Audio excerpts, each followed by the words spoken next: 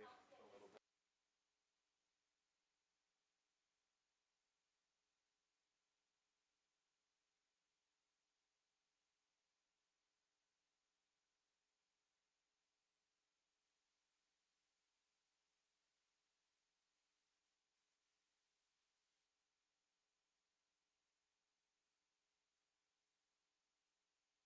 Right? They're totally about hook 'em. That's their thing. That's their thing, right?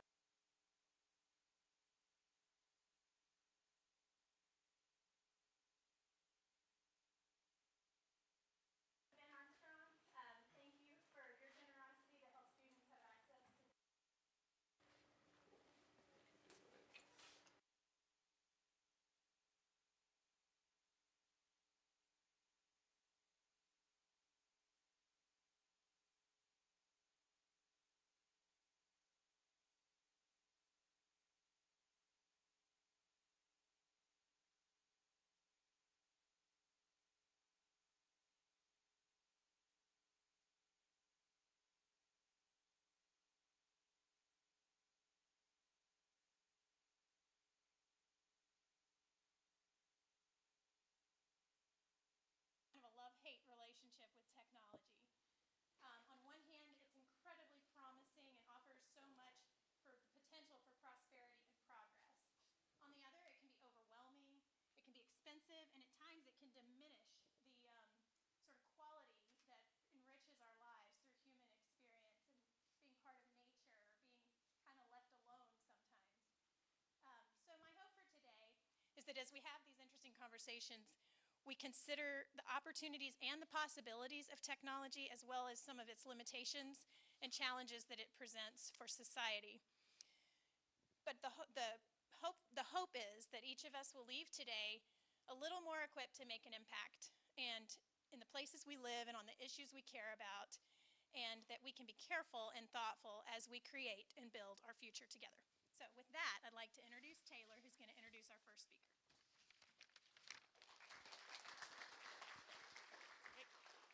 Thank you so much for being here. To all the familiar faces I see out there, I'm so happy that you're back. And to all the new ones, thanks so much for coming. It means a lot. This is a really cool event, and I am so excited. When Drew and I were working together, I had just started, and I was so stoked to step into this and to be able to have an event like this that is so unique and that will bring in such a diverse and dynamic group of people to the stage to showcase all of their work and research and all of the important things that we need to hear about. So I wanted to introduce and welcome back Erica Williams. She was here in 2011 for our 21st Century Civic Engagement Conference. She was awesome, blew away the crowd, so be ready. And she is an award-winning content creator, educator, host, and social critic. Her work is focused on helping a diverse, nonconformist generation of dreamers thrive. So, with that, Erica Williams.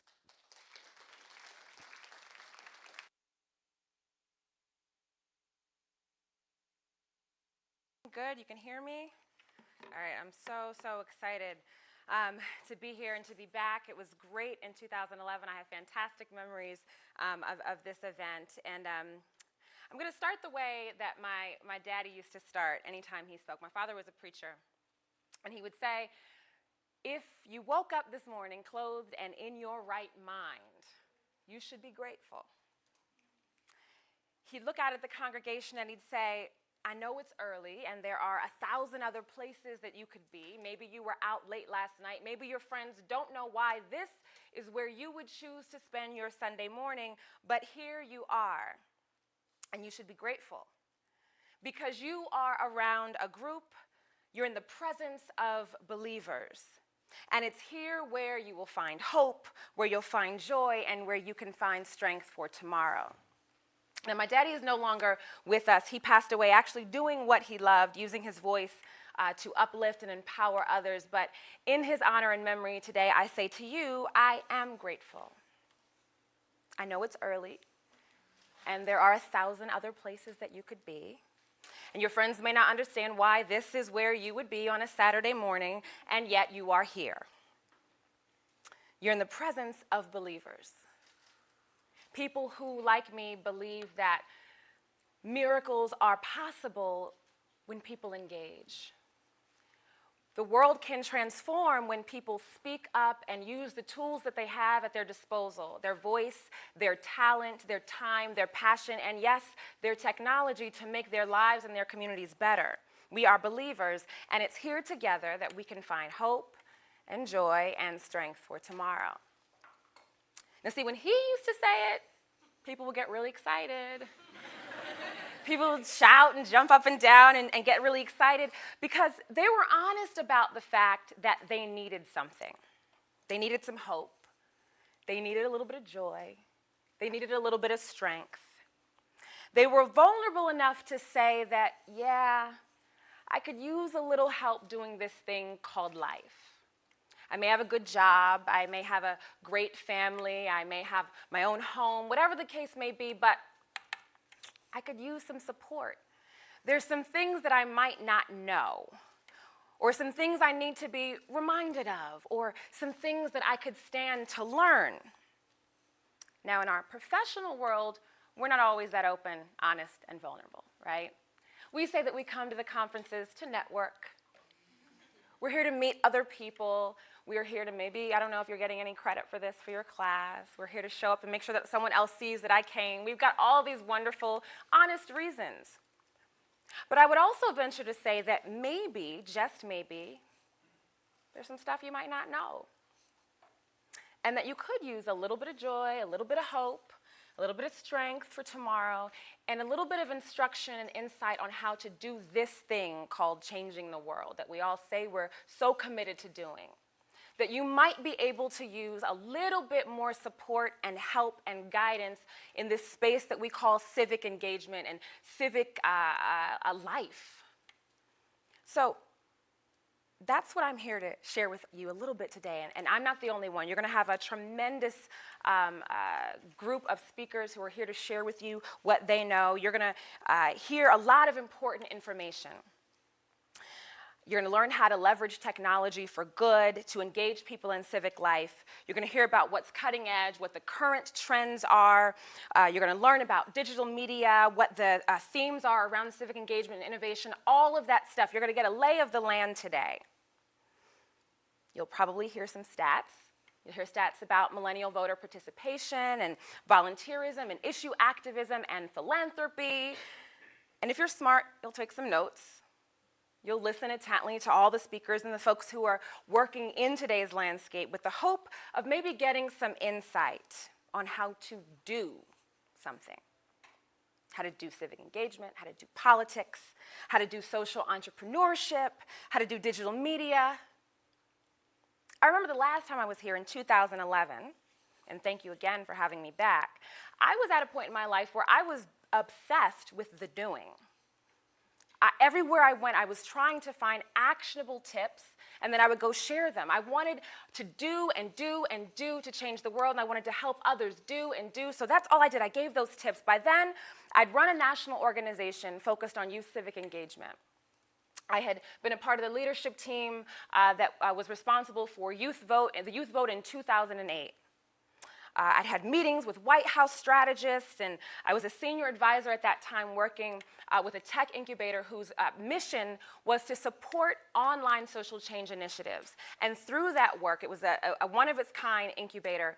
Through that work, we had supported organizations online that had gone on to engage millions and millions of people around issues that mattered to them. So anytime I went to speak, whether it was at a university or at a conference or on television, my focus was on action items. What can people do? Because that's what people wanted to know, right? How can I do either what you've done or something similar?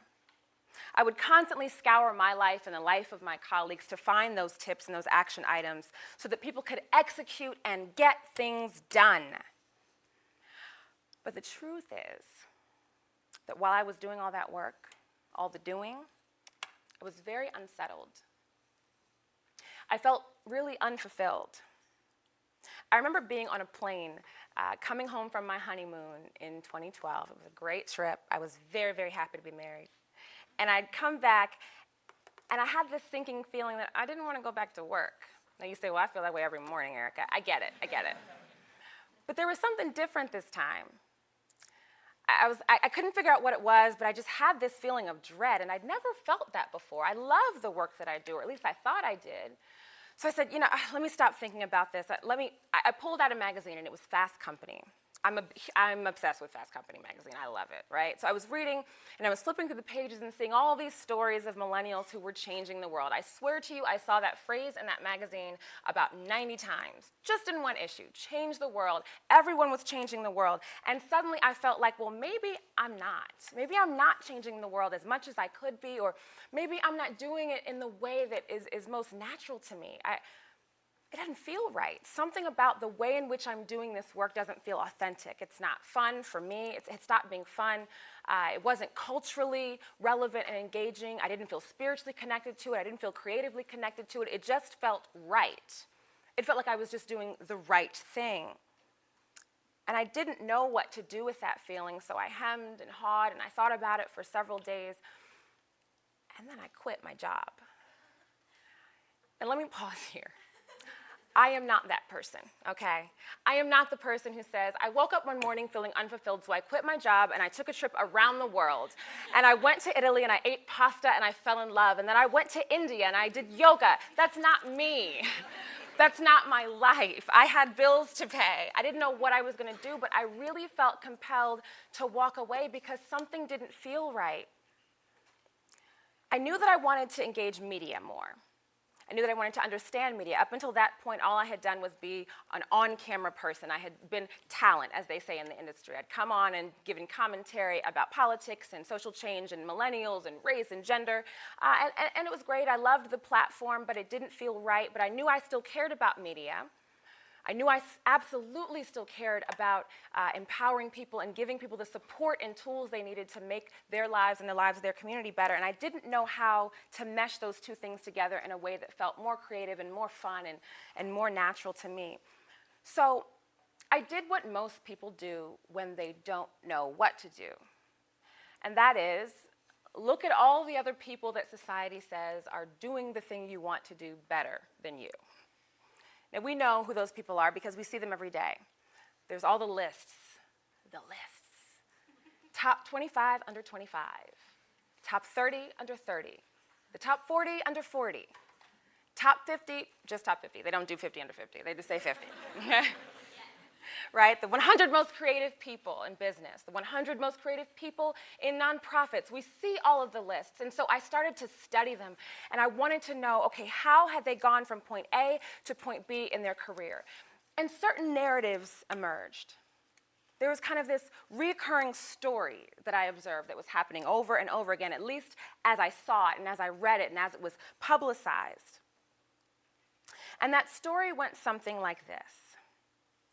A bright and gifted young visionary identifies a problem in the world. Then they know exactly how they want to solve it. So they build an app. And everything changes.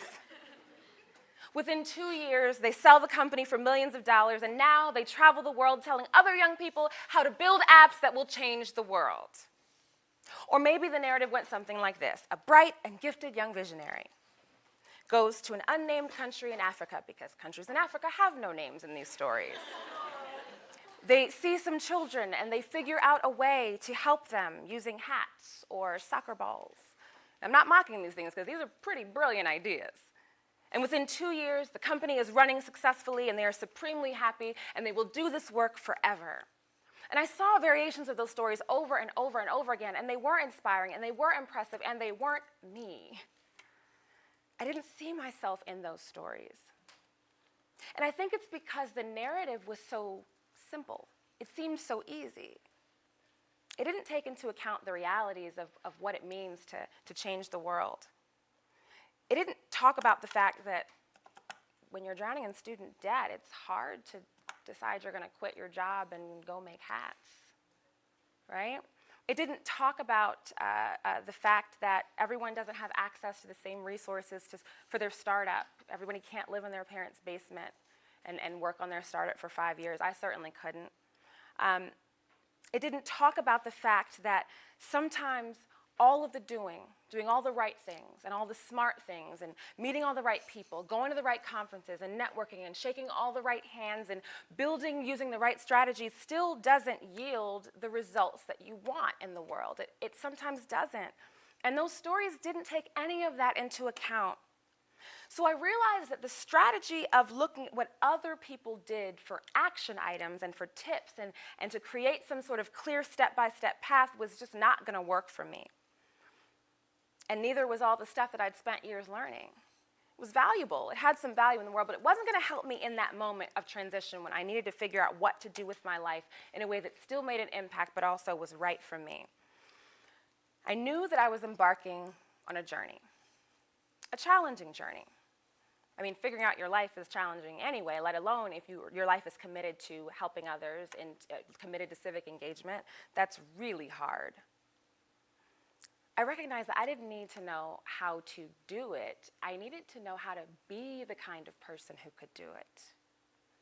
I needed to learn how to be someone who could deal with the instability and uncertainty of our times, who could deal with all the paradoxes that technology creates in our lives, all of the opportunities and yet limitations that many of us are faced with. I wanted to understand how to be the kind of person who could give myself wholeheartedly and fully to this work to make the world better and also not lose sight of myself. How could I be a person who was a natural-born leader, as people always said, but then not really even believe in the model of traditional old-school leadership? How could I be a person out in front but not make it all about me? Those are the questions that I had. And I wasn't hearing those at the conferences I went to. I wasn't reading about that in Fast Company. No shade. So I needed to understand how I could be this person in the world. And I wonder if maybe any of you have those same questions. Now, of course, on the surface, you will have very practical questions. Many of you are here today with questions about how are people using technology to change the world? That is what the conference is about. How can I grow my organization? How do I get this number of people to see my content and to share it? How do I get this thing that I'm building to work or to grow? How do I get investors? Whatever your questions may be, but I would venture to argue that underneath you also have some questions about how to be. How do I do this thing for the long haul? How do I sustain this investment that I have in my community once I'm off campus and out in the world and having to pay my bills and deal with real life outside of this environment? In our world that is rapidly changing, not just every week, not just every day, not just every hour, but oh my gosh, every single second, how do you navigate that? So I spent the next few years trying to answer that question, how to be in the civic space, in the cyber age, in the digital world, and not lose myself and not lose focus on who I want to be. I did it by experimenting, I did it by failing, I did it by asking a heck of a lot of questions of the people around me, the people who I thought deep down inside were probably just like me, even though they looked like they had it all together. And in the process, I discovered some truths about social change. And I want to share just 5 of them with you today. I promise I will make it relevant to digital media and to technology. But I want to share these 5 truths that I've learned. They're just my vantage point and my experience about changing the world. And with each one, offer a suggestion about how to be in light of that truth. Does that sound good? Is that okay? All right. So the first truth that I discovered that no one really prepared me for is that moments of high activity and high engagement will come and go, and they will come and go, and they will come and go over and over and over again, and the only thing that you can do is be consistent. I remember in 2008, I felt like this is it. We have reached peak engagement and there's no going back. The tides have turned. And it wasn't about Obama, it was about us. This wave of youth engagement and engagement across all demographic groups. We were excited and we felt like we can do this thing. We can change the world. And now I felt like, and gosh, America has now seen, or our generation has seen what that looks like, what that could yield. when we go all in. Now, I'd heard the cliche that, change and movement work and all of this, it's a marathon, not a sprint. So I knew that. I wasn't expecting anything to magically change overnight, nor was I expecting the work of fixing our communities or engaging everyone to be easy. But I thought, you know what, at least now, if I'm going to be running that marathon, I've got millions and millions of people that will be running right by my side. Everywhere I turned, there were indicators that thought was true. We saw new startups form. We saw a surge in not just voting, but volunteerism and philanthropy, social media activism. But then came 2009. And before I knew it, me and two of my colleagues were sitting in the White House in a meeting with two senior advisors, and they were staring at us and asking us very directly, where are your people? Where are all of the young people that you said were engaged and that you said you knew how to engage, that you said you had the tools and that this was the moment? Where are those young people that came out to vote? Because we need them now. We need them now to actually pass the policy that they voted for, and we don't see them. So Erica and others, tell us, where are they? And I didn't have an answer, and it devastated me. We did everything right. We had the campaigns around healthcare, and we convened the youth town halls, and we started new social media hashtags, and we went knocking door to door. We did the offline and the online. We had every strategy. We got celebrities engaged in the campaign. We did everything we thought we knew how to do, and we were anticipating that same wave of excitement and energy that we had just seen 1 year before, and it was gone. Now, there were a million reasons for that, right? And we don't have to get into all of those today. But that feeling that I felt, it sucked. I didn't understand. I felt it again. I guess I didn't learn my lesson then. I felt it again in 2012. After the killing of Trayvon Martin, suddenly everyone was talking about race and racism. What does it mean? What does it look like? How is it embedded in the laws? I felt like this is a moment for that national conversation on race we keep saying we're going to have, the conversation. It's happening now in 2012. And then what? Now, things happened. There are movements that are absolutely strong and still going, but this surge of energy and activity from people who had not previously been engaged, I thought would continue. And some would argue it hasn't in the way that maybe we anticipated then.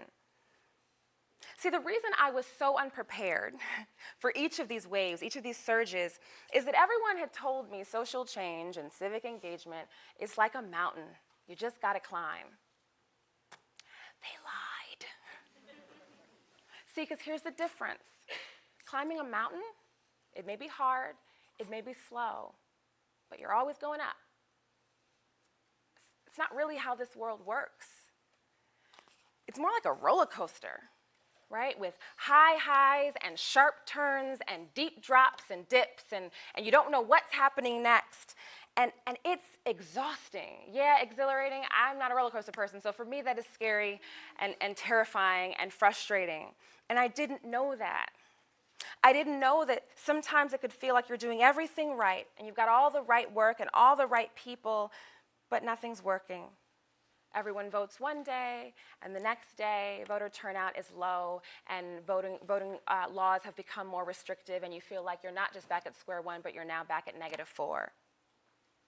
And in our society, those turns happen at a rapid pace because of our attention span.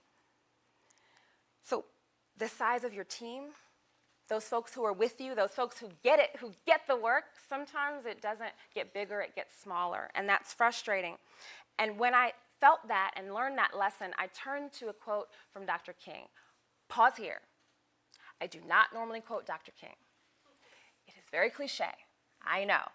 And his quotes are overused and often misused. So I promised myself I would only quote him if it was obscure and I could sound cool doing it. So here we go. I found this quote in a speech titled, "Don't Sleep Through the Revolution." And he said, "The saving of our world from pending doom will come not through the complacent adjustment of the conforming majority, but through the creative maladjustment of a non-conforming minority. What does that mean? I'll read it one more time. The saving of our world from pending doom will come not through the complacent adjustment of the conforming majority, but through the creative maladjustment of a non-conforming minority. Basically, what he was saying was that saving our world and changing our world and doing this work that we do, it's actually not going to happen because we get the majority of people to become comfortable with the idea of change and revolution. Not going to happen. It's going to happen because we get a group of non-conforming people who are uncomfortable with the status quo to creatively engage. And that will always be a minority. You'll never have everyone. Those surges will never stay permanently high, and that's okay. And I wish someone had told me that the only thing you are responsible for doing is being consistent and sticking the course, staying the course. That'll save you a lot of time and a lot of tears. The second truth that I wish someone had told me and that I learned is that there is no single way to do this work because almost everything will change. So how to be? Be flexible. When I walked away from my job, it wasn't just my job that I walked away from. I kind of walked away from politics in general, at least traditional politics. I was finished with it all. And people were surprised because prior to that, they thought I had it all together. They thought I had this path laid out, and I knew what I was doing, and I had this organization, and then the next step is you're supposed to do this, and then you're supposed to do that. But I didn't. And for a moment, I said, there's nothing around me that looks like anything I want to do. And then within 6 months, I started to see this little glimmer of light. Things were changing in the world around me. Suddenly, there was this spark of social impact media opening up. A company called Upworthy was born, and Good magazine started to get popular, and Participant Productions, and all these little organizations and businesses and media entities started focusing on doing good. Heck, even the Oprah Winfrey Network launched. I'm like, okay, there's a space for positive, feel-good, social change media. That wasn't there maybe 6 months before. Everything changed. And so it had to settle in my mind that doing social good work, doing civic innovation work, civic engagement, it can be anything. Doesn't always look the same way. It doesn't look like I have to work at a nonprofit or I have to run a social enterprise. I became determined to see the work of civic engagement as more than electoral politics and government and nonprofit, because it is. Civic engagement is all the ways that people relate to and touch and feel and impact the systems of the world around them and the people who live with them in that world. So I had to be flexible. And I committed to never too deeply invest in one particular strategy or one particular organization or one particular tool. Instead, I was invested in the vision. I was invested in my idea of what the world could look like, and everything else in between was flexible. In the world of media and digital media and social change, we've seen what happens when you invest too wholeheartedly in even one platform and one strategy. Facebook. I don't know if any of you pay attention to kind of the trends in digital publishing, but when digital publishers first, like BuzzFeed and even the one that I work with, Upworthy, when we first came on the scene, the only name in the game was Facebook traffic. You had to have your content optimized for Facebook. Well, we don't run Facebook. We don't control Facebook. You don't control Facebook. Facebook controls Facebook. And when they want to change an algorithm and when they want to change what content you see in front of you, everything has changed. And companies had to scramble and figure out, whoa, what do we do next? Our traffic doesn't look the same. All these changes happen because you can't invest in one idea. You have to be invested in the mission. Whatever your mission is, the mission of your work, and everything else is up for grabs. The world will change around you in ways that are beyond your control. They'll shake the foundation of everything that you have built, especially in the realm of technology, and that is okay.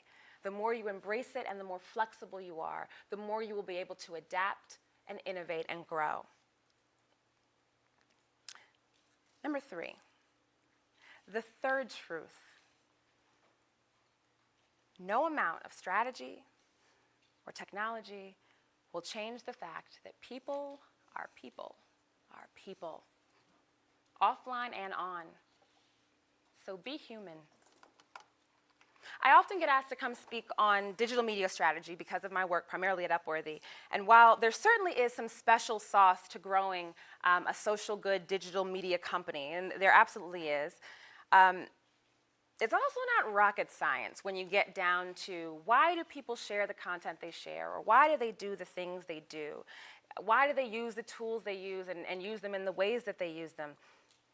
It's not really that complicated. People want to feel something. People want to feel good, generally. And if they don't feel good, they at least want to feel empowered. They share things and they engage when they feel empowered to do so.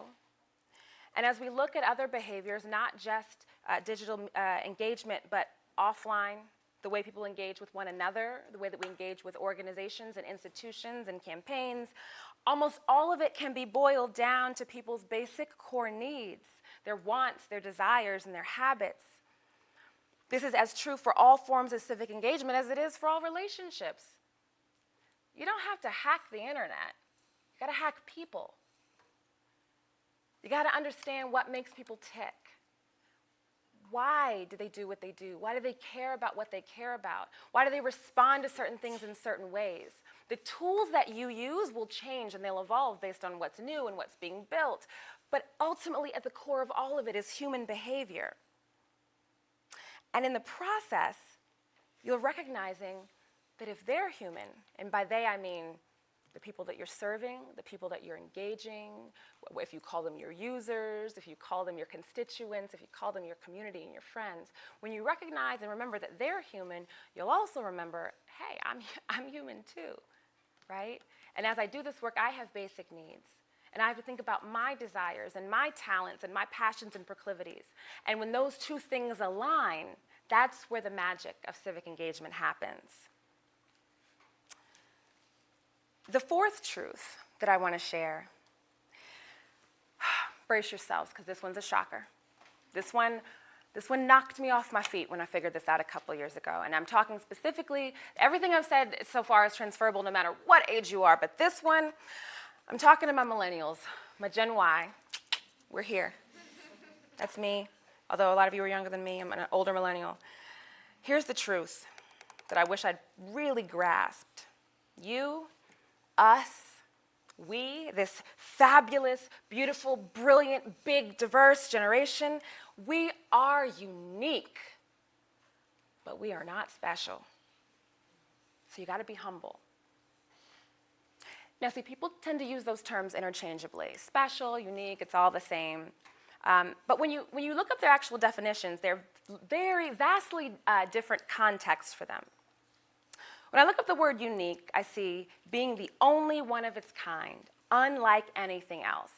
And that you and we are. That is 100% true, because no generation is just like the generation before it, nor will it be just like the generation after it. No individual is just like the person who came before them or the person who will come after. You are absolutely unique. And in particular, when you look at the context in which our generation and those younger than us have grown, have developed, it will blow your mind. Digital natives coming of age in a time when technology was at our fingertips, coming of age at a time when every system around us that we were taught was supposed to support us or sustain us or guide us was, for all intents and purposes, broken, whether that be religious institutions, which we know that millennials largely don't identify with, whether we're talking about political institutions, parties, which we know millennials largely don't identify with, whether we're talking about public education, which many of us experienced and benefited from, but also we know for real there were some problems and it was a little bit broken. Almost nothing around us worked the way we were told it was going to work. That matters. That's nothing to laugh at or shake your head or say, oh, yeah, they're whining. No, that's real, right? Because we've come of age in a post-Katrina world, what does it mean to live in a post-9/11 world? What will it mean to live in a post-Donald Trump world? I don't know. That was totally nonpartisan. But no matter what happens, the point is, this is a crazy time to be alive. And so you are absolutely unique. But early on in my career, I ran a millennial organization. I used the word millennial about 75 times a day. It was millennial this, millennial that, Gen Y, young, youth. I really kind of thought that we were also special. See, when I look at the definition of special, special gives the connotation of better, greater, prized, exceptional. All the hype says that we are, right? But when you believe that, you miss out on so much that there is to learn. Years ago, I was coordinating a civil rights conference at Tulane University, and it brought together about 50 national civil and human rights leaders. Some legends were in that room, right? Some folks who have been doing civil rights work since the 50s and 60s, right, who marched with Dr. King. And then we also had a bunch of young folks like me, and even younger than me. And it was a 3-day conference. We were talking just kind of about the challenges of civil and human rights work and what the next frontier issues would be. And then on the last day, it became clear that there was kind of this divide amongst the group, you know, that the younger people in the room, myself included, had kind of had this sense, and many of you, if you've done movement work, which is a little bit different, it's kind of a specific subset of civic engagement and civic work, so I don't assume that everyone here has or identifies their work in that way. But if you have, you've probably heard this narrative that like, the older folks, our elders, the generation, the people that came before, they won't move over, right? They won't just give us the reins and let us lead. They don't want to see things in new ways. They won't let us, you know, just run things how we know they should be run, because they don't get it, they don't get us, and they're darn it, they're taking our spot. And that was the sense there that weekend, that a lot of us were kind of, it was unspoken, but that's how we felt. These, you know, organizations, the leaders had been in the same position, some of them 20 years, and we were like, oh, goodness gracious, because there's no place to move up here. Where are you going to go? So that tension was palpable in the room. And during one of the small breakout groups, we had an elder in the group with us, and he called it out. And he said, you know, we're sensing that every time we talk about strategy, every time that we talk about a plan, that you all you're not into it. You're not excited about it. What's the problem? And someone in the group was bold enough, maybe it was me, was bold enough to say, well, you know, people feel like you're holding seats at the table that you know, younger people should have. You all had it when you were younger. You were, you know, leading the movement, and now you won't let us. And I'll never, as long as I live, forget his answer. It was very practical. It wasn't, you know, super inspirational, but it was powerful. He said, you know, I hear that a lot. Young people want us to move over, to go, to leave our posts at these organizations. He said, where would we go? When we were doing the work and building these organizations, there were no 401ks in the marches with Dr. King. We didn't have retirement plans and Roth IRAs. We don't have, you know, multi-million-dollar funded boards for us to sit on and an executive board. Where do you want us to go? And it was like my mind was blown open in that moment, because it was a perspective I'd never considered. It didn't change the reality of the fact that we needed more integrated leadership, that we needed elders to listen to younger folks and vice versa, but it was a new perspective. And it reminded me in that moment, gosh, they were dealing with some of the same stuff we are. That my grandmother cared about her community just as much as I care about mine, just as much as her grandmother, who couldn't even read and write, did. When we realize that our passion and desire to make the world better, it's not special. We're not the only ones. We're not the only ones who want cleaner air and water, or safer roads, or better ways to be heard by the powers that be, or frankly, new structures for power. We're not that special.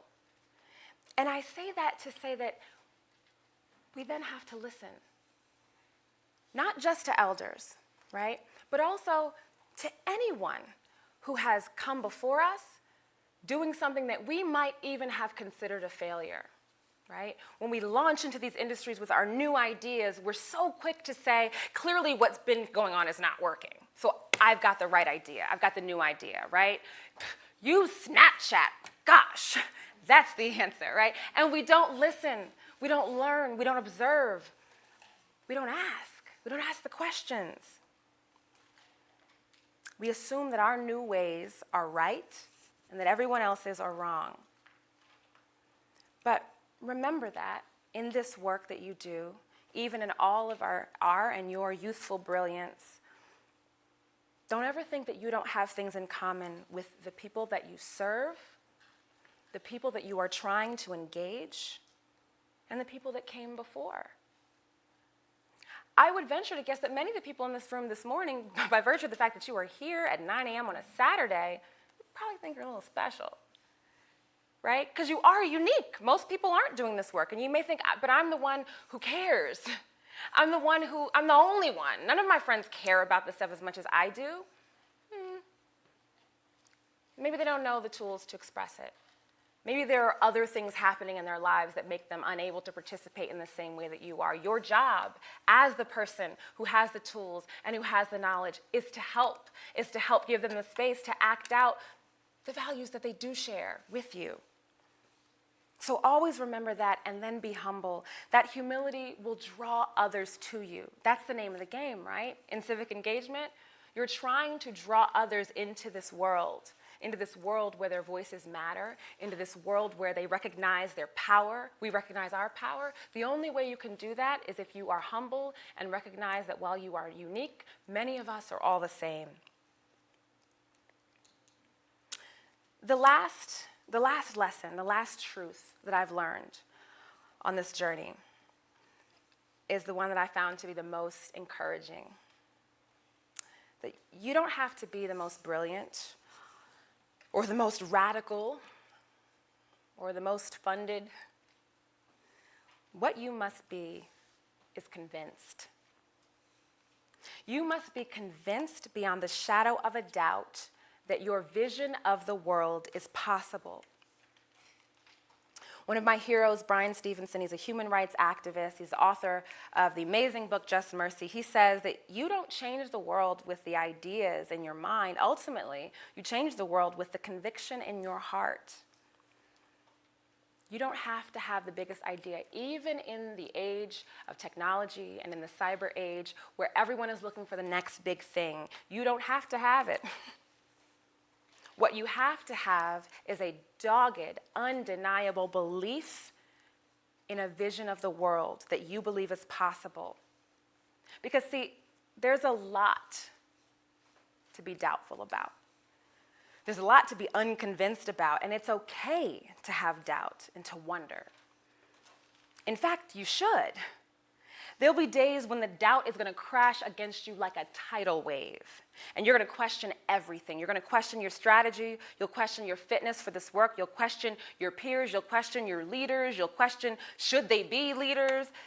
You'll doubt every single system that you work within. But what you can't doubt is the belief that another world and another way is possible, because that is what will sustain you. Through the booms and the busts, through the new technology, the new issues, through the waves of engagement, through the good jobs and the bad jobs, through the being underpaid and the debt, through all of it, it's that vision that you have that can't be shaken, even if everything else is. So I look around at the world today, and I see two realities. I see a world where division and hatred and disconnection from one another is actually popular. Popular. It trends. It shares. I see a world where fear is our guiding principle, and where technology is used to actually make our world smaller, to spread hate, to make us less empathetic and accustomed to people and ideas that are different from our own, where algorithms and not curiosity drive our learning, where our voices get crowded out by institutions that have voices, and they also have more money and more access than many of us will ever hope to have, where democracy has become a code for hypocrisy, and where people in our society who have the most to gain and the most to lose are given nothing and losing everything, where everyone talks, and they talk about engagement about equality, about giving, about generosity, but not enough participate and fight and give and walk into the hard places and do the hard things. I hate to tell you, but that world is real. But I also see glimpses of a vision that many of us share for what this world can be. And everywhere I turn, I see those too, those very real rays of light that are cracking through those rocks, the roses that are coming up from the concrete. It's evidence that the world we want is possible. I see technology being used to connect and engage and expand. I see people developing new power structures and new leadership models. I see people having the hard conversations about who we want to be and how we can become it. I see people using their voice, using technology to raise their voice, but also using it to listen and to hear from those around them. I see barriers that once existed between people and systems, and people and institutions, and people falling down. So, what is civic life in the cyber age? It's knowing that both of those realities exist at the same time, but having the freedom and the tools to creatively and effectively build upon the one that you want. You do this by being consistent, by being flexible, human, humble, and convinced that everyone has the power to shape the world we live in. If we do that together, we will. Whether you're building the next code for America or knocking on doors for an electoral race.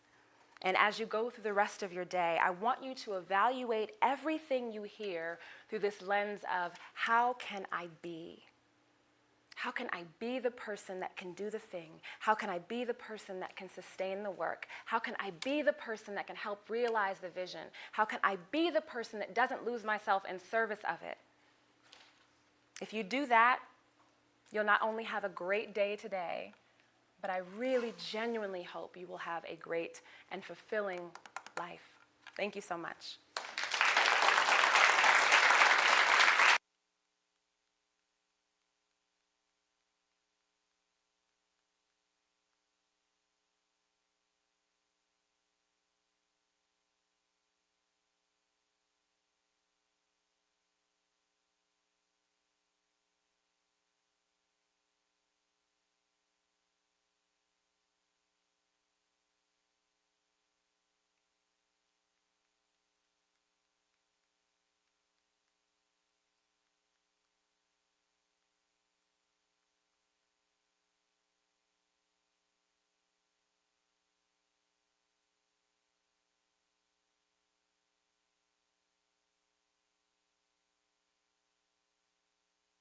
But you also want to pay attention to what you're hearing. I know those two things are often incompatible.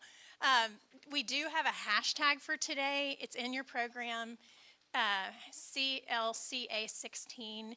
And also, New Politics Forum has a Twitter page, and so does Annette Strauss Institute, and of course, the Moody College of Communications. So any of those are available if you want to tell people where you are and what you're doing. I have the privilege of introducing our next speaker. Henry Timms. He's the executive director of the 92nd Street Y in New York City. He, if to use Erica's frame, he's one of those people that's on lots of lists. And in my limited interactions we've had with each other, we've had a phone call and we have had a chat this morning. I also get a strong sense that he's one of these people who truly does know how to be and how to incorporate the values that he preaches and shares with the world in his own life. He founded the global movement that we now all know of as Giving Tuesday, the hashtag that has sort of unleashed this whole new wave of philanthropy and society, and it's caught on around the world. As you might guess, in my role, I get a lot of advice. And one of the best advice, bits of advice I was given is that we must have Henry come speak at one of our events. So I am extremely privileged to have Henry here. Henry, welcome. Thank you.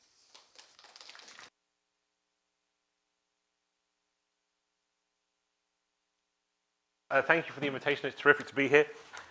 My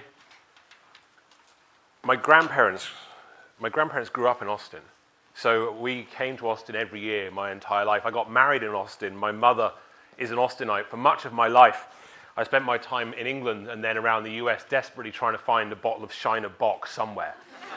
So I'm pleased to be here. For all the lists I am on, I'm also number one on the following list, which is I am the world's least convincing Texan.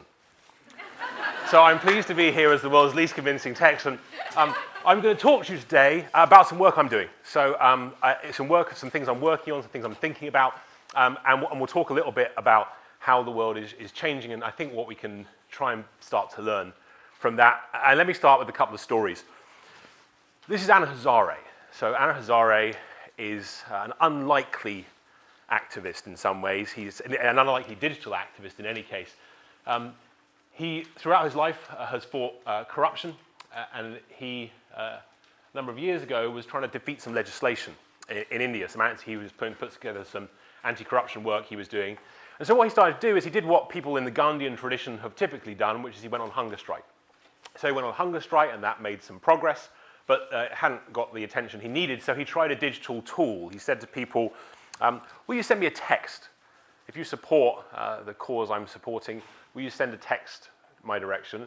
And he got 70,000 texts. He then tried something else. He said, if you believe in what I believe, will you leave me a missed call? Everyone know what a missed call is, right? So a missed call, particularly in parts of the developing world, missed calls are used. I do have my phone, I'm so used to having it. You leave a missed call to let people know, let someone know you're going to be late, to let someone know you're thinking about them. It's just a way of no cost, actually just sending a signal to people. So he said, send me a missed call if you believe in what I believe. How many missed calls did he receive? Any guesses? Hundreds of thousands, good. Like higher than hundreds of thousands. Let's get into the millions. 35 million. 70,000 text messages, 35 million missed calls, probably the biggest moment of digital activism in this sense that we've ever really come across. Story number 2, this is Estonia. So many of you will know a lot about Estonia and the big problems they have in their forests. So Estonia has lots of trash, a lot of trash in their forests, and over the years they developed this kind of cultural norm where people would just ditch stuff and throw it in the forests.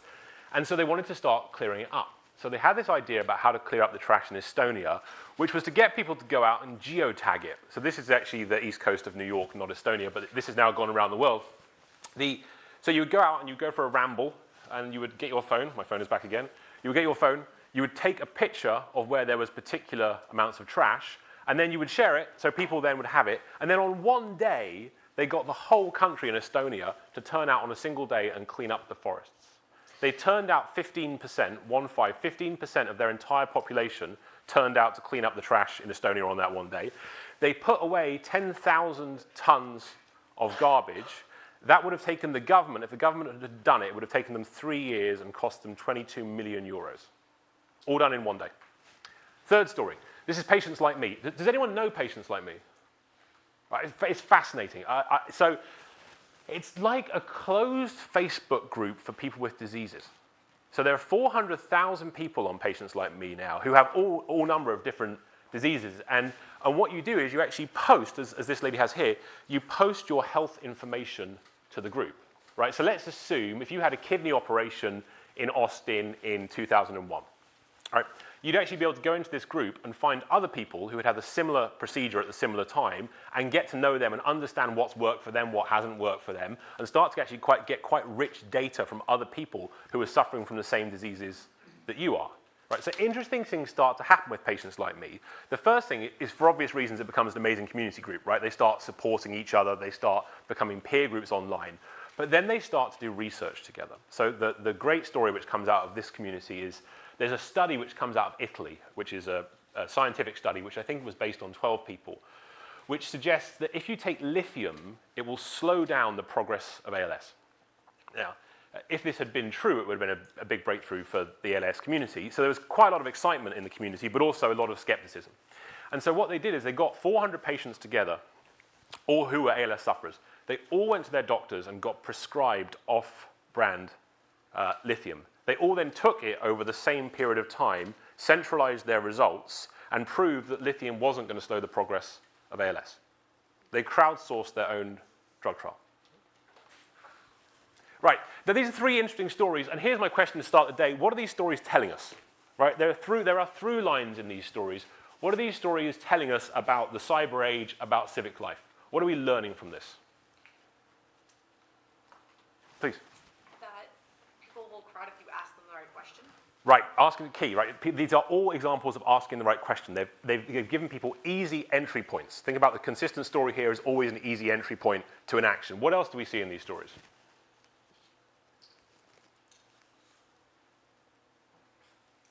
Please. Yeah, 100%, right? All of these stories aren't about singular moments of people. It's about people tying together and connecting in more meaningful ways. These kinds of surges of enthusiasm and community which come up around each of these movements. One more. What other thing do we see in all of these stories so far? Please. Initiative, right? These are all in a way, every single one of these stories is, every one of these people, when they began this, had someone saying this isn't going to work. Right? These are all stories of people trying something new and then working out how to get community behaving in different ways. So we've been thinking a lot. My friend Jeremy Hymans, who launched, co-founded Avaz and did a lot of work in this space too, we've been thinking a lot about these kinds of stories and what they all mean. And the argument I'm going to make to you today is how we ought to be thinking about these kinds of shifts. And then I'll talk about what this really means for the world at large. So I'm going to talk a little bit some theory we've been working on, and then I'm going to talk to you in practice about how you build campaigns like these. So the argument we've made is this. The shift we're thinking about really isn't best viewed in technological terms. It's not about how technology is changing, but it's how we think about a shift in power taking place in the world. So we are moving from a world that we think of as the old power world, right? So the old power world we all know pretty well, right? Power was held by few. Power wanted to download, it wanted to command, it wanted to tell the world what to do. It was very leader-driven. As Erica talked about this morning, the old power world had this sense of it was about a small number of heroes. It was very close. And what that's being challenged by is the emergence and opening up of what we think of as the new power world. So the new power world, which we saw in the stories at the start, power is made by many. Power exists because people want to upload. They want to add their own opinion. I see across this room already people tweeting, right? Even the existence in a university like this, the experience has gone from download, which is someone stands at the front and shares their wisdom, to upload, which is we create ideas which then people in the moment are actually riffing on. A new power, of course, is much more peer-driven. It's much more about sharing. If you want one easy frame to think about this, the old power world, power was a currency. It was zero sum. I've got it, you haven't. In the new power world, power is much more like a current. It's something that is flowing. You can never quite own it, but if you can shift it, if you can shape that power, then you can push the world in the direction of the outcomes you're looking for. Different way of thinking about this. You're probably too young. I realize you're probably too young. I've aged out. This is the last year I'll be on a 40 under 40 list. So does anyone know what this is? Oh, thank goodness, there's hope for the world. This is Tetris. Tetris is how the old power world behaved, right? So think about this is the most popular game in the world. The functionality of Tetris, it was literally top down, right?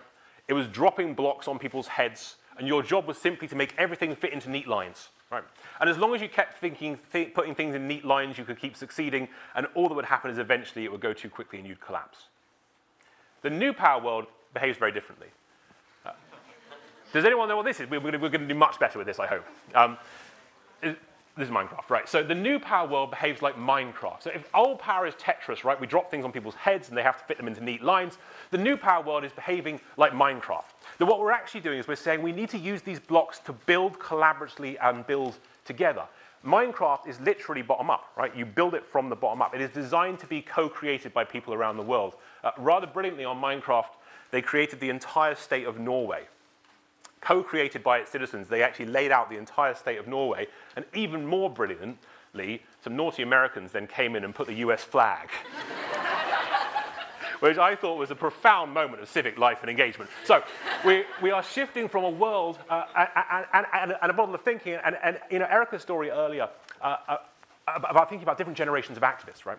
There is this old power mindset, which is a certain number of people who it's my job, it's my agency, it's my chair at the table. Then there is a new generation of people who are saying, we need a lot more chairs, right? We actually want to co-create in meaningful ways. So we are shifting from a world which thinks like Tetris to things like Minecraft. Three things I want to say that new power is not. Number one, it's not your Facebook page, right? we need to get beyond this idea that new power is just somehow being on social media. I will be back to our friends at Facebook later for some concerns I have around civic life in general, and especially Facebook. Number two, new power is not the inevitable victor. Right? We are easily seduced by the idea that somehow this kind of collaborative utopia will emerge and everything will be fair. Who here has heard all these stories about the world being democratized? Right? Every day of our lives, someone will tell you it's being democratized. Yet it's been a terrible decade for democracy. The last 10 years, by most measures, actually democracy has weakened in lots of ways. Too often, when you hear the word democratization, what people really mean is more people have iPhones. Right? Those are not the same thing. Number three, new power is not inherently positive. Who can give me an example of a very negative example of new power in the world right now? This is non-partisan, so I can't nod my head enthusiastically. So I won't. Facebook, Donald Trump, right? One more. We've been thinking a lot about this recently. ISIS. Right? So think about the design of ISIS from a co-creation perspective when you have effectively a movement like that where people on one side of the world are recruiting people they've never met on the other side of the world to then head to a third part of the world.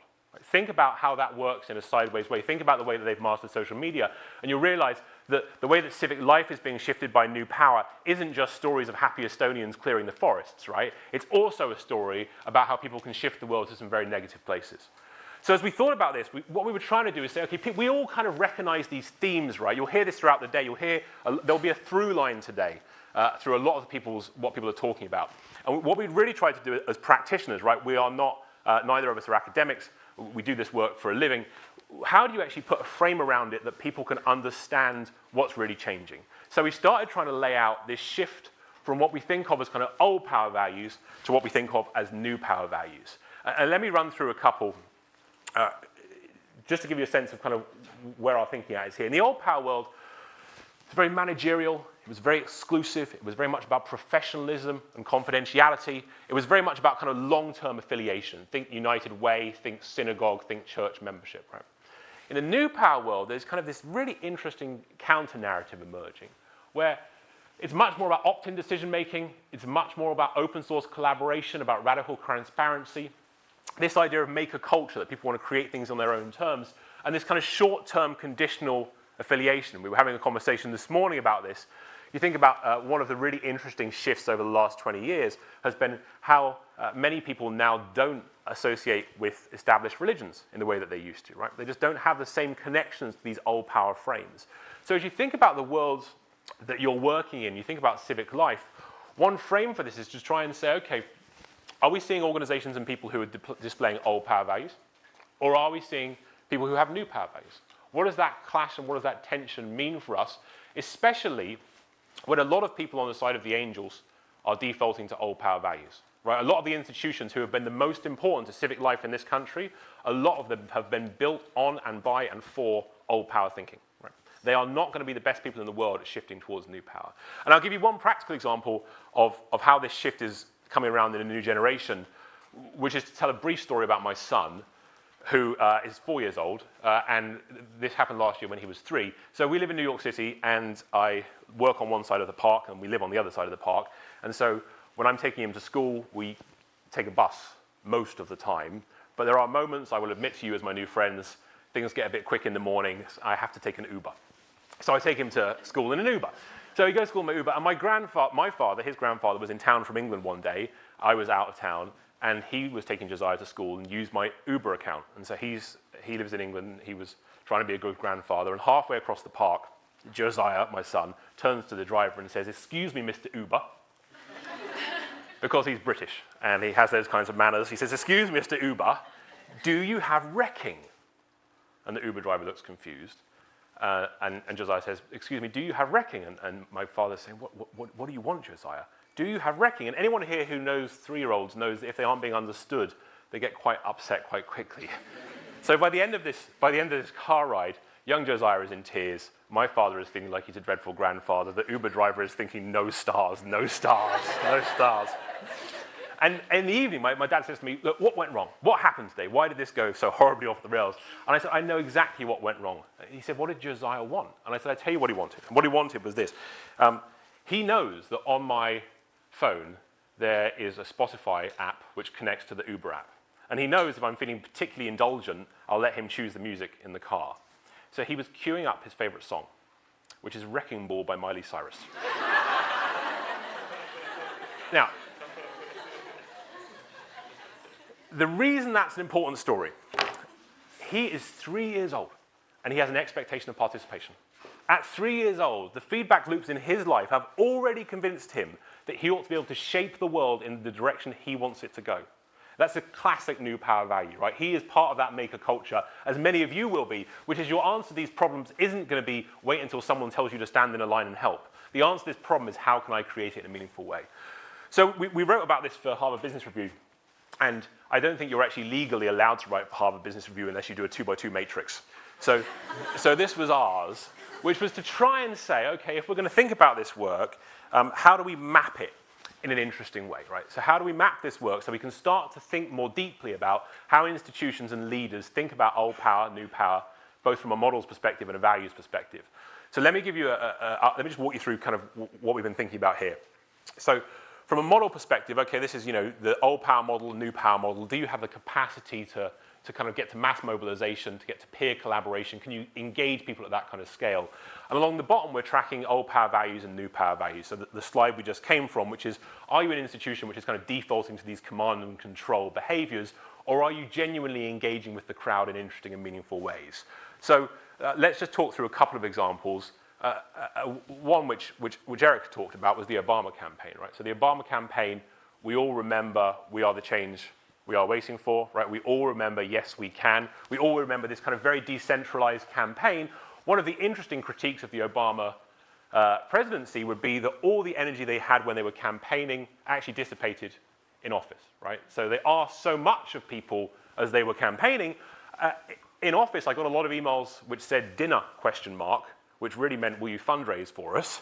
But there weren't a lot of moments where people were meaningfully engaged in office. To take another example, let's look at an organization like The Guardian, which I think is really interesting because they're an older institution, they're struggling a lot right now, but couldn't be more important from a kind of point of view of civic life, right? You think about a contribution of an organization like The Guardian, who were founded to repeal the Corn Laws, right? So they have been fighting work in civic life for a long time.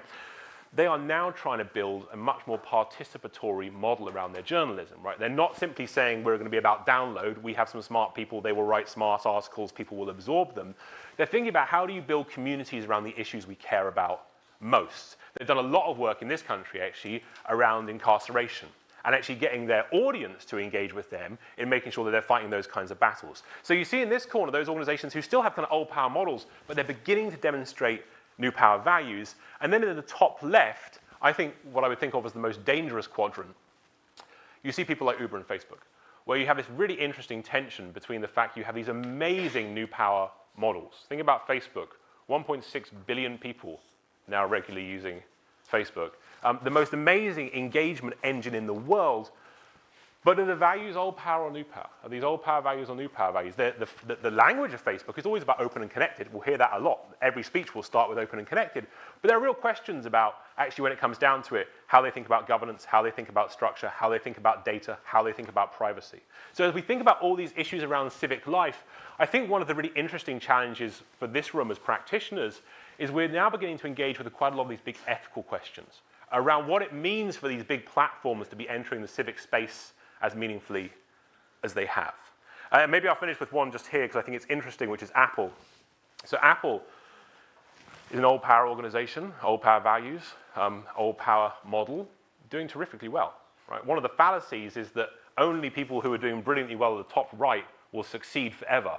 But actually the truth of it is there are lots of spots on this grid where you can make a lot of strategic sense.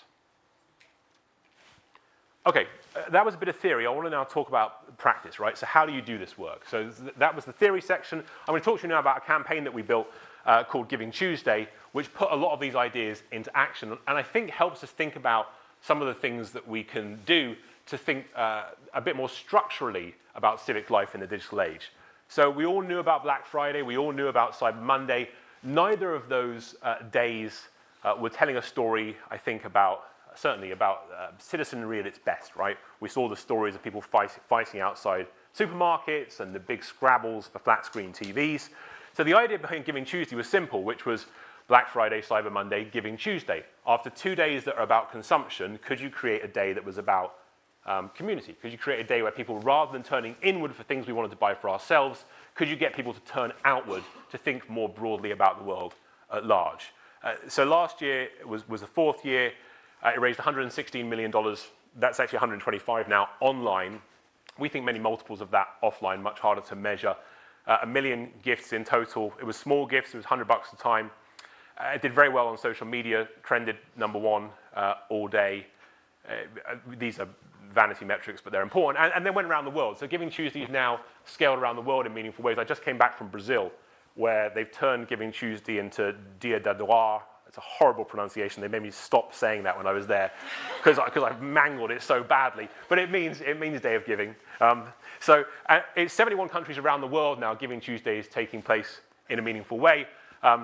This is Brazil, where I just come from. This is Giving Tuesday in Kenya. Actually, Tanzania launched today. This is Giving Tuesday in Singapore, where they turned it into a whole week. So in Singapore, Giving Tuesday became a whole week of volunteering, plus they do gifts in restaurants. If you're going to restaurants in Singapore, apparently you can make a gift in restaurants. And so all of this work came from some thinking we have been doing around how you invite people to participate. And we began this morning with the through line in the stories I told. How do you make it easy for people to kind of engage with the work you're doing? So this is something that Jeremy and I put together called the participation scale, which really says, how do you ask people to engage in your work? How are you inviting them to participate in whatever it is you care about doing? So I'm going to walk you through Giving Tuesday, looking at each of these steps, and reminding you that in the old power world, we didn't really ask much more than this. Right? In the old power world, we really asked people to consume, but we didn't really often ask them to do much more. The way to make change in the new power world is to push them up this scale. So let's start with sharing. So with Giving Tuesday, we saw a lot of interesting things like this, that people like Malala pushing Giving Tuesday, Justin Timberlake, Ellen DeGeneres, Madeleine Albright, all of which was terrific. And we're very grateful and it helped. But none of it was as important as this. So this lady here, I may not be famous, I don't have $1 million, but I can help change lives on Giving Tuesday, right? So one of the interesting research about how ideas spread, if you think about how ideas are spreading, there are moments when it really helps for Beyonce to tweet, right? There is no question that's true. But typically the way that ideas spread is they don't have these big, huge celebrity moments. They pass from small group to small group to small group to small group. So as you think about how you want your ideas to spread, think less about wildfires and more about campfires. How do you get it to go from your fire to somebody else's fire to someone else's fire? So when we saw Giving Tuesday really going somewhere, it wasn't because we had celebrities engaging or it helped. It's because real people started to engage and share Giving Tuesday on their terms. After sharing is shaping, right, which is people start to remix and adapt your content and ideas. So at Giving Tuesday, we saw this great campaign called the Unselfie. So we didn't create this. It was created by a member of the Giving Tuesday community. The Unselfie was taking a picture of yourself doing something useful for the world, right? Rather than the selfie, it was the kind of philanthropic response. So we saw that. We saw other people. Again, this wasn't us organizing this. This is the billboards in Times Square, which were taken over. We saw Snapchat put together filters so people could talk about what they cared about most and misspell kidney. Damn millennials. And then I just snuck it in. And then we saw things like this. Does anyone know who this is? There's a very good prize. There's a prize for tickets to whatever you'd like to see at the 92nd Street Y. I'm very disappointed in all of you. This is the mayor of Batesville, Arkansas. Now, he plays an important part in this story. So it was year 1 of Giving Tuesday. We had launched this. My organization is at 92nd Street Y. We're a big community center in New York City. We build movements. We do a lot of local work. We do a lot of global work, all around how you build civic movements of one kind or another. And we had organized for Mayor Bloomberg, who was then the mayor, to declare it Giving Tuesday. So we had like a proclamation, and we had a photo shoot all lined up. It was going to be great.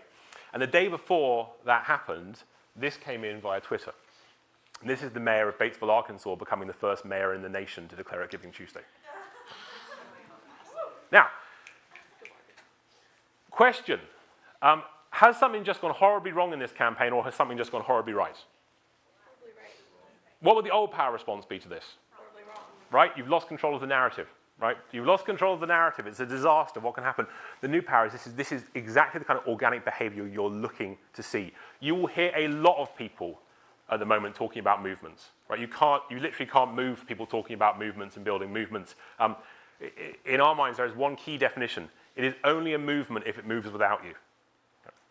Otherwise, it's a PR campaign, right? If it's just people on your payroll tweeting, that's not a movement, right? It's only a movement if you release it significantly enough that people start to grab it and take it in directions you didn't expect.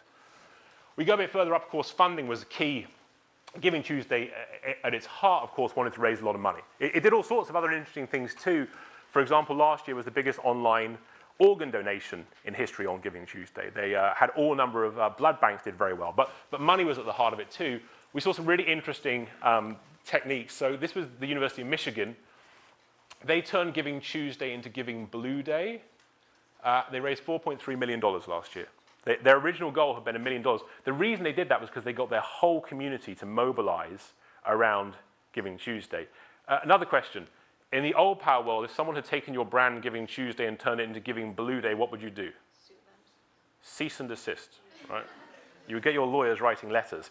In the new power world, you need to build ideas that are extensible. You need to build ideas that you leave enough space for other people to grab them and turn them into something more exciting, right? The 20th century was all about the perfect idea, the soundbite, right? The soundbite that you would give to the world and it would be repeated endlessly. In the 21st century, the skill is creating the meme drop, right? How do you do the meme drop, which you can drop into the world and people will start to grab it and make it their own, right? And so Giving Tuesday was designed not to be a soundbite, but to be a meme drop. It was designed so as that people could grab it and turn it into something new. We saw this too, which I thought was so cool, which is the CrowdRise Giving Tower. They had a, my phone's proving very useful today. They had you could make a donation on Giving Tuesday. You point your iPhone at a dollar bill. You would then see a tower emerge in front of you in 3D. Your face would be on a brick in that tower with a picture of you and what you'd given and to whom. By the end of the day, that tower was bigger than the tallest building in the world. Compare that experience to the old power letter you'd get at the end of the year, which said, "Dear friend, will you please support the 92nd Street Y and our amazing work," right? It's a very different user experience, but we saw that kind of funding build. And then really the hardest part of this work, and the most important, is at the top of this scale, which is when you have ceded so much leadership away from the center. You've actually decentralized leadership to such a degree that people start creating things that make your whole community stronger who aren't you. So this is kind of a producing behavior, we call it. So here's a couple of examples. This was a campaign called My Giving Story, which was all around people telling us stories about why they gave and why that mattered to them.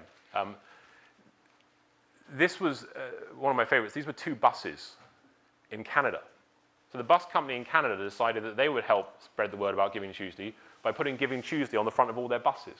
Now, where these buses ended up, I don't know on the day, but pretty amazing to think that they grabbed this idea and they thought we can support this by putting us on the front of all the things that we do. And the most interesting thing we've seen with Giving Tuesday, and I just saw a tweet before I started speaking from Houston, where people are getting together groups of nonprofits and activists and social enterprises to spend time learning together to work on Giving Tuesday campaigns. Right? So the movement actually starts to learn by itself, and they start to teach things and share information. What we've seen interesting globally, if you look at the Giving Tuesday Brazil website and you look at the Giving Tuesday Australia website, they'll look very similar for a reason, which is one of them gifted the other the code.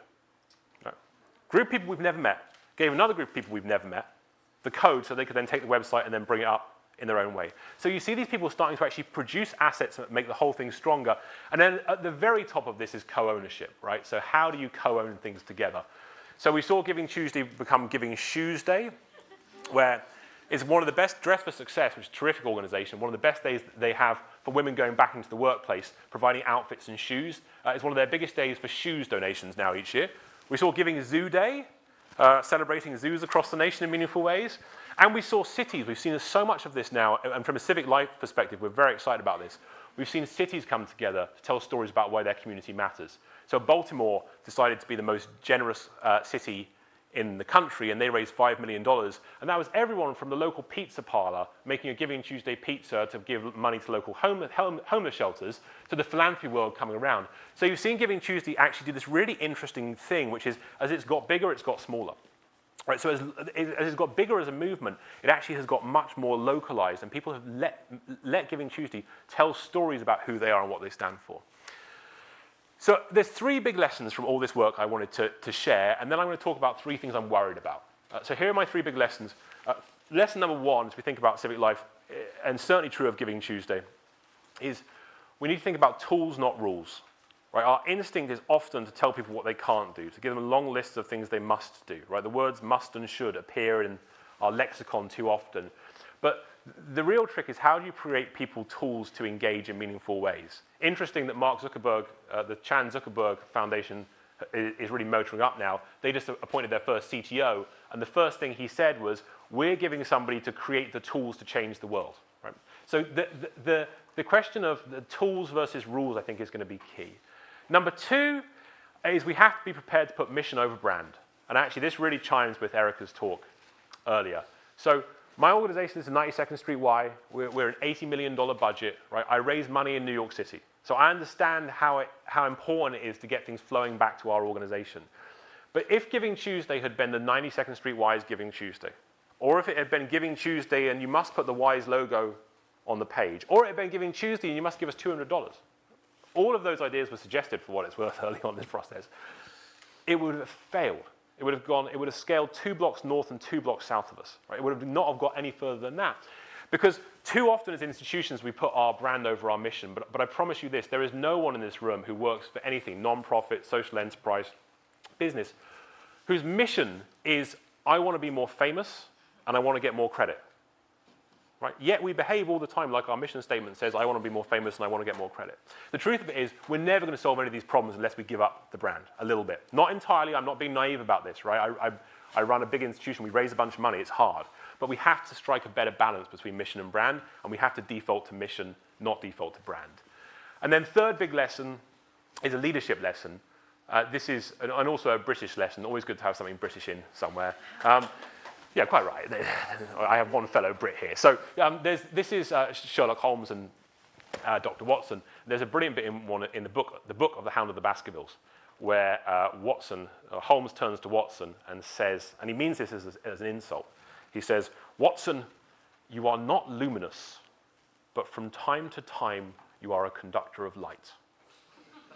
You are not luminous, but from time to time you are a conductor of light.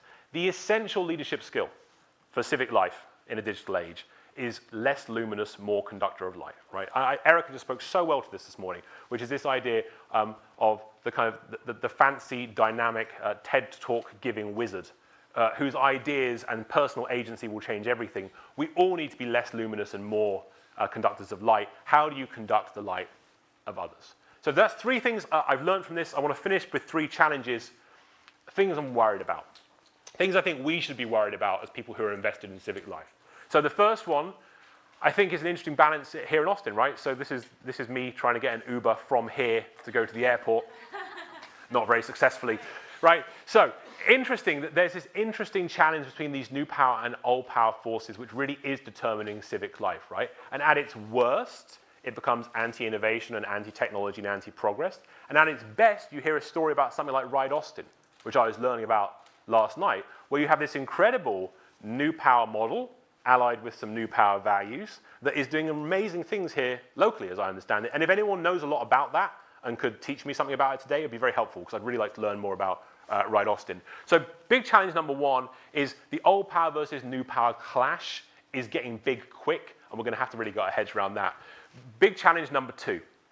I don't think we talk enough about user experience in general, and especially as we think about civic life. But the truth of it is, so many of the battles ahead are going to be determined by who has the best UX.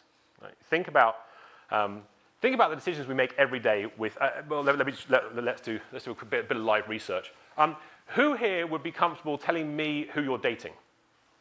Hands up. Okay, some, not very many. Who here would be happy telling me details about your family? Yeah, personal details about your family? Some hands. What about which way you're going to vote?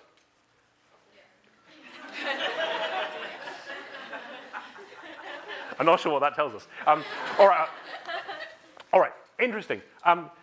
Who here has given that information in one way or another to Facebook in the last 24 hours? Think about it, right? Think about what you've done.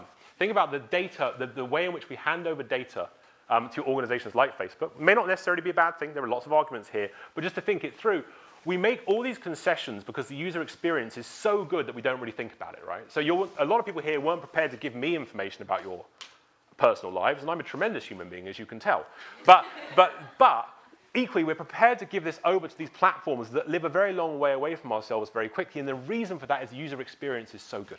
So one of the great challenges ahead is as we think about the issues of equity and we think about issues of liberty, the thing which will determine them so often will be, do you create a good user experience or not? Right? Ride Austin, for example, if it can create a user experience which is comparable with Uber or Lyft, you can see it doing amazingly well. But if the user experience is no good, it's never going to catch up. So big fear number 2, I think, is around how we think about user experience, and are those on the side of the angels thinking enough about user experience? Because the wisest people I know and the people who have been working on some of the world's biggest problems for the longest, right, they are not people who know a lot about user experience. So we've got to work out how those two worlds fit together. Big challenge number 3 will end in Texas. So this is Lockhart, which has the best barbecue in the world. And I mean, I'm very fond. So this is the public square in Lockhart from, I guess, 100 years ago, 120 years ago. So here is my question for you. What is the public square in the cyber age? What is the digital version of the public square? Facebook, Twitter, Instagram, Snapchat. Terrific. Facebook, Twitter, Instagram, Snapchat. Who owns Facebook, Twitter, Instagram, Snapchat? So does that sound like a public square? Sounds like a private square to me, right? If you think in an interesting way, right? You think about, they do feel like public squares. They feel like public squares because we're all engaging with them, right? We're all sharing our views, but those are not public squares. Those are private squares on which we're chatting. Any other suggestions? What is the digital equivalent of the public square? Reddit, good, yeah, Reddit, owned by Condé Nast. Although I think actually Reddit is actually a better example. I really do think Reddit's a better example of a public square. I think it's closer, but some ownership questions there. I'm being a bit naughty because I actually have an answer on this, which I think is quite a depressing one. Any other suggestions, please? Either BuzzFeed or the BuzzFeed Odyssey.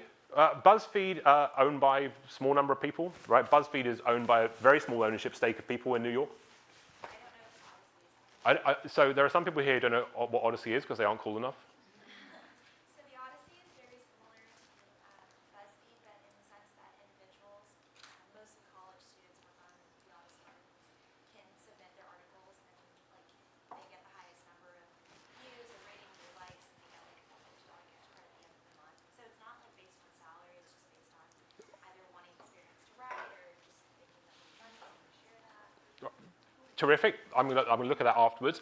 But again, not the most compelling answer that it's a public square, right? It's a private company allowing lots of conversation. 2 more?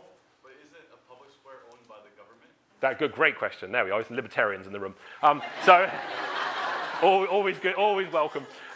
Is the public square owned by the government? If you believe the government is for the people, then you would probably be able to make the argument that a public square, even intermediated by government, belongs to the people. Although I think it's a good argument, and I appreciate you bringing it up too. Last one. If we could continue to complicate the point, because you're very receptive to that. I mean, did everyone have access to the public Terrific. square in Lockhart, Texas? Terrific. So I don't want to romanticize the public square. And actually, there's not a better note to finish on than that. We don't want to romanticize too much, right? Because one of the great challenges of this time is we leap to the extremes. Everything's perfect because we've all got iPhones. Everything's dreadful because we waste our time on BuzzFeed, right? Neither of those views are actually very helpful because this is all much more nuanced at this point. And I think the point is very well made that the public square of Lockhart 120 years ago was exclusionary in lots of ways. But the central point I want to get us to here, and it's a tough one, is you could argue, I'm not sure I'm quite there yet, but I'm close. You could argue that there simply isn't a public square anymore. You could argue that there actually isn't a place where we intermediate in the digital world, which is collectively owned and collectively shared and is supported in the long term for the best interest of our society. You could make that argument with notable exceptions like Wikipedia. I think that would be an interesting counterpoint. But as we think about what comes next with this, I've been wrestling with this idea in my mind, which is if we think about civic life, we are going to have to work out how we rebuild a public square which is more accessible, which is collaborative, which is co-owned. Because if we don't have a public space that is the sum of all of us, if we don't have a public space which is connecting us in some ways, I think we have some quite deep concerns. And interestingly, Tim Berners-Lee, who, more than anyone, I suppose, began all this, one of the projects he's been working the most on recently is how you re-decentralize the internet. Re-decentralize the internet, which is what's so interesting about this period. We had this flourishing of activity. It all got centralized. The question next for civic life is how do we re-decentralize?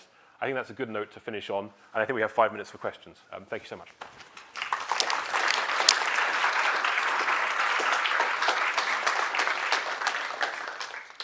All right, we do. We have exactly 5 minutes. We've got like 10 minutes. If you guys 10? I will go around the room with a microphone, and whoever wants to ask a question, please raise your hand.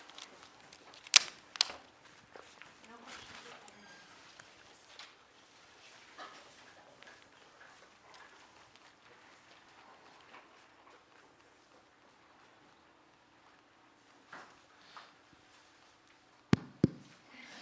Hi, I'm Michael. Thanks Hi, Mike. for that talk. Do you think that there is any possibility or likelihood that an entity like Medium, on which good ideas are frequently exchanged and sometimes at length, can become a public trust that is some kind of part public ownership, either through, intermediated by the government or otherwise? Yeah, I think what's interesting now is, so there's an interesting question about governance structures, which is emerging now, which is how are these things, ultimately, what we've seen is, we've seen some organizations which do very well with new power engagement, but default to old power governance structures, right? So they're engaging lots of people, but they're still owned by a very small number of people. The question is, might that change in some interesting ways? So we're beginning to see things, and actually Ride Austin is a terrific example, right? That you actually begin to see the Uber where the drivers are the owners. Right, that's an interesting direction for this kind of work, and you're seeing this happen. There are markets around the world where this is beginning to happen. There's even a phrase for it, which is platform cooperativism. I still can't. My Portuguese is better. Platform cooperativism. I'm not going to try twice. Right, but cooperative, right, with a vism on the end. So there's even this idea that actually we start to build these things which are new power models that have new power ownership structures. I think the media world is very likely to get there first in an interesting way. Where the media world is going, which is interesting and challenging too at the moment, is you're seeing a series of very wealthy individuals create the support for the medium to be strong in the long term. The question is, could you do that at a scale which would be more decentralized and actually more democratized? And there's actually a very good example of this. There's a newspaper in the Netherlands called The Correspondent. And they're now a very significant newspaper in the Netherlands. They crowdfunded their way into existence. They are owned by their readers. They are governed by their readers. And actually what they've managed to do is push power down into their network and then out into the world. And as we think about governance in general, I think the big challenge ahead for all of us, the University of Texas onwards, is how do we push power down into our networks and then out into the world? And I think Medium's a great example. I'm a very big fan. And I think you could see some very promising things in that direction. Could you speak to the notion of, so in terms of I've lost you. There you are. It sort of comes from this amorphous place in the sky. If you could wave while you're talking, then please. Sorry, I'm Jackie. Hi, Jackie. Would you be willing to talk about so you talked about radical transparency, and I would be interested in what's actually radical transparency, because we really like in this age talk about innovation and radical things and movement and change, and all of those are really annoying words to hear at this point, actually, because they don't mean much at this point. I appreciated your definition of movement as something that actually moves without you. And so would you speak to that? And then could you maybe speak, I don't know if this is something you can speak to, a lot of media conglomerates, right? So there's a lot of conversation, because there's a presidential election going on, that the media is this big, bad, evil thing. But can we talk about media conglomerates trying to focus in on the fact that they are entirely, including NPR, are entirely losing their local media affiliates? So there's not conversation on the local level. Talking about America, it's all the same place is really naive. And so could you speak to that? So that was 7 questions in one. I apologize. I'll answer 2 of them. It was 2 questions, right? There's a transparency question. There's a media question. So transparency. Look, I think transparency is sexy but tough, right? So one of the interesting things about transparency, the assumption is if only everything was open and transparent, then everything would be perfect, right? The World Bank did this really interesting exercise where the World Bank published all this data. It's incredible. There's a moment of great transparency and openness. They published all these papers. They're all out there in the world. They looked at it 3 years later and no one had read them. Right? So you have this interesting challenge where more transparency doesn't necessarily lead to a better result. There's also surveys, just as an aside, around CEO compensation, where the more transparent you are about CEO compensation, the more other CEOs get paid. Right? Because you start saying, well, I'm getting X, well, I'll get X plus 10, and I'll get X plus 20. So actually, transparency doesn't necessarily lead us to this perfect new world. And a third example we're seeing right now, you've seen with the Podesta leaks. So you're seeing WikiLeaks is leaking all of this information right now from John Podesta's emails. There are some really interesting debates going on around that, which are, one, everything should be transparent, right? Everything, his emails should be out in public. And one argument is to say, look, there is no public good here in releasing some of these emails. They aren't owned by the public. They shouldn't be out there. So I think, again, with all of this work, be careful of the romanticizing, be careful of the utopianism, and recognize that where we are now, we've moved away, I think, from the kind of overly excited part of this work, and we're more nuanced work now, which is where are the blends and what's the right blend. And even some of the companies in Silicon Valley who are the biggest proponents of radical transparency, even them are dialing back in some areas because there are just some areas where it's not going to be productive. The second question on media conglomerates, I think it's a really interesting question, right? So one of the, if I'm unconvinced by the idea of democratization, I'm also unconvinced by the idea of disintermediation, right? So one of the things you'll hear a lot too is we've all been disintermediated, right?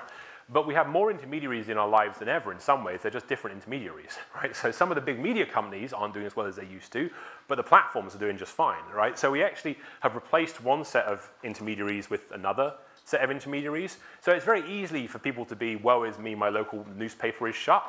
But in its place, there are new opportunities coming along. And this is where I think things like Medium or Ride Austin, it's when I think these kind of moments of new power models with new power values that are intended for the civic good, I think that's why those experiments are going to become so important, because we need something other than just handing over all of the civic space to these kind of platform hegemons, right, who just grab the space, suck it all up, and we all live in their world. That can't be the right outcome for civic society. Please, at the front, am I allowed to be in? Perfect. Sure, I'll go first. We have two questions, perfect. My question is related to the clash you talk about between these two, because I see a very fine line between a clash and a ploy to think that we're blending the two, right? The Ride Austin, the Uber and Lyft story here in Austin is a crystal clear, perfect example of that, about major companies with this new model using old model power of investing $8 million into a ballot initiative to gain some traction. So where do you see us, in a solution-oriented model trying to avoid the specifics of what Uber and Lyft did here? That's just going to continue. It's been happening globally, right? With Peter Thiel, Apple, Facebook, whatever you want to have, it's going to keep happening. So do you feel like there is a solution there? Is there some middle ground that we can find to call them out when they're trying to do it for marketing ploys, as opposed to when it's actually going to lead to a clash? That's a great question. There's a great phrase which a colleague of ours came up with, which was called we-washing. And we-washing is the new greenwashing, right? It's when organizations pretend to be very collective when they're actually not being very collective at all, right? You were making that assumption. And I think this is a tension, but I think it's resolvable. So you look at Airbnb, just as an example, they've done some very effective lobbying combining new and old power tactics. So there was a proposition in California which would limit the rights of hosts. And Airbnb not only spent $8 million or something on the kind of old power political lobbying, they also got people to knock on 200,000 doors, right? So one of the interesting questions is going to be those organizations who can blend power, who can have old and new power structures, they are going to be very, very powerful. But I think if you want to be concerned about something, the platform effects is that it makes sense that these things happen at scale. It makes sense that we have a small number of these very big, very successful platforms. The people running those platforms are going to be enormously powerful, right, in the way that their 20th century counterparts could only dream of. So I think there really is a big question. One of the interesting challenges we're thinking about a lot is you'll see this flourishing of new power on a very personal level, but in a corporate structural level, it actually will head back to the top of the pyramid. I think we should be pushing quite hard against that. And for what it's worth, if you want me to strike an optimistic note, I think people will start to expect it of companies. I think things like Ride Austin, once you see that kind of value embedded in it, you'll see that making a stronger network. Airbnb's done great on that principle, right? Which is that they have done well by creating a new power model and infusing it with new power values. My suspicion is we might see some more of that coming from some of the big platforms as well. Imagine if all of us loved Facebook as a company as much as we love it as a user experience. Right, imagine how powerful they'd be. Okay, so many people in the field of journalism are justifiably concerned that I guess the old power, like newspaper journalist, columnist, is kind of deteriorating because of like the emergence of Medium and Odyssey and other platforms like that. So how do you think they can maintain that balance? Because I think that journalism as a career, as a field, and going into that career is very important, and some people are kind of dissuaded because now it's like something people see that like everyone can do. Yeah, this is such a great question, and it's really a question about expertise, right? Which is that I was reading this thing like 3 days ago about Brewster Kahle, who was one of the kind of key architects of the internet, and he was talking about why people were so excited at the very beginning. And like and here was the reason they were so excited. They were so excited because everyone could publish their ideas. None of you are old enough to recognize that there was a world in which that wasn't possible, right? But there was a world in which that wasn't possible, right? You couldn't publish your ideas unless you could get a letter in the local newspaper, which was hard to do, or unless you could get something in an academic journal. You literally couldn't publish your ideas unless you just wrote them down and gave them to all your friends. So that was a huge breakthrough, and it did ask a big question about expertise. And I think where it will push us is the people who are experts won't simply be those people who have all of the great capacity in their own brains and great skills inside themselves. There'll be people who have all those skills, but also can reach out to connect people more widely, right? So you think about, there'll be people like patients like me, which we started with. Like, think about the doctors running that. These are the doctors who run that. They are both brilliant doctors in terms of how they think about medicine, but they're also brilliant mobilizers. They can engage people at scale. So my prediction is for the new power expert, is you're going to see people who are both good at knowledge and information. They both can know a lot of stuff, but they can also work out how they can spread that in more meaningful ways. And these new power skills, these skills to mobilize, are the skills of civic life. The brightest person in the world, if they can't mobilize people around their cause, is going to struggle in the decades to come.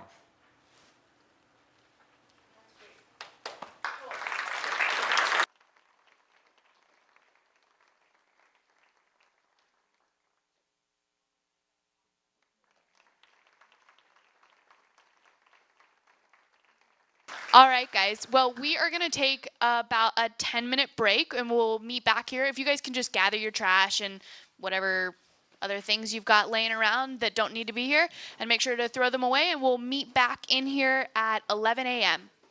Thanks.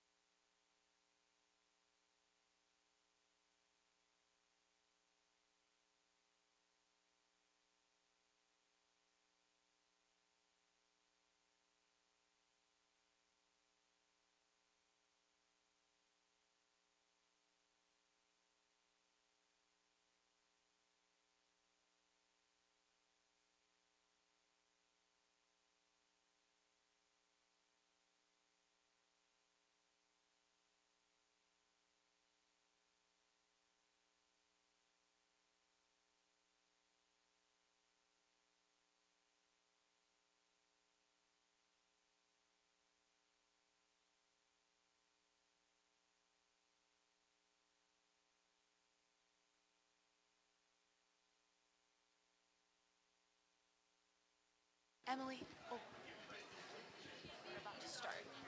If we can all rally back inside, we're about to get started. Rally, everybody. All right, guys.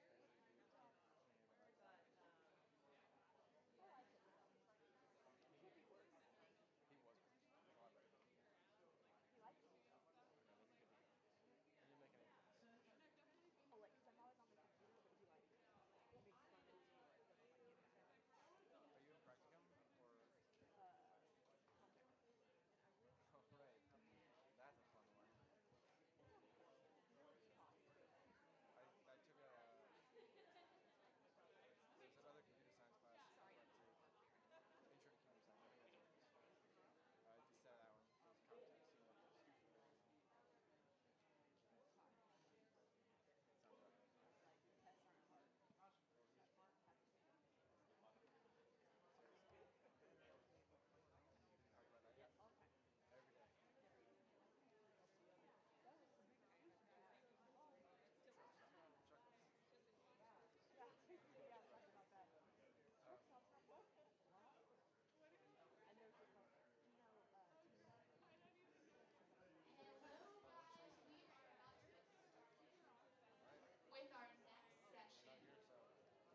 If everybody can take their seat, and if you guys want to ask any questions, feel free to move outside so that you have time. I know this is precious, precious moments. Great, thank you so much.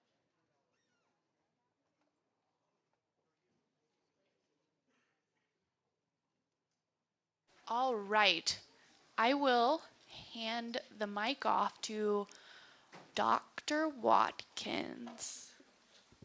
Thank you, Taylor. Never quite heard my name introduced that way before. Good morning, everyone. Thank you again to Taylor and Susan for just a wonderful start to the day and just conversations that I think are quite illuminating and stimulating, and I'm just feeling a lot of good energy here and looking forward to what's to come. So this is where in the program where we make a slight transition to a series of panels that have been coordinated for our activities today. And so the first panel, I won't introduce the panelists. I'll let them briefly introduce themselves and also talk about their institutional affiliations. But this first panel is titled Zooming In, How is Digital Media Transforming Civic Life? And so we've heard a lot about, from our two speakers, the ways in which just their thoughts and perspectives about technology and its impact in civic and political participation. And now you'll get a chance to hear from researchers and practitioners who are doing this work and thinking about this work in a variety of ways. So what we'll hear about in this first sort of upcoming panel is sort of thinking about the relationship between offline and online civic participation as those lines blur or become more separate, what's at stake as we begin to think about the evolution and the transformation of civic and political life. In our earlier two speakers, there were references to just the sort of explosive ways in which people are adopting and applying technology in really innovative ways.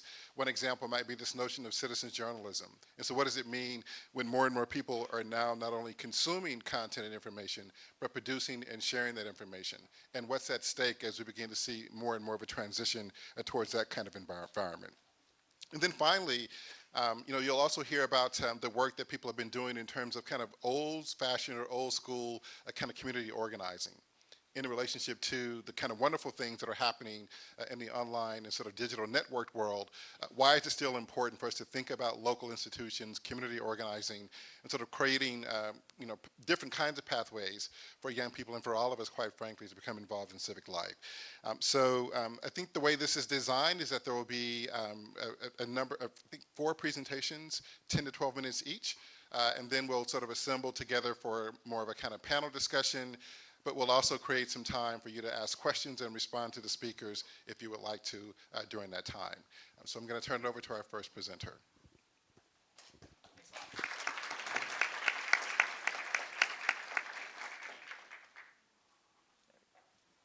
Okay, so if you'll forgive me, I might want to just take a minute to comment on the last presentation. I think it merits a little bit more discussion.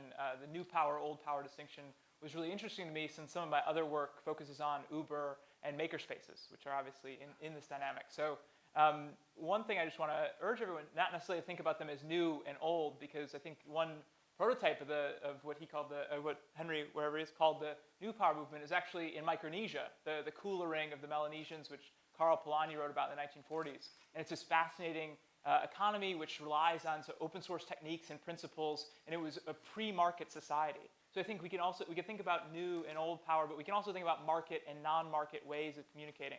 And I think that's how I looked at it. So it's fascinating. I think a lot of this this presentation will build on the clash between what we're calling the market and non-market, or new and old power. So let's start with a little bit of participation from the crowd. I'll give you a scenario, and hopefully you can help me work through it. So let's say you're in Flint, Michigan, a couple years ago, and you come upon water that looks contaminated, and you test it, and you find out that it is contaminated, and you need to alert the government. How do you do it? What kind of channel do you use? Who do you reach out to? What are your first steps?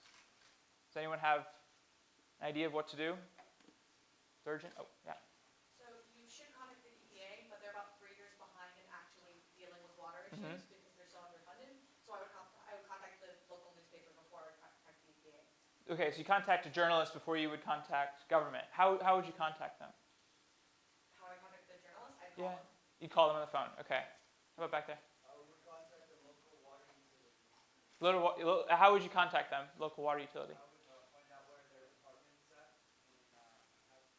and have a conversation or a meeting with the individual that's responsible that represents the water utility. Okay. And when they say, oh no, it's probably just your faucet or your well, and it's not a systemic issue, how would you try to prove them that this is urgent and you actually need to be heard?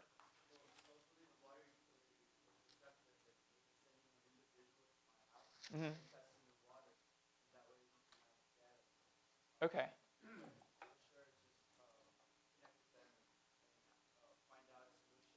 Okay.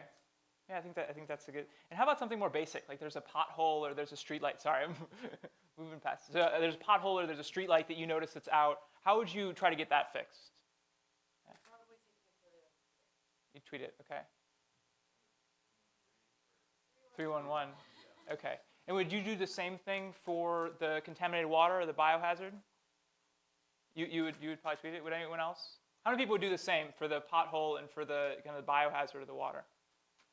All right, so very few. And this is one of the fundamental challenges that we have now, is that different types of engagement, different types of problems are calling for different types of channels for us to participate. Some, I think, lend themselves to online engagement and to tweets, and others really require in-person meetings. They require data, and they require a little more intimate interaction.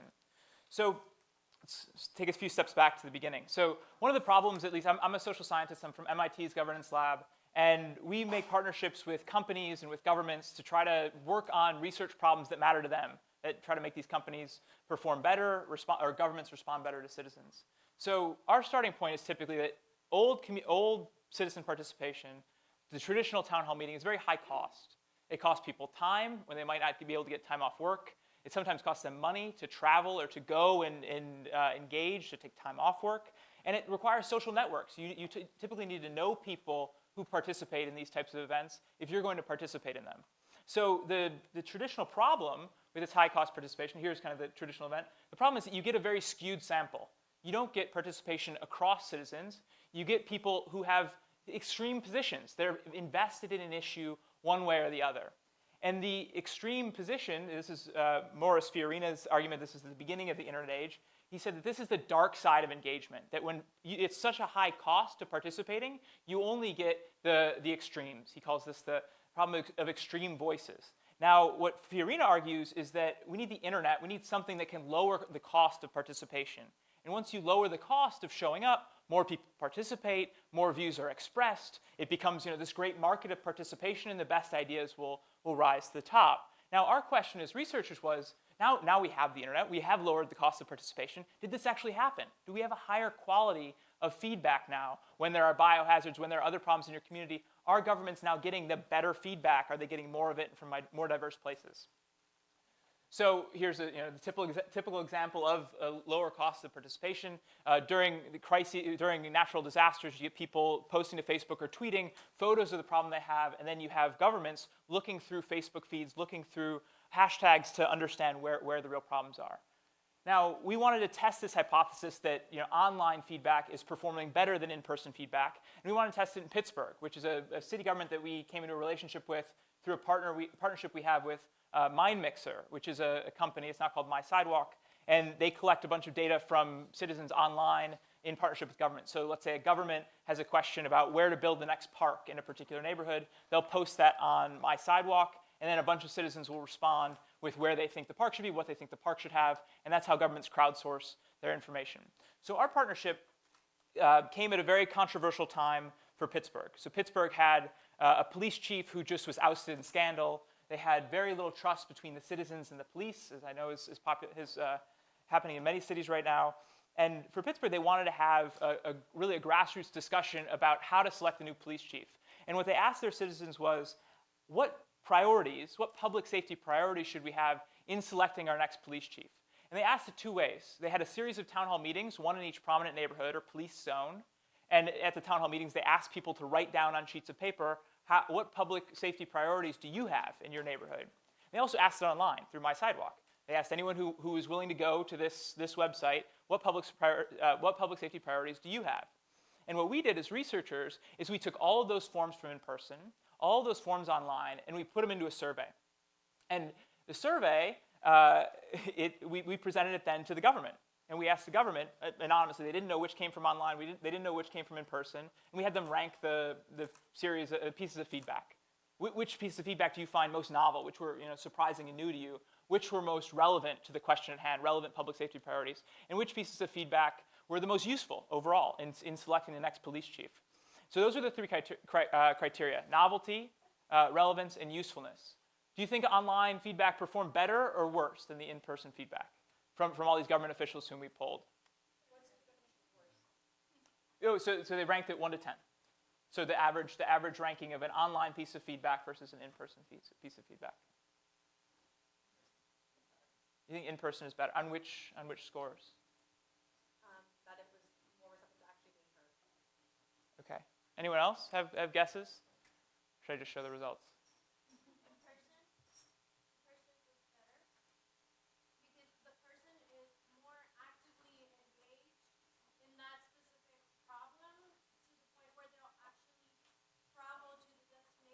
To get heard, to learn more, to provide input, as opposed to someone that's from their computer, maybe like, oh, I do have some important news and I do want this to be heard, but I'm not going to maybe elaborate as much. Okay. Anyone else? I would say on the novelty side, the online performs better. Uh-huh. Depending on the timing when this was done, the in-person are probably the same views and opinions they've been hearing for a long time. Mm-hmm. So it probably wasn't anything new. It would open it up to a more diverse set of people. Probably going to get some different views. Yeah, and so you can. We were just saying, we think novelty and usefulness is probably better with the online content, actually, whereas relevancy is probably just the rim. Interesting. So those last two were the closest to the results. So we can take you through. Oh, sorry, this was missed the slide there. But so novelty you see is higher online, just as you predicted.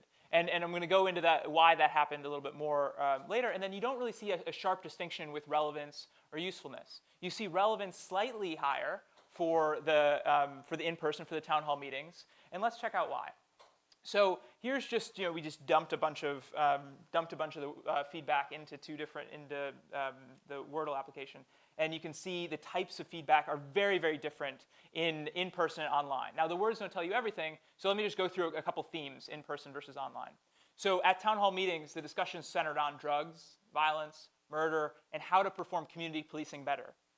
These pieces of feedback were often maybe like 3 to 10 words, right? One sentence, not complete sentences, phrases. Drugs are a big problem in this neighborhood. This is the type of feedback that you got in person from people who are very engaged, willing to come for multiple hours to have a discussion about public safety in their areas. Online, you get people talking about traffic and bike lanes and noise complaints, right? Things that the city doesn't normally hear about, or that the police officers don't necessarily hear about, but the responses themselves were paragraphs long.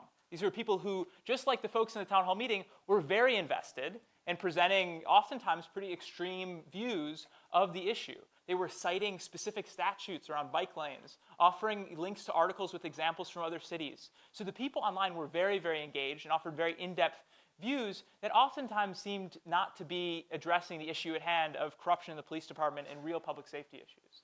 Not that bike lanes are important. I'm a biker. I love good bike lanes. But this was the real difference. So our conclusion initially was, well, you need to have both online and in-person feedback for different purposes, in large part. So the substance was different. The style was different. So long, short. But they got at different parts of the population, and they got at different issues that they cared about.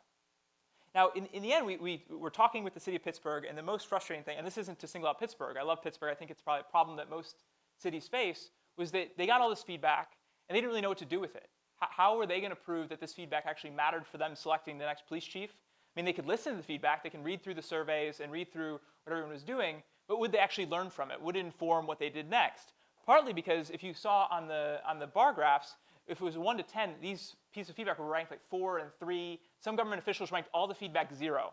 It was not novel at all. It wasn't useful at all. They had heard it all before.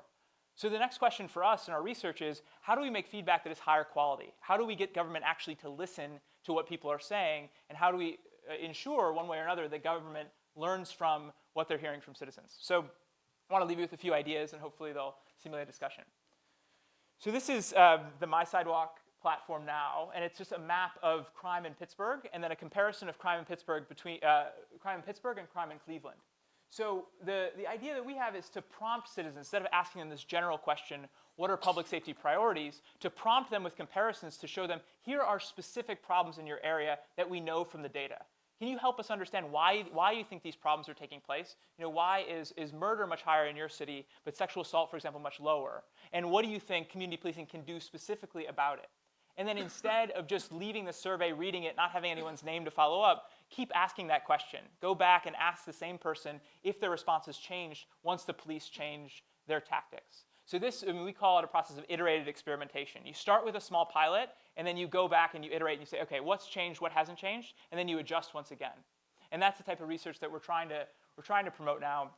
And then finally, you need to prove to citizens that feedback matters. Because from the government's perspective, if you show up from the government's perspective, you have a town hall meeting and everything's good. You've listened to the citizens, you've done your civic duty. But from a citizen's perspective, if you go to a town hall meeting, do you really feel heard? Do you feel like what you said or this little survey that you filled out actually made any difference to government at all? So at the press conference, when the mayor of Pittsburgh is saying, here's our next police chief, it's really important that they detail how the feedback, how all these town hall meetings, how the online process actually informed the decision they made, the police chief they selected. So for us, that might be pulling out particular comments that actually made a difference, or detailing this longer process of following up with each individual citizen and the feedback that they had. So that's kind of where our research is going. I'm happy to talk about it more later in the Q&A. Now I want to hand it off to the next panelist. Over here she may be.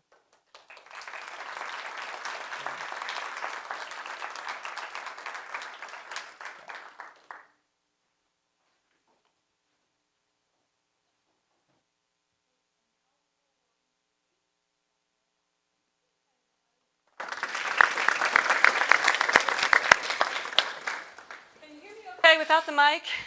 Is that all right? Actually, I have one attached to me. So thank you all for being here. This is extraordinary to have you all here excited about this great, wonderful experiment called democracy, enough that you're giving your time and that you care about the process so much. So I just thank you all for your commitment and sense of purpose.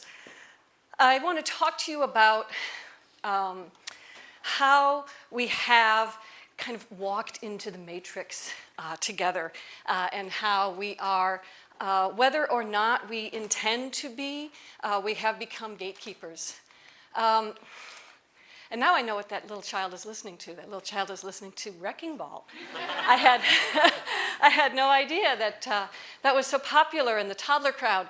But I think that we all have covered pretty well today the fact that digital media are making it possible to reach the world, how easy an idea can spread to a global audience.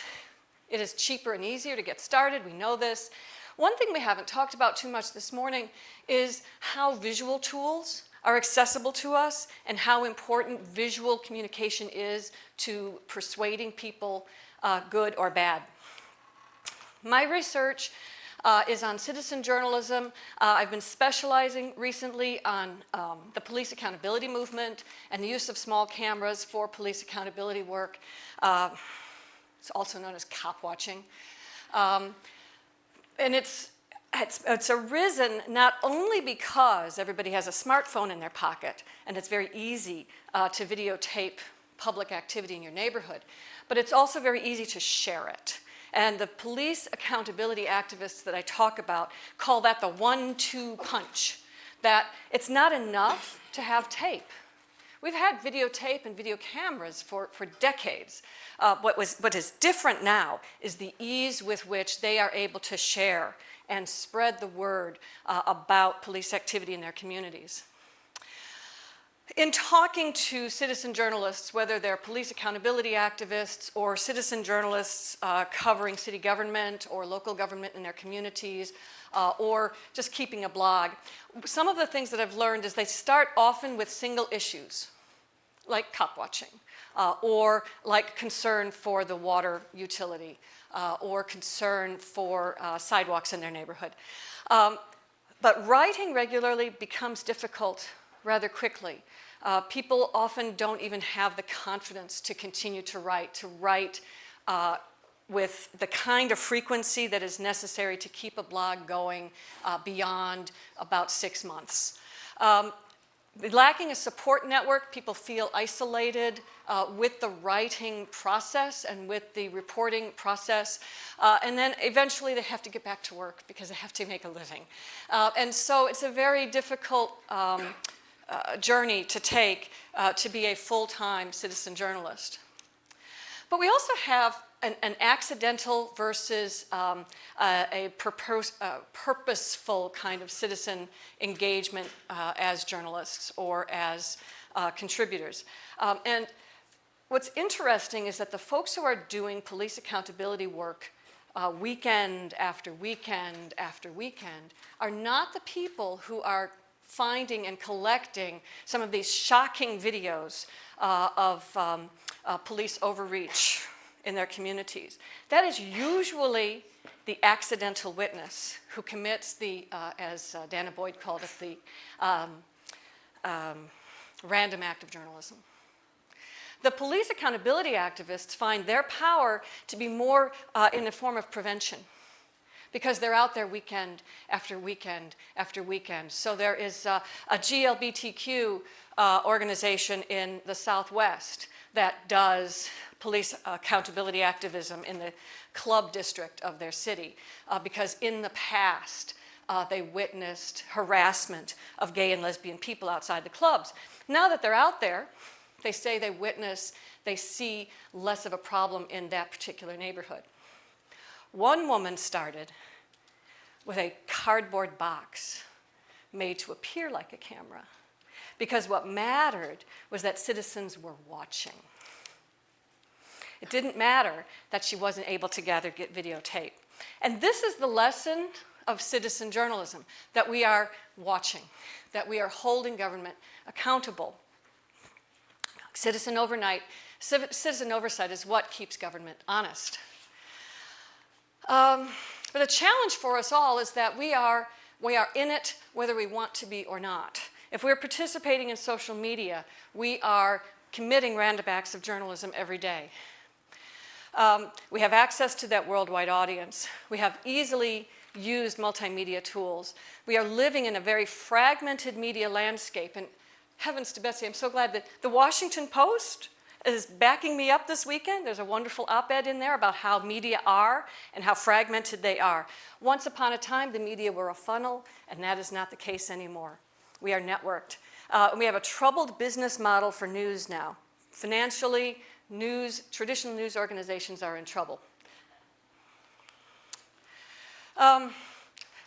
And of course, I'm a little OCD because I'm a professor, so I have over-prepared slides, so forgive me for just kind of bouncing through them. But my primary message to you today is that we are the media now. It has atomized to the point where we are in it together. We post things online like reporters.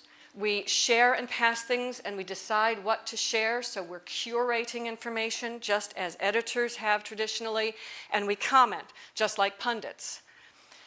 And there's 3 levels of participation that each of us can choose to use. First, we can just be responsible consumers, and I think I'm preaching to the choir here about that. We can contribute occasionally when we are moved to do so, and then we can move up that scale if we want to turn this into a hobby or into more of a time-consuming avocation, and that is volunteering as a citizen journalist on some level. When I'm talking about supporting good work, that doesn't necessarily mean traditional media. If there are bloggers or alternative media in your community that deserve your support, I'm asking you to support them. If there are traditional media that you trust, I'm asking you to consider actually paying for your subscription and supporting people with the expertise to keep an eye on government with a big G. But I'm also suggesting that you think responsibly about how you contribute, and when you do decide to comment online, I am suggesting that everybody in here should make a habit, if they see police activity in their community, to respectfully, silently bear video witness. You don't have to get involved. You don't have to share the tape. If nothing happens, that's a blessing. But police are the only government entity that have the power to use physical force against us. And they are a form of government that we can keep an eye on. In most cases, you have the First Amendment right to film police. But you also have the right to film any other form of government in a public space. And so I encourage you to not just let this be an issue for one particular neighborhood or one particular segment of society. I encourage you to consider doing this as a matter of course and making this a way of life. We're citizens, we're watching our government. And then you can also start contributing more as a citizen journalist and join alternative media. Here in Austin, we have a very busy alternative media scene. There's lots of ways that you can blog and you can get involved here in Austin. And when you do so, you're able to give voice to ideas, to people, to groups that normally do not have a voice. And here's where I am totally preaching to the choir, I know. But there are 3 kind of rules of the road now. One is to seek truth, one is to be honest, and the third is to serve the community. And I'll just leave this up and end here. Seeking the truth means supporting the best journalism out there that you see, whether it is professional or non, and looking for solid information before you pass it on. It's checking with Snopes. It's checking with Fact Check before you pass something along. Secondly is be honest. And please note that I'm not saying speak truth, because if I say speak truth, that means that you assume that you know it. And what I would encourage people to do online as they're acting at whatever level of citizen journalism, that you speak as honestly as you can about your experience and that you listen to the truths of other people. And then finally, consider the larger good. So before you share something, before you tape something, I would encourage you to consider what impact it has, because whether you like it or not, if you are participating in this wonderful space, you are committing journalistic acts. And I look forward to the question and answer period. Thank you.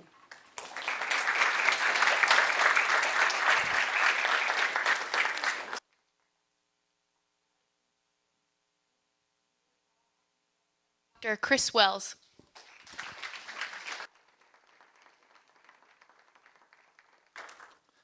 Thanks. So I'm going to tell you a little bit about my research that I've done on civic organizations and young people. And especially the frame that I'd like to introduce a little bit here is the idea that we have digital citizens, so some patterns that are most pronounced among younger people, millennials, we can call them loosely, that has to do with digital media. But it also has to do with some deeper social changes that has left a lot of young people in our society with some characteristics that now stand them in opposition to civic organizations. So some of the major institutions that actually still structures our civic life and really still structures our political life that a lot of young people are disconnected from. I want to work that out a little bit, and I think we're going to see echoes of Henry's idea of old civics and new civics.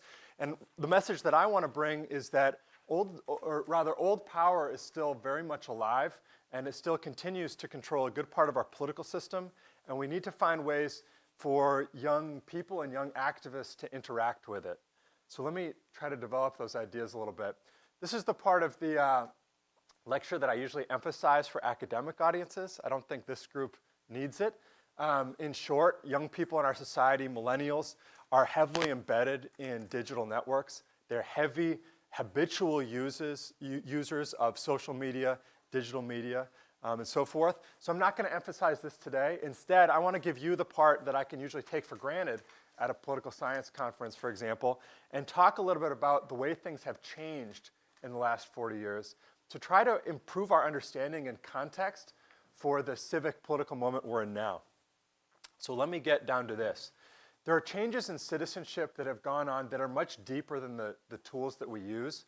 And in fact, in some ways, the tools that we use can be seen as results of some of these deeper changes. They're almost at the surface. They're the superficial evidence for some of the larger things going on. And I want to introduce you to those larger things, because understanding them is really critical, I believe, to developing tools and organizations and movements that can really connect young people to the actual power structures that are shaping their lives.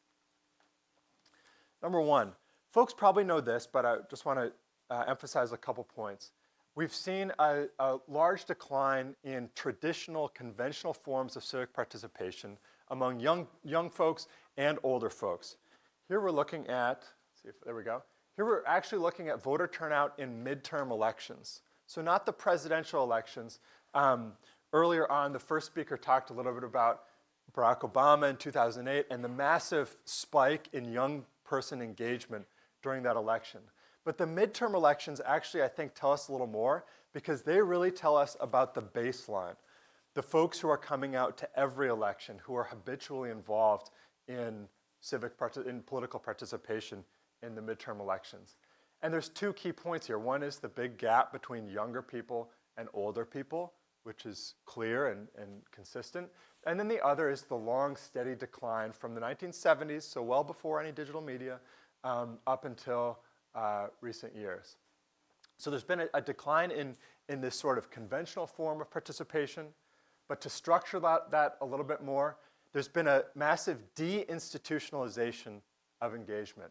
So engagement occurs now much less within formal organizations than it did several decades ago. Much less in labor unions, much less in political parties. We'll see these in just a moment. Much less in formal interest groups, in formal organizations that structure members' opinion and turn it into political power. This shift corresponds among young citizens, especially to declining interest and attention in electoral politics, in political news. A survey that was just done found the lowest levels ever of general political knowledge among citizens, and declining trust, which are at absolutely rock bottom levels this year in most social and political institutions. So this is, again, I want to emphasize, this is not about the tools we use. It's not about Facebook. It's not about Twitter. All of these trends are decades older than Facebook and Twitter. Here's labor union membership. So this is, a labor union is where the economy, people's lives in the economy, meet the political world. It's at the intersection of those two things. So this is a gigantic decline in union membership.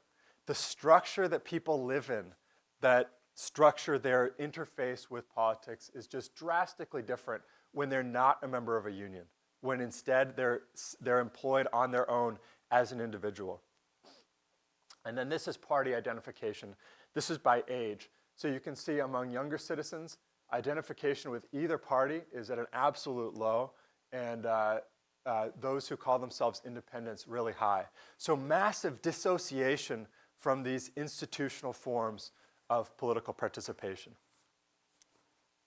What's taking their place? A couple of things. First, before social media was on the scene, or even digital media, there was already a rise in volunteering. So probably a lot of you volunteered in high school as part of your college application, or because it was the right thing to do, something like that. And volunteering is great. It does have some particular features, though. Volunteering tends to be fairly individualized. You're able to go to a volunteer setting and do some volunteer work, do some good, and then leave it. You don't have a great deal of remaining commitment to be back there the next day, or so forth. Once we get social media, we have the forms of social media activism that we've already been talking about. Again, highly individualized. You choose when you post on Facebook. You choose what you post. No organization is telling you what you have to do as a member by virtue of your membership. You have a lot of opportunity and autonomy to choose how you go about that. And then finally, we see some of these movements that are really forms of networked activism, like Occupy Wall Street and Los Indignados, both of which explicitly rejected formal structure, bureaucracy, and institutionalization in favor of networked forms in which people could connect to one another autonomously, not have any leadership structures telling them what to do, and go about their activism that way. So this is the larger trend, and you can see the hints of the old power, new power that Henry was talking about. This is the larger trend in especially young people's civic participation. But what I want to suggest is that that shift in the way people relate to politics and civic life poses some significant challenges to organizations that are still often at the heart of how power gets played out in our society. So if I could just skip back really quickly to that midterm election slide. The midterm elections are highly institutional. They're part of our electoral process. We choose who gets into Congress and the state houses through this.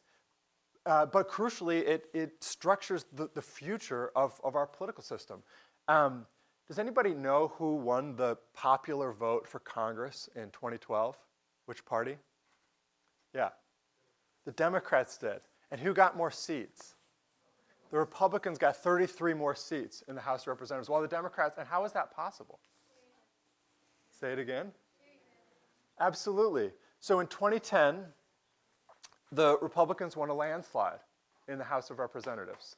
In 2010, they won an absolute landslide and were able to restructure the districts such that 2 years later, the Democrats actually won more votes, significantly more votes in the House than the Republicans did. And yet, the Republicans walked away with 33 more seats in the House. Just to illustrate the continuing importance of this in structuring our lives. So let me just jump back to our dear organizations. So organizations continue to be essential. Political parties, interest groups, others that structure individuals' participation in politics remain essential. But citizens are increasingly resisting these forms of membership. They are less attractive to especially, but also older citizens. This is a major paradox for people working to build political capacity. Less so civic capacity, but especially so work in the political world where there are opponents and struggle and contentiousness. Let me just highlight a couple of those particular civic organization functions, and especially those that are less well served by networked forms of activism. Coordination is one. Political parties certainly have been the traditional base for getting people out to vote and organizing them politically. There's clearly some indication that digital media can supplement coordination. Occupy Wall Street and Los Indignados and others very successfully coordinated, at least in relatively short-term bursts where attention was very high. as our first speaker was talking about, those moments when there was a lot of energy, really good to be able to bring people together that way. Organizations and institutions, though, also offer mechanisms that allow for accountability in ways that might be much more challenging for movements that lack institutional structures. So we talk about bureaucracy now, usually in pejorative terms.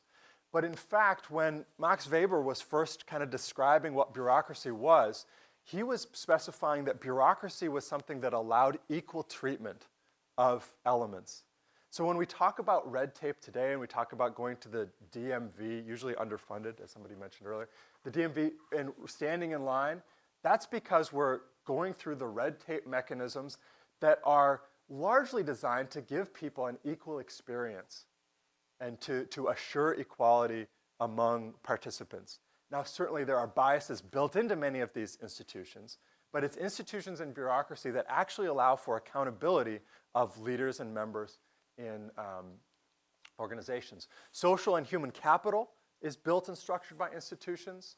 Institutions, again, bureaucracy is made so that we can adjudicate between conflict within an organization. Occupy Wall Street was challenged partly because the mechanisms for adjudicating conflict and differences were very minimal. So there was a great deal of freedom for different members to do different things. But in order to coordinate, you need some mechanisms to be able to adjudicate between competing priorities. Organizations and institutions provide this in a way that other formulas don't. When it comes to dealing with external powers and publics, when it comes to actually appealing to the government and making a concerted case for something, it really helps to have an outside structure, part of civil society, that can organize your opinions and can mobilize your power base when that needs to be done. So to go back to some of Ben's notes, if you really want the potholes on your street fixed, the best thing might be is if you have a community organization that is well known to government and whose power to mobilize you to vote is well known. And finally, sustainability. So one of the biggest issues having to do with political organizing now is, are you going to be there 2 years later? Network social movements have a fair degree of difficulty ensuring that they're going to have structures available in 2 years to make a difference. Organizations, institutions are better able to do that. So I want to close with just a couple of ways that I think this disconnect, this difference between the aptitudes and inclinations of many digital citizens and those of the more bureaucratic, institutionalized, but still important organizations can be bridged. So the first is that members of those organizations and the leaders of those organizations are not blind to this circumstance and are reaching out. So what can they do and how can they think differently to re-appeal to and bring in young digital millennials and their energy and experiences? One is that we need to rethink membership in civic organizations. Many civic organizations are not going to be successful making the old appeals that they used to make based on membership. Millennials don't seem nearly as interested in identifying, they don't get as much out of identifying with an organization as their parents or grandparents did. It doesn't satisfy them in the same way. One way that might be done is if we think about organizations as nodes in individual citizen networks, more so as the one place where a particular citizen is going to devote all of their energy. So if we think instead about the Facebook model, we have many young people on Facebook. What if organizations can become communication hubs that are regularly passing along information, becoming really important sources of information on many civic issues, which they can do because they no longer need a big publishing platform to do this, but also seed that communication flow with regular political and civic calls to be involved so that news and civic information becomes less about what you consume in order to be a citizen at some election a long time later, but more about an active participatory exchange in which calls to action are mixed in with information and an organization is able to do all of that. A remaining question, though, is whether the necessary levels of commitment can be built among millennials who the research shows are somewhat commitment phobic, resistant to signing on to regularly do something that's going to occupy their time. Let me finally just mention one other form of organization, kind of a movement organization that I think offers some optimism as well. And these are movement organizations. So this is a celebration for Podemos. Podemos is a political party in Spain that grew out of, after a couple of years, out of the Los Indignados social movement. So after Los Indignados actually boycotted the formal elections in Spain in 2011 and 2012, with the result that the right-wing government in Spain gained a lot of power. Some of the leaders involved in Los Indignados actually created a new political party, Podemos, and very successfully harnessed a lot of that energy and channeled it into the formal political system and are now the third largest political party in Spain, a serious formal political force. Another example would be Bernie Sanders' campaign. Bernie Sanders took some cues from Barack Obama and went a few steps further in really marrying together the institutional command and control strategic elements of a political campaign, which are really necessary, with bottom-up grassroots energy. So often we were talking about a lot of independence on the ground. Individual supporters could do a great deal as individual Bernie members doing what they wanted, while at the same time connecting to national field leaders who could help to channel some of that energy while also keeping their hands off and not telling the supporters too much about what to do. The idea here is, where's this key phrase? Highly disruptive and incredibly disciplined at the same time. So I'm wondering if we can think about ways in which we can encourage civic organizations and also digital citizens to think about how we can both be highly disruptive, but also highly disciplined, which is something I think we need if we're also going to compete in the actual political world. Thank you.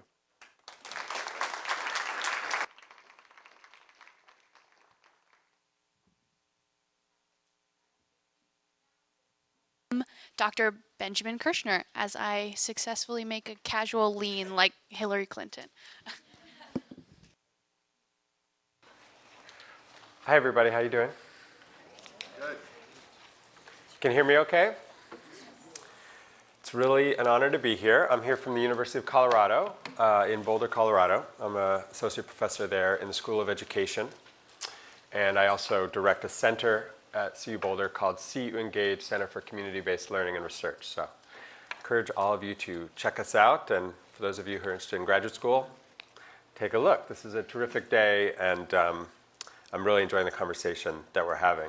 I wanted the podium so that I could read from some notes, because I just have a couple important points I want to get across, and I find that I'm most capable of doing that every once in a while when I compare my notes.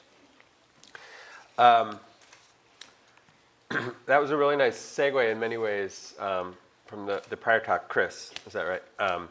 When we were thinking about elections, because particularly today with our presidential election, we're very keyed into elections as a lens through which to think about political participation. And we have certain cycles to do that, around 4 years, or in some cases, 6 years. What I'm going to talk about today is a different kind of political engagement and political activism that doesn't necessarily follow the electoral calendar at all. Over the past 5 years, I've witnessed in Colorado a very different political calendar that's not focused on building membership in a party or focusing on who gets elected to office. Instead, it's about what you might just call regular people who don't hold office, who are trying to build power in numbers. And in some cases, trying to build power in numbers even when they may not have the opportunity to vote because they're under 18, or they may not have the opportunity to vote because they're undocumented. But they're trying to figure out, how do we claim political power even when we don't have access to the vote, or perhaps where we don't have money to throw around, or historical relationships with those who are in power. What does it look like to think about political engagement in those kinds of situations? So to give you an example, just to illustrate the point, in Colorado, a group called Padres and Jóvenes Unidos, Parents and Youth United, wanted to do something about the overabundance of suspensions to the police, school suspensions and referrals to the police in Denver public schools. And the data are very strong in showing that there's a disproportionate suspensions and referrals to police for Black and Latino youth in Denver, Colorado. Sometimes people call that the school to jail track. And you can look at data that's, again, very convincing, not just in Colorado, but in places like San Francisco, Washington, D.C., where you see the same kinds of behaviors, but being interpreted very differently, and then, again, leading to this school-to-jail pipeline. So the work of this organization, Padres Unidos, was to, their approach was to organize students, their families, teachers in some cases, to figure out what the problem was exactly and develop solutions to that problem. That's a very open-ended kind of a calendar. It can take several years. And it certainly depends on not just building political power in numbers, but people becoming educated about the issues, people becoming aware that maybe if they were suspended, if a young person who went to North High School was suspended one day for what's called willful defiance, which has to do with maybe saying something that sounded threatening to a teacher. Turns out that's happening in a lot of schools around the district. And generally the willful defiance tag is really only getting applied to certain kinds of kids. And when that young person discovers that, he may not be so inclined to like blame himself and think he is willfully defiant, but figure out maybe there's a systemic problem here. That kind of education is what happens in youth organizing groups. And so the message that I want to give today, and I will get to some slides, I'm still on the title, but that's because I really want to underscore my message, is that when we talk about the intersection of new media and political action, I really want all of you and all of us to think about the features of hybrid spaces. Hybrid meaning a mixture of face-to-face organizing with the new capacities that are available through digital media. And I'm actually trained as a learning scientist, so I'm really interested in the features of learning environments or learning ecologies that enable people to come together, imagine a better world, and build collective power. And community organizing is one of those approaches or methodologies. And what I have found in my research is that new media has absolutely been a tool or a vehicle that extends people's ability to network with each other and can contribute to strengthening the work, but they're definitely not an end in themselves, and they're, in the kinds of field research I've done, never a substitute for face-to-face organizing and learning. And so I may be, maybe a little bit of a Luddite, which is to say really wanting to make a strong argument for how, when we think about engaging people, that we think about the kinds of learning communities that people might want to be a part of, and how to again, mix that hybrid of face-to-face and digital technology. Okay, so I'm going to be drawing on a study that I was a part of that was an international study of youth organizing. So now is where I have this, oh, I need to get my clicker. There it is. There we go. So it's an international study of youth organizing.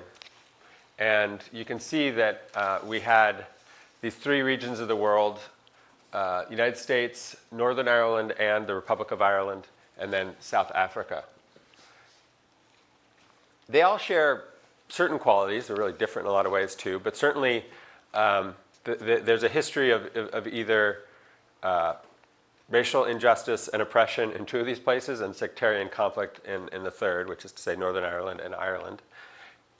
We also have in Northern Ireland and South Africa relatively similar emergence from a non-democratic state to one where it's a democratic state where people have the vote. So in the 1990s, we saw a transition both in Northern Ireland and also in South Africa to everyone having the vote.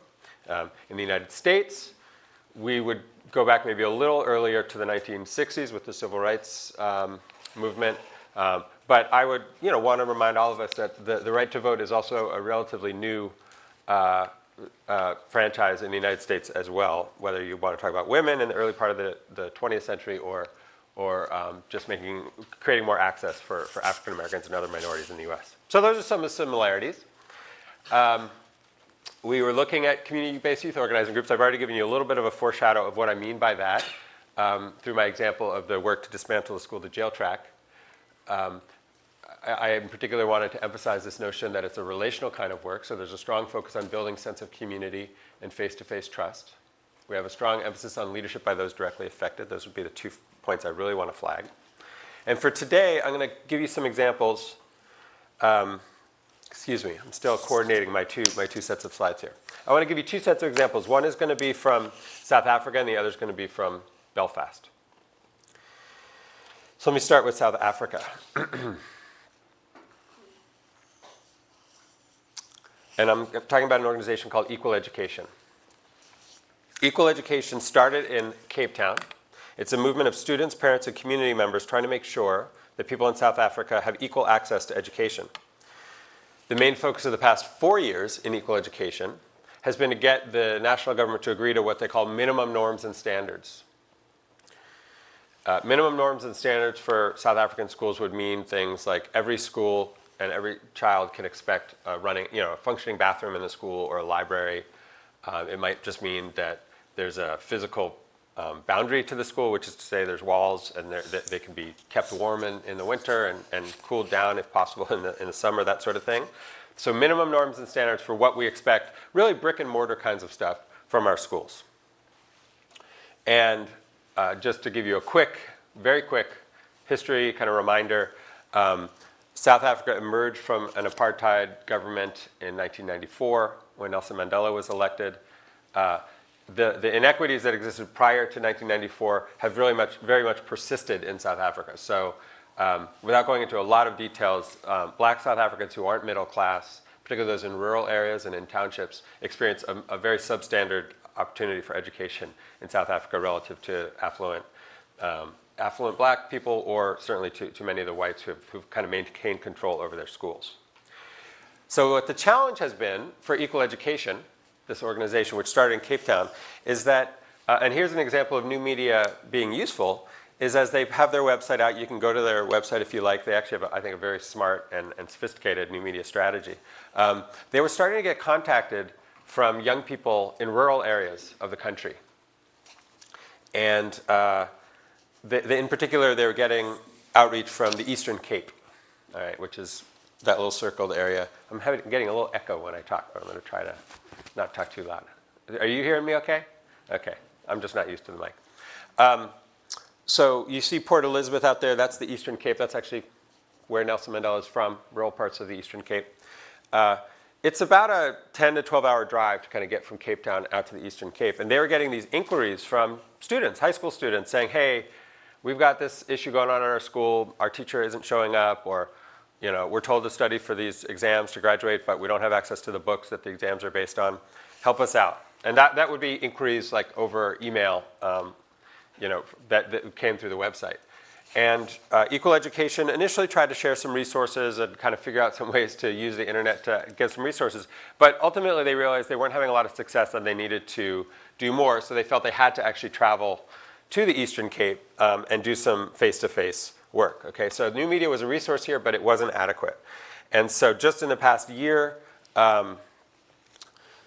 Equal Education has opened an office in the Eastern Cape, several offices in the Eastern Cape, and these are just some images from a mass meeting in the Eastern Cape. And I want to read from some field notes from we have an ethnographer, we hired an ethnographer who carried a lot of field work in South Africa, and I want to read kind of a couple notes from that meeting, all right?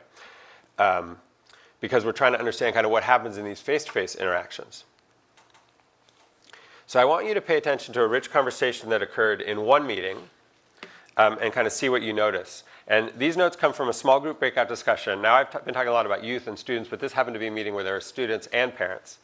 And this was a breakout conversation. And basically, the goal of this breakout discussion was, what do we do to make people aware of an upcoming date where the government is supposed to announce its plans for this minimum norms and standards thing? So Equal Ed had been pressuring the government to agree to minimum norms and standards. The date was coming up that the government was supposed to release its plan to say, yes, we will commit to this over the course of X many years. Here's what we're going to do to honor this. But the Equal Education wanted the public to be aware of this issue so they can continue to pressure the government. So that was the context, is how do we help the public be aware of this upcoming date? And so here's my excerpt. So Nsiki, a facilitator, responded to the prompt by saying we should go to every public space, taxi ranks, and other kind of places where people are congregating to tell people about this upcoming date. A parent seconded the suggestion by saying, quote, you could give us the plans, and we could give those plans to other parents at church, at burial societies, at Stokvels, which is like places where you might buy some food, and in the streets. And Tutuzo responded by jokingly saying that even in Shebeens, which is like a tavern or a bar, even in Shebeens, what we want is for everyone in the community to know we need to go there too. Then there was a young person, high school age, who said, I know we do not have money, but TV would be quite powerful to use. We only need an hour. Thereafter, the group discussed strategies such as the use of pamphlets, local radio stations, marches, the placing of stickers on all the minibuses that Equal Ed uses, and educating people on the street corners. So what do I notice just in this little excerpt from our field notes that our terrifically talented ethnographer named Tafadzwa Tivarinj took? First of all, we have youth and parents and educators kind of organizing with a shared goal. They're talking to each other. They're brainstorming ways that information get out there. This is actually something that technology is really meant for. But what I like about this example is that we have this kind of interplay between really traditional forms of social organization, burial societies, going to the places where people are drinking and socializing, a lot of face-to-face work, but also more mediated ways. Some, I guess we might call old media, like television. I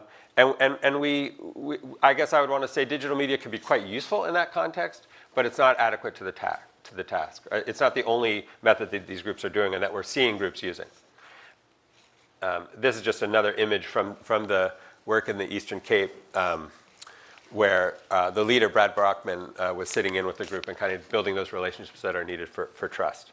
The second example I'm going to give, which I'm going to go a little less into depth about, is an organization that named itself WIMPS in Belfast, which stands for Where is My Public Servant? And yeah. In many ways, WIMPS, I think, represents a stronger embrace of new media to organize people in that it's very internet mediated. And they designed their website so that the lone person can kind of just go on and click, kind of like some of the examples that we saw earlier today, and get connected. And when I asked the executive director of this organization kind of to tell me his exemplar story or his kind of what does it look like when this organization is working really well, he said, well, there was a young person who was living in a Catholic neighborhood and there was anti-Catholic graffiti on the wall, and he tweeted at his local elected city council person because he found that out through the WIMPS website, and the council person was concerned, kind of like what we heard with that example earlier of kind of taking a picture of a pothole, and that graffiti got cleaned up. So that's one example. But what we also found in working with WIMPS was that they were not as successful at this kind of web-based system where the lone, valiant young person could kind of raise an issue and start their own campaign. And much more, ultimately, they resolved to be based on very place-based, neighborhood-based crews that they called. And I just showed this picture. You can see a map there. And it actually says 17 crews. So you had crews in different neighborhoods around Belfast. I got to go to one of the meetings of the Belfast Central crew, being from Colorado. I had a hard time understanding some of the discourse and language and accents among these young folks as they were talking together about the issues they cared about. But it's just yet another example of a group started with a strong kind of internet embrace. Ultimately, they found the face-to-face context was needed, although they never did away with the internet tool, and they continued particularly to use video making as a vehicle for engaging youth. So I will now wrap up. And this part, I'll just pretty much say quickly, and just to say that we did see strategic uses of new media. So it's not like they were rejecting new media, but it was in the service of these larger goals, whether as a way to bring in people to the organization for education. There's a lot of interest in music and video recording that would bring people in, to collect and broadcast counter-narratives using video to do that. And as I gave with that example of helping young people have direct relationships with public servants. I think I'll call to an end there and just ask us all to think about the power that comes when people can come together, particularly when young people have a chance to learn. That's something we sometimes lose when we're internet mediated, is what does it look like to have an intentional learning environment? What are the kinds of skills that people need to participate effectively? Maybe not just to participate, but also to kind of think carefully and critically about the world we live in, getting a chance to exchange their stories with others. I'm really interested in what it takes to design those kinds of learning environments that mix that rich community, rich learning that's face-to-face, and then extending it and empowering it through technology. Thanks a lot.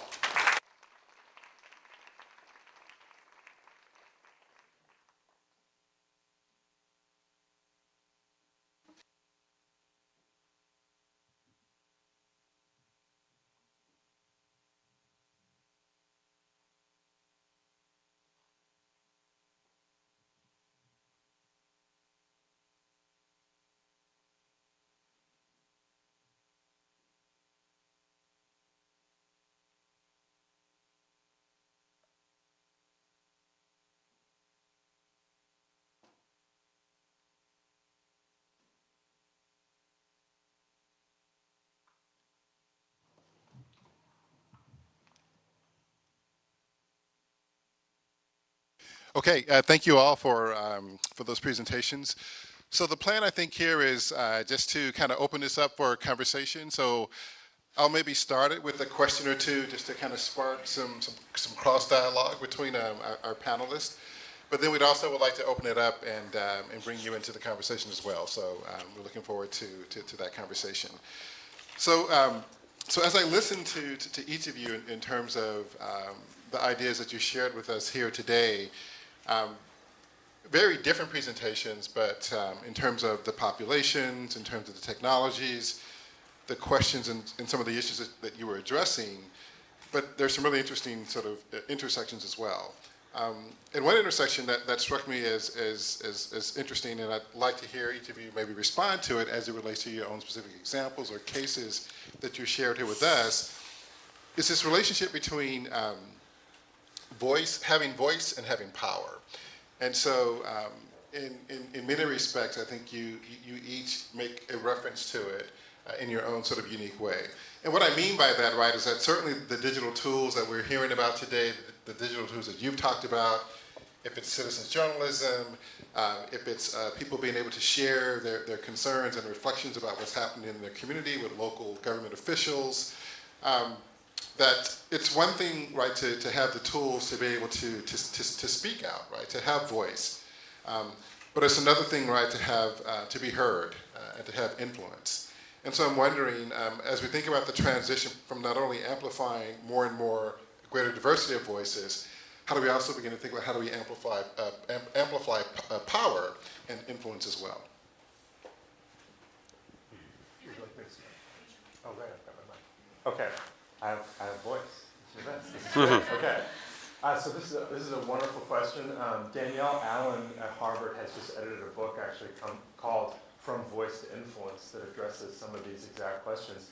So I won't speak for her, but from my own interpretation of some of this, I think that those two concepts are really central, and I think something that we should be concerned about and maybe even a little bit worried about. So it brings me back a little bit to the comment that was made earlier about new power and old power in terms of Facebook, and that a lot of these services deliver the feeling of, maybe the feeling of new power, whereas in reality, you're making money for Facebook by generating advertising clicks. So I don't mean to be quite so sinister here, but I think we should be cautious about the fact that many young people are looking for opportunities to express, and that those opportunities and desires are built into many aspects of their experience. Not only social media, but even the whole consumer experience. Consumer culture is built around, think about all the advertisements that tell you to express yourself. So consumer culture is perfectly built to deliver the opportunity to express yourself through buying something or doing something like that. Politics, I think, is a lot harder. And it's hard to advertise politics because it's conflictual. A lot of the time it's really boring. It takes a lot of just drudgery work. So finding the ways in which we can actually connect people to really the satisfying, self-expressive voice moments and moments when they actually have power is really important. And so just to take the online context and then bring it offline, sometimes how even rooms are structured can take away power from participants. So I think about town hall meetings, and even right now, right? You're looking at us, and then we're talking back at you, and it's like we have the power because we have all the eyes on us. Similarly with a town hall meeting, you would have government officials up here, and you'd have people listening to them. And the whole purpose of the town hall meeting is to hear from citizens. So even the design of these rooms, sometimes having tables where everyone is in smaller discussions can allow people to have not just a voice, but also more influence because they're equal participants in the discussion rather than 1 to 50 or 1 to 100. Well, I'll just say this distinction between voice and power is the distinction that youth organizations in particular, I think, face. I think they are often encouraged to have voice, and it's a safer concept in many ways, and their efforts to gain power are much more challenging for them. So I think that's kind of the project of youth organizing groups is to make that shift. And I'll say there, I think that's a helpful distinction, though. I think that there's a few things going on, but one of the most important tenets, I think, for civic life is listening. I think that listening ought to be considered a sacrament, essentially, in democracy. And for voices to be heard, we need to listen. And one of the things that I encourage people to do is listen twice as often as they express. Because we have been sold a great deal of, a bit of a bill of goods, that expressing ourselves is a consumer action. How often are you asked for your opinion about which car you want to buy or which lipstick is good? You're only asked your opinion during political seasons. For us to talk about voice as power, it has to land on fertile ground. And so part of our obligation to one another is to not only express ourselves, but to listen. Thank you. So as I listen to each of your presentations, and obviously a lot of what you discussed today sort of engages broader conversations that are being had here in this country and certainly around the world. And it's, in some ways, I think, the kind of core kind of organizing theme for this panel, or for this entire gathering today. And that is the ways in which our participation in civic life, our participation in public life, the ways in which, the traditional ways in which we participate in civic and political activity are being disrupted by these different technologies. And of course, as I think many of your comments suggest, and comments that we've had earlier, is that this is still terrain that many of us are still figuring out. And while there are certainly, on the one end, sort of celebratory claims about the impact of technology and how it's transforming and revolutionizing civic participation, there is that other narrative, right, that in many respects, these technologies in some ways upend quality participation, quality engagement, and therefore you hear charges of things like clicktivism or people who are maybe sort of aware of but not necessarily engaged with the issues that matter. And so I'm wondering, how do you reconcile this tension and these conversations between, on the one hand, what some people might refer to as slow citizenship, right? That is deeper engagement, probing issues, developing some degree of expertise, maybe some affiliation with organizations that really enable and catalyze deeper, more influential forms of engagement, versus what some might characterize in contrast to slow citizenship as fast citizenship, right? So this idea, right, that we're always sort of aware of things that are happening via a hashtag or via something that's shared via Facebook, but it doesn't sustain our attention, therefore it doesn't sustain our engagement and participation.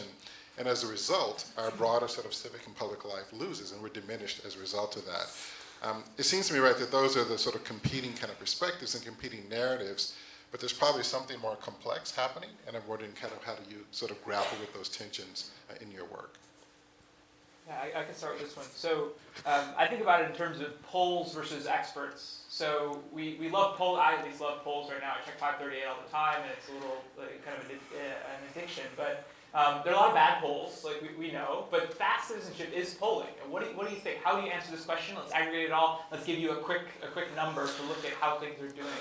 And then slow citizenship is developing some kind of knowledge that you accumulate over time, where you can render some kind of high quality judgment. So I think one of the philosophical questions that we still wrestle with is whether is how we deal with bad feedback. If a citizen communicates a stupid idea in a town hall meeting, should they really be like, how do we listen to them? Do we just nod our head and have it go in one ear and out the other? Or do we actually incorporate what we think are stupid ideas or low quality feedback? And I still don't know how to do it, because if we believe in democracy, we think all feedback is somehow important.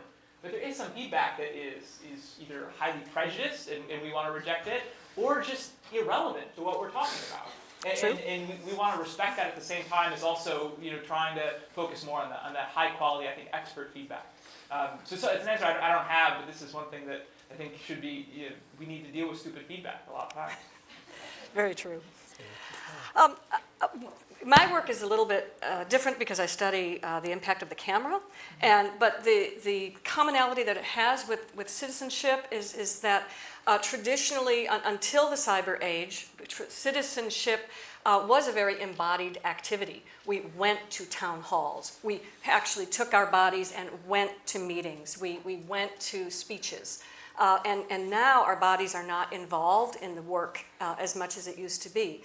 Photography is, by nature, an embodied activity. You have to be there. And so when we're talking about actually getting things done, I think that hashtags raise awareness, we have ideas, but until we show up, nothing's going to happen.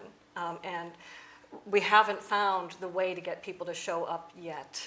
But I think that that is one of the goals. I want to share an example that kind of shows that interplay a little bit, or that hybridity with hashtags. And perhaps in the course of my comment, I'll have figured out exactly what my strong opinion is, because I'm still making up my mind. But there's a hashtag in South Africa, to stay with that example, that initially was, this was about two years ago, Rhodes must fall. R-H-O-D-E-S, must fall. And Rhodes was a reference to Cecil Rhodes, who is a colonizer, an imperialist, and fundamentally this was a message saying we need the kind of colonial legacy out of the curriculum in higher education. It was a symbolic protest. It caught a lot of attention. It had a lot of people using that hashtag. It actually led to the dismantling of some statues of Cecil Rhodes in University of Cape Town, and it traveled up to Oxford in England as well, because the Rhodes Scholarship comes from Cecil Rhodes. Then 3 months later, but it could be said to be entirely symbolic and kind of easy, although quite important in my view. Then it migrated as the summer went on and the school year was coming back to a new hashtag. Does anybody know what the second hashtag was? Wits must fall. Fees must fall, yeah. So then it became fees must fall, which was referencing the fact that the government had announced that tuition fees for higher education were going to be going up. And that suddenly became a bit more politically challenging for the government, and it brought a lot of people out into the streets. So it wasn't merely an observational tool from Twitter, but it brought thousands of people both to different universities in Johannesburg and Cape Town and some of the regional universities. And it became challenging. But the point I want to make to kind of wrap it up is that, first of all, it's a fascinating example, I think, of a shift from a kind of primarily symbolic or identity politics move to a more policy-oriented one, using the same kind of meme. But more importantly, the people who became organizers and leaders within the Fees Must Fall movement, which was quite effective, they actually got the government not to raise tuition in that way, were those who had actually a lot of experience as movement leaders. So once people were out there, there was a kind of embedded substructure of people with a lot of experience in how you organize, how you make demands, how you have discipline when you're being disruptive, who took leadership of that movement. So that's another, I think, nice example of a mix of a fairly easy access, low barriers to participation through Twitter and showing up, but then there were people ready to kind of channel that in sustained organizing. So I think that's a nice example of a hybridity between collectivism on one hand and more impactful, deep participation. Yeah, I think that's a wonderful example, and I think in many respects it grapples with this tension between the two, and in some ways what may be increasingly a false kind of dichotomy, right, between fast and slow citizenship. Some of you may be aware of, for example, this piece that Malcolm Gladwell wrote a few years ago in the New Yorker called Small Change, Why the Revolution Will Not Be Tweeted.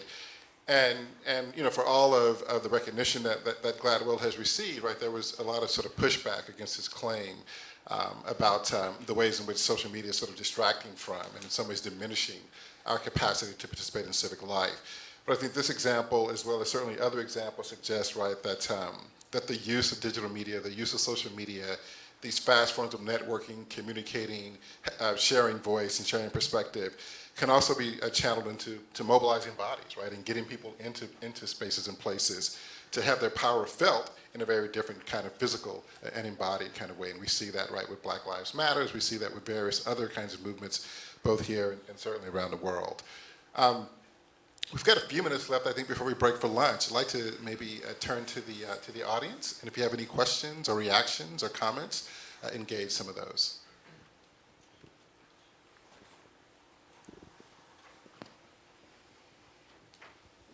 I am a professor myself, and I teach government, both state and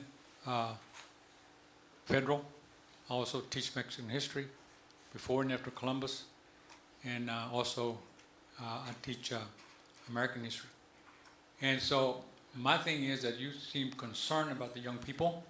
I've had a lot of success with young people.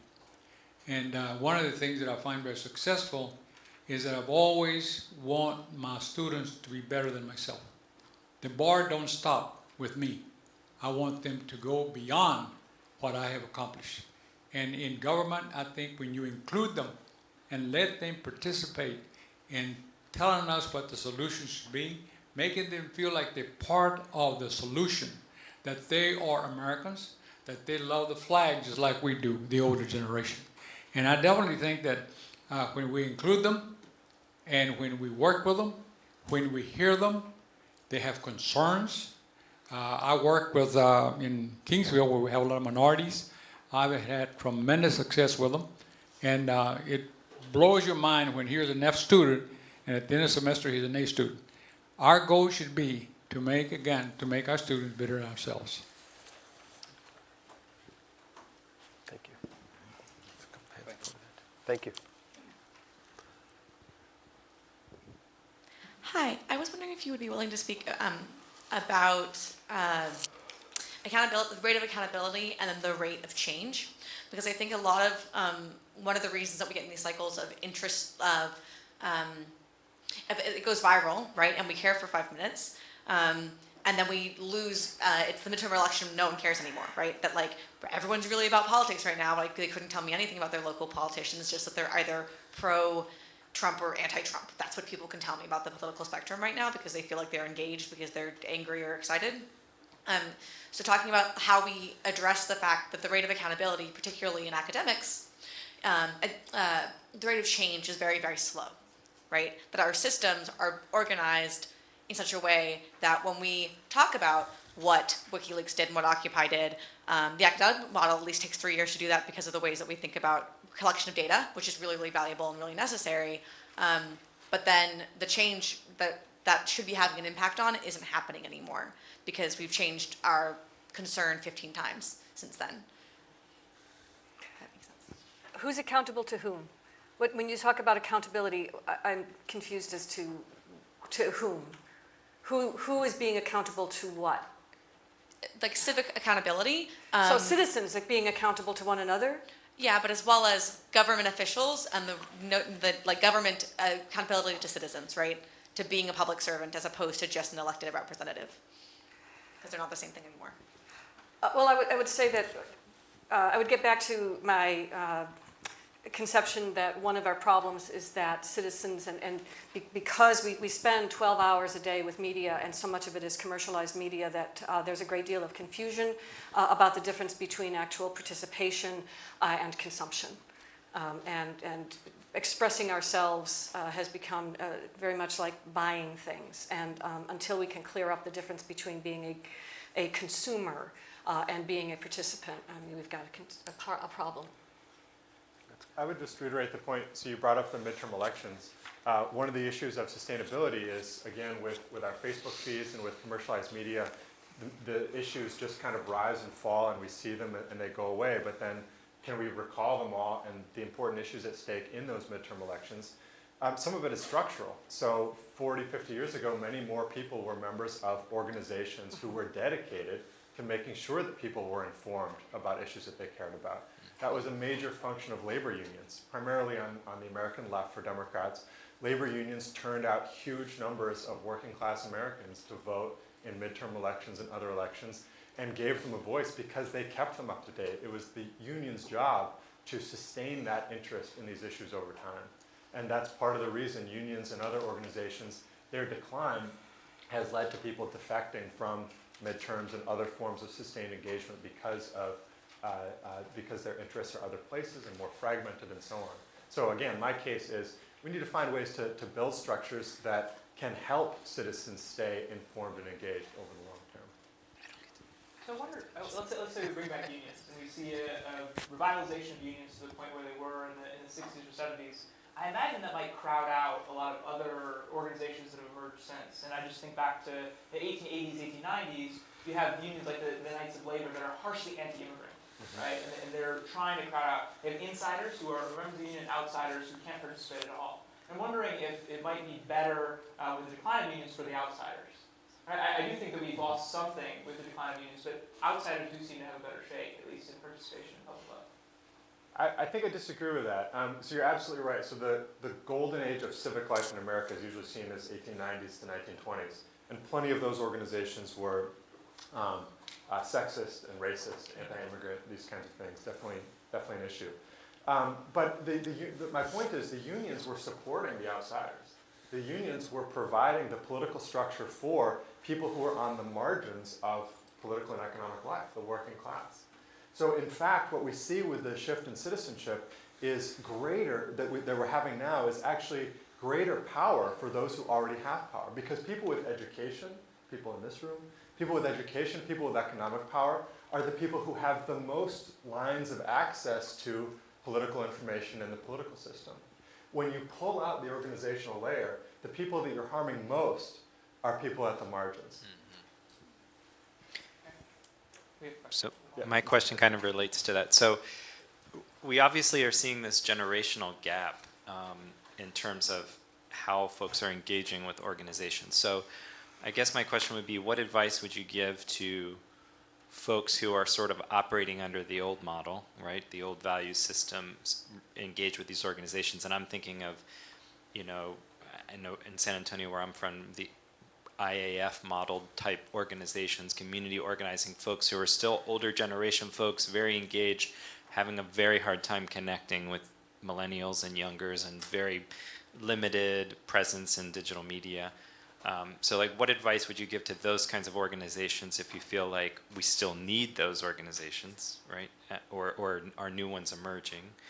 And then the other thought I had is this issue about the challenge of the margins, right? So we have a whole spectrum of folks who are not digitally literate, and what do we do with that? How do we continue to keep them engaged if we're advocating for this new public square, so to speak? When you say not digitally literate, can you say what you mean by that? Not carrying an iPhone, not familiar with all of these online spaces that we're talking about, maybe not even present on Facebook. I can go ahead. Just that second point a little bit. This goes back to my earlier points a little bit, but if you look at least the American public, young people in the American public, there is not a great digital divide anymore in terms of people not having any access to the internet. We used to talk about that 10, 15 years ago. That doesn't exist so much. There are some issues with differences in skill in terms of how much skill people have to access it. But one of the things that people are talking about most is differences in use. So what you have is, even if you have somewhat similar skills, people who are more at the margins, certainly economically, their use tends to be much more heavily entertainment and game oriented. So again, it's people with higher socioeconomic status, more resources, who are most often accessing these civic political spaces. Others, it tends to be much more game, highly commercialized spaces that occupies a lot of their time. And I might just give a very a response to the first part of the question. You were kind of asking for what advice might you give, and this might sound almost too simple and theoretical, but if I were an IAF kind of organization, and I'm actually thinking of Padres Unidos, which started as an adult, old school organized group and then opened this youth chapter, it's like I would dedicate a physical space in their facilities for young people. I would get some technology in there, like video cameras and maybe beat making facilities, music production, and create some easy entry points for young people who want to spend time there, be creative. I liked the example at the beginning of the day, I think it was Henry's presentation, talking about kind of putting ideas out there that people can then remix and play with. And so anyway, I think there'd be ways to just, with not too much difficulty, kind of create some physical space and some technology that's going to draw young people in around video production or music production, and then let it grow over time. That's a small example. Go ahead. And your comment, or the second part of that question, which you addressed, I think, very effectively. I know there'll be more conversations later on today about that and how people are engaging those issues of digital disparities and how they translate into the issues that we're talking about today. Great, we've got a question here, and then we'll take one more. So my question is about civic technology and innovation within government, right? So government tends to be reactive and not proactive. How do we change that, in local governments? How can we create a more open government locally and have entrepreneurs innovate that. So we've seen a push for the digital service, right, in trying to innovate the federal, government. But what is it going to take for local government to innovate? We see a lot of barriers. The procurement process is one. Second, a lot of local governments are not open source. So how do we change that? Show up. I think, a lot of it, there are wonderful digital tools out there that local governments can adopt and data that can be shared. But one of the ways that local government becomes responsive is when people attend meetings, and when people show up, and when people are watching, and when people are writing letters and going to the water board meeting and the school board meeting. But as some of these other wonderful presenters have been talking about, you get the extremes who show up for the meetings. When everyday people start making more time to bring their feet to the issues as well as their thumbs, that's when you start to see government become more responsive. I think it's a very popular question right now. And groups like Code for America and others have tried to bring this into city government, but I don't agree with the premise. I think the government's designed to be reactive. That's part of democracy, is that if government goes and becomes too innovative, then you have individual bureaucrats who are making decisions that are entirely undemocratic. So if you look at governments that are more proactive, they typically come in authoritarian states. You have some terribly innovative authoritarian states. But the challenge, I think, if you look at how governments are reactive, maybe you can innovate in that, which we've been talking about, using different channels to connect with citizens and understand what citizens are thinking. So just a quick example from the 1980s, and it continues today in some states, is cities and states making venture capital investments. Right? It blows my mind why cities thought that they could make better venture capital investments than venture capitalists. But they wanted to be more innovative. They wanted to promote entrepreneurship, so they start their own fund. And these don't work out terribly well in a lot of cases. So a lot of, I think, these failed experiments are when government gets proactive and doesn't listen to these core needs of citizens. So how do you explain smart cities then? How are smart cities going to happen if you are saying that government shouldn't be proactive with technology? Well, so I think smart cities are different. So smart cities are trying to collect data about how citizens are using infrastructure within the city in a lot of cases. So in a lot of cases, smart cities are government buying products, not developed by government, but by others, that can collect very important data. Now, what data we should collect, I think, is a decision for citizens to provide their own feedback, and experts in some cases. Good afternoon. Any of you great speakers could answer this question, although my question is directed to Dr. Maya Angelou-Bach concerning the police policy and you connecting with the cameras. Right now, we don't have a national database to see if it's actually individuals that are, if there's certain individuals that are doing I guess you can say police brutality or the violence that's going against the citizens. Although, do you see the cameras for them being a long-term relationship or a short-term? You address a couple of really important issues. One is that the Department of Justice finally did just in the past month decide that it would start tracking the deaths of Americans at the hands of police. And not all shootings are illegal shootings, and not every shooting is police overreach. So we do need good data to understand what is going on. We do know that certain segments of the population, Black Americans, are killed at the hands of police in greater numbers and out of proportion. But one of the points that I'd like to kind of contend with is the cameras. There is a big push for police departments to issue badge cams to police officers, and these are great forms of evidence, but it's still not the same thing as citizen oversight and citizen witnessing. And so we need both perspectives. That's why we have a balance of power written into the Constitution, a balance of power throughout our democracy, and having visual power from citizens as well as visual power from within police departments. Those two need to be balanced, and that's why I'm such an advocate of citizen monitoring.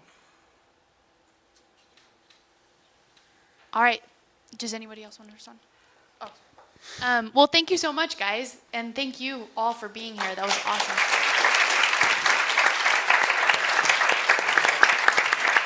Wonderful. So I know that the speakers will be here for lunch, and if you guys had any further questions, feel free to ask them. But we will break for lunch, and it will kind of be a quick one. We'll meet back around 1:10 since we're running a little bit behind. And yeah, so we've got lunch in the same place that you got breakfast. We've got sandwiches, and if you do have any dietary restrictions, let me know. We do have options for you too as well. Mary? Yeah. Great. No, that's cool to hear about that work. You're here at Austin, or? Yeah. Good. Okay.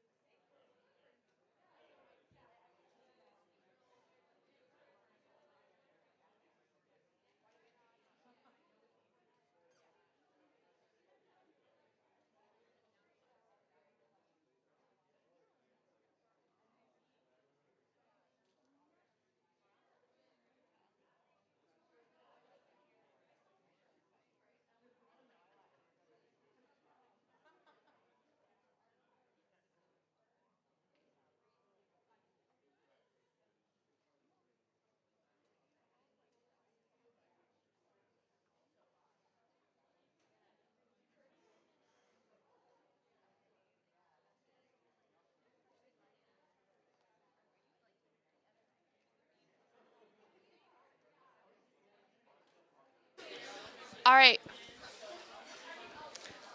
All right, guys, I hope you enjoyed lunch. If you guys are still hungry, we have probably about 15 extra sandwiches, so feel free to grab those. Don't feel stopped by us.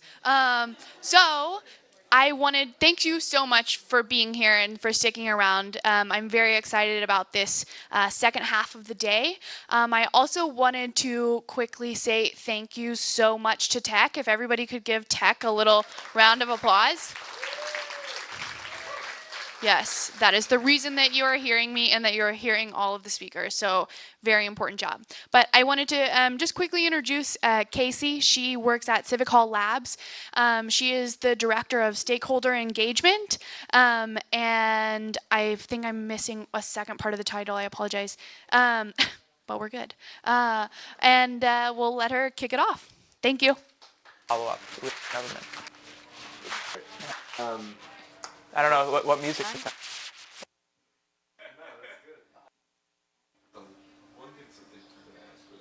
Ben, picking up that audio.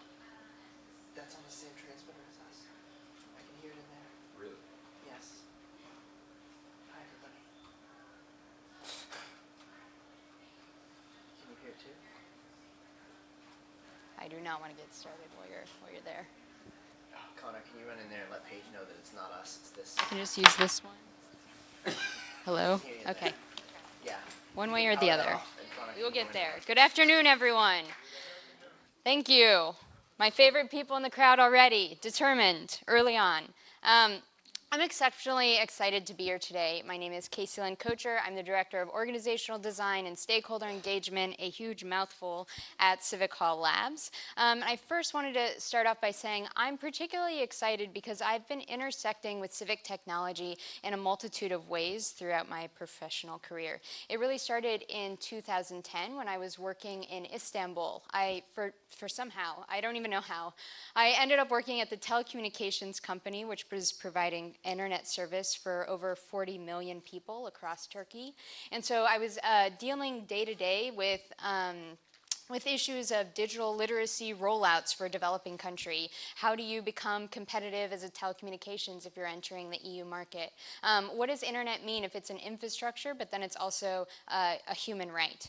And then at the same time, as I was dealing with these things professionally from a telecommunications specialist lens, I was also starting a nonprofit that worked to it brought Hollaback's digital story sharing platform to Turkey. And so we were using crowdsourcing stories to break the silence on gender-based violence. And so in that, I was at the center of technology, community organizing, and civic engagement. Thereafter, I worked for 2 software companies that sold software to government. So there was a question about government procurement processes. I was intimately involved in those. And so we created 311 software for cities, 150 cities across the country, including Plano, McAllen, Vancouver, and Philadelphia. McAllen, yes. And so intimately involved in terms of government technology and what that can mean. And I am here to really complicate some things for you today. Civic technology is at a crossroads. It's at a really interesting part, partially because no one can actually agree upon what the term is. What does civic technology even mean? I have to explain my job and what civic technology is all the time because no one knows what it is and it's ridiculous. So we have to agree upon terms. Then, after we agree upon terms, there's numerous challenges that emerge. And so I really want to end this talk with a simple framework about how we should be understanding civic technology, and then really arm you with questions so that way you can have nuanced challenges to the things that everyone in this room has been telling you and will continue to tell you, and how you interact with civic technology into the future. Whew, what a task. Yes, how will I do this? This is what I'm doing. 3 quick things, which aren't going to be so quick, but we'll get through it together, I promise. What is civic technology? I'll go in through the debate around what this term actually means. Second, I'll talk about the challenges to civic technology to develop as a field or an ecosystem or a practice. What is civic technology have to do? And then the last thing I'll do is arm you with those questions, as I said, that you should be asking, that we should all be asking, because in the end, it's on all of our shoulders to define civic technology and to wield it in a way that will empower all of us. And I hate the word empower, but I'm sorry I used that just now. So let's start off. What is civic technology? I first wanted to start off by breaking down this noun, civic technology. So first let's talk about technology. The definition of technology is the invention of tools, processes, and techniques that make it possible for humans to complete an action. Yes, technology is not new. It's not new at all. Language is a form of technology that we use to communicate ideas and emotions and knowledge. A doorknob is a technology that we use to enter between two separated spaces. And so I want a more nuanced historical lens when we view technology. The same in which as we view civic technology. So lending that definition, a little bit forward, these are tools, processes, and techniques that impact and enhance our public lives, our civics, our networks, our society. So from a gavel to a mobile app, those are all technologies that better enable us to engage, participate, congregate, to better act together. So most of us think that we're at this new cutting age of everything, and that's really not true. Historically, civic technology has existed. What is really new is the rapid proliferation of information technology and how that's really changed fundamentally our private lives.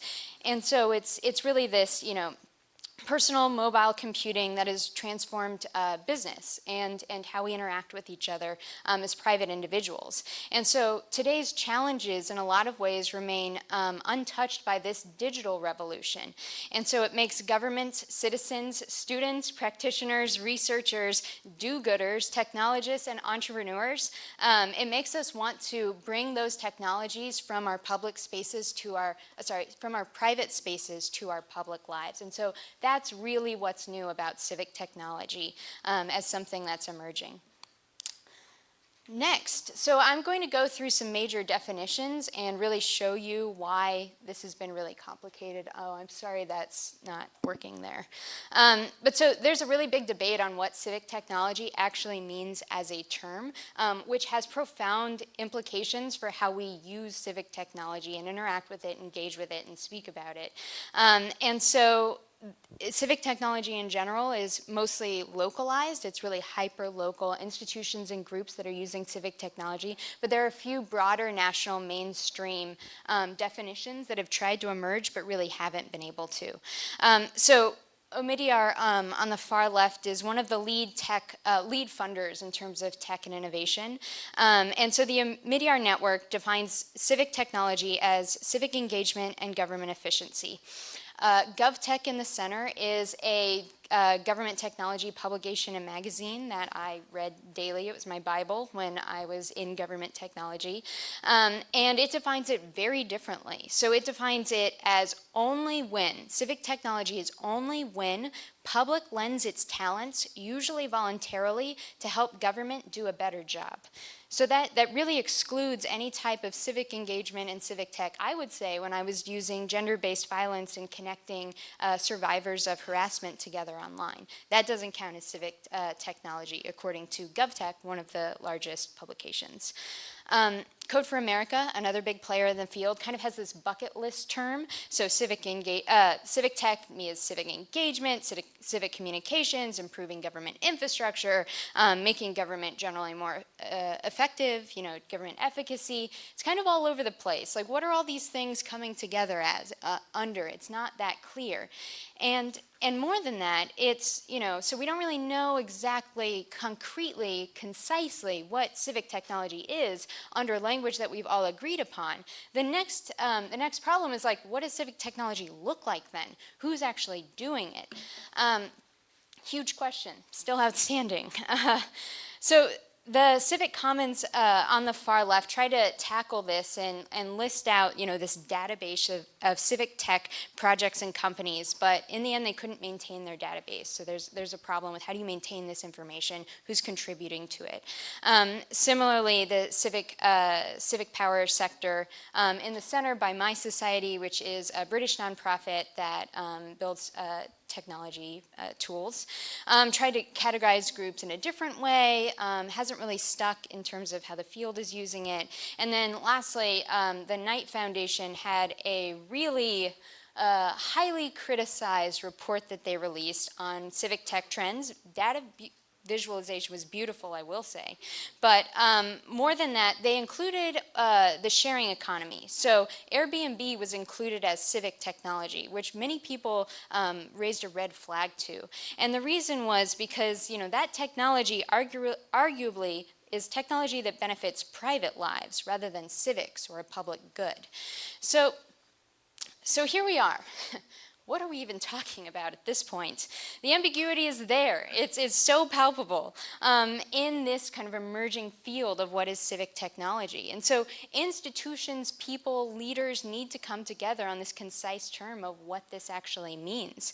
And the major sources of contention here are first GovTech versus civic tech. So if GovTech, or government technology, makes governments more efficient and accessible, sometimes, you know, people interact with that 311 apps, or if you're in voting online or healthcare.gov, those are ways that you are actively interacting with and using GovTech. But some of those are in the back end, so you never see them. So they're managing land or managing different assets or making governments more efficient on the back end. And so there's this huge relationship. How does that piece, how does the government piece fit in with a larger civics and a larger public life? I would argue, like many would argue, that GovTech is actually a smaller subset of a larger public life portion that we are all a part of, and that's civic tech. So that distinction has to be agreed upon, absolutely. The second is, like in the example of the Knight Foundation, Lyft, Uber, Airbnb counted as civic tech, but so those are private tech by private companies for people's private property, resources, and lives. So what is public about that, right? Next, Facebook, right? Does Facebook count as civic technology? No, it does not count as civic technology. It does have civic features that enable us to better connect, better engage, better whatever verb you want me to use there, participate. But it's not a civic tech. It has a civic feature. And so we really need to clarify what we mean when we mean private and public. And how does civic tech, what's the role in civic tech, really tying out those nuances. The last thing that I will say on this is, like, what is it? Like, is it an ecosystem, a field, a marketplace, a movement, like what is civic tech actually? And so it's kind of all of those things right now because we really haven't agreed upon it. The first I will say, so in terms of a movement, the Omidyar Network, again, with an organization called Purpose, presented a study on civic tech at the Personal Democracy Forum earlier this year. And they described it as a movement and said, not sure why, but they did. And they said that one of the major things in order for it to actually become a full-fledged movement is a definition. People needed to agree upon a language and terms. So there are key players describing civic tech as a movement. At the same time, it's a field in terms of, you know, people are specialized in civic technology. It's something you can be specialized in. So that's a field. And then it's also an ecosystem insofar as people are playing different roles across it and depending on each other and acting on each other in different ways, just as an ecosystem runs. And then, you know, it's absolutely a market. So when I was at Excella, one of the GovTech companies I worked with, we had just raised $140 million in seed funding last year, 2015, and that was the highest amount of funding that had ever gone into a government technology company. So it's absolutely a field. I'm going to complicate this a little bit more because I think it's a practice. So this is, I'm testing this out, but this is like a new way of understanding civic technology, but I think I might be onto something. So it's a way of looking, of acting, of measuring. It's about building and deploying technologies with the communities that use it. And so I'll touch on that a little bit later, but, you know, so things are complicated, basically. How do we move forward for this? You're all asking me, Casey, how do we do this? Enter Civic Hall, Civic Hall Labs. So we are two organizations. I work with Civic Hall Labs, but we have the same mission. So sister organizations, same mission, advance the use of technology for the public good. We define civic technology as the use of technology for the public good. So our mission is to advance civic technology. Broad, I know, a very broad definition, but it speaks mainly to two things for me as a professional in the field. The first is that technology aspect. You know, technology is usually proprietary, the way that we've come to understand it, and so this is really using technology in a very new way. It speaks to more open source things. It speaks to really reimagining how we can use technology for not just our private lives, but for our public lives. And then the second is this decline in public good. What I'm talking about is a paradigm shift away from a direction that we have been going, which has been a disinvestment of our public lives. So we can use technology to reinvest in the public good.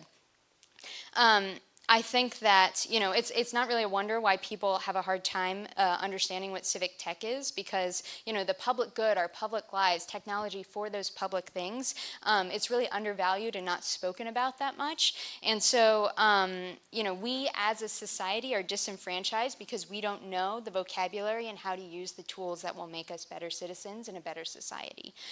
So I think that there are profound implications for coming together under one term, and I like my term best. I'm just going to say it. And so there are two organizations all achieving this mission in two different ways. So just briefly, Civic Hall is an actual space for civic technology. It's a physical, collaborative community and event space that within its first year had almost 1,000 members. Individuals sign up to be members. You can be a remote member, but you know, being there is really fantastic. But not just individuals, technologists, entrepreneurs, but at the same time you have governments as well. So the mayor's office, different mayor's offices are involved in our members and participate and hold events, but that at the same time technology companies like Microsoft and Google are also, and local nonprofits are also members as well. So it's an actual physical space where you can talk and discuss and have these ideas and serendipitously meet people and create programs together. One approach to advancing civic tech. Second approach is what we do, which is we're a research and development nonprofit that builds technology for the public good. And I'll get into our programs just kind of organically. I don't want to give our spiel. But I'll just get through our programs and talk about how we are really trying to target out the challenges that civic tech faces through our programs. The first such way that I'll weave in our programs is one project that was done. It was a research project called the Civic Tech Field Guide. This was presented really twice in the past year by Mika Sifri. He's also a co-founder of Civic Hall and Civic Hall Labs, Matt Stempeck from Microsoft, and my colleague Aaron Simpson. And they wanted a unique approach to categorizing civic technology that really shed new light. They wanted a bottom-up approach to civic tech because civic tech, after all, is about us. It's about people. So they thought that the problem with civic tech was that people and organizations didn't know where they were going. It helps if you have a map. So this is what they did. They wanted to map out civic tech. They started by looking at hundreds of tools and companies that existed under the umbrella of technology for the public good and created a taxonomy around them through different titles. So this one is the common features. And so I just wanted to run through some quick examples so you can see more tangibly what civic tech can look like. So under digital communications channels between constituents, representatives, trying to improve the feedback loop. We've heard a lot about feedback loops today. So then they looked at examples of that. So these are some examples. PopVox, Countable, all of these are channels that are live and have been created that try and solve for this common feature. They share this one feature of civic technology. The next is issue reporting platforms. So platforms that enable residents to notify their governments of items in need of attention, often municipal. So public stuff right there was one of the organization or the companies that I worked for. So 311 software is usually what that's called. And it's more than that, though. It's more than the tech features that these things have that make something civic tech. It's also about, the people, the activities, the places, the processes that are involved. The human aspect needs to be documented as well when we're looking at how do we define civic tech. And so they listed common social processes that civic tech tools and companies facilitate. So different forms of convening, informing, building, agitating, codifying, and supporting. And so I will just go back to the physical gathering spaces, because I think a lot of times we get caught up, but I really appreciate that this has been a theme throughout the morning.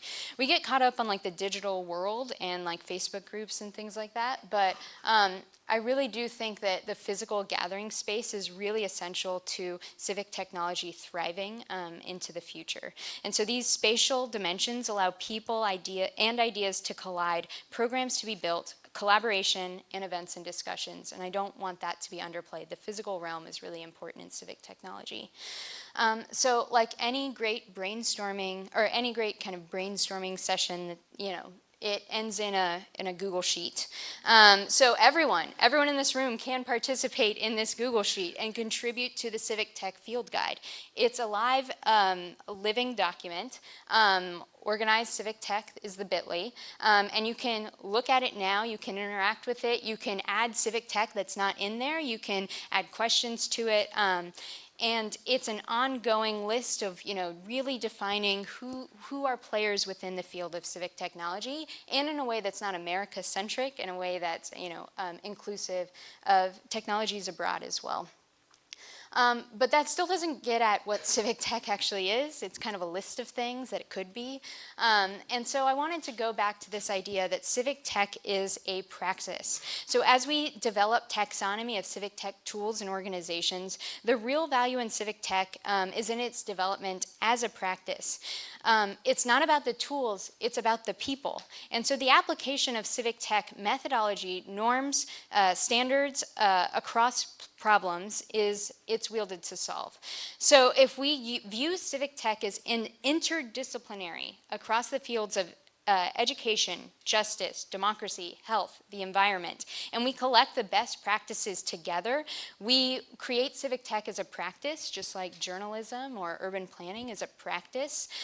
We create it as a practice, and it makes itself a more durable, applicable, practice, but it also makes those fields better, because we're able to cross-pollinate and cross-share. And so Civic Hall Labs actually works across, that's how we understand civic tech, and so we work across different sectors, fields, government entities, nonprofits to concretize a practice. And we see civic tech as crucial. We really need to define this, and we really need to set up a framework for what civic tech is in order for practitioners across any discipline to be able to apply it effectively and ethically. So really, in order to do that, I just wanted to point out a few challenges that civic tech has right now that really needs to be solved. The first one is that, hey guys, we're working in silos. Let's stop doing that. So technology is built right now. It's not new, right? Like technology has been built by public agencies, by community groups, by foundations, by private individuals, all to enhance, public good. So from, targeting issues of nutrition of children, making it easier to register to vote, documenting housing violations from landlords. All those things technology has already been applied to, but it's been applied in silos. It's been developed in silos.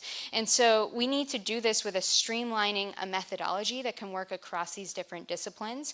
We need to apply iterative human design centered thinking, human-centered design thinking to the problems of today through working with stakeholder groups of government agencies, local nonprofits, technologists, foundations, and other relevant experts. And we need to take them through a similar process of building with the public, not building for the public.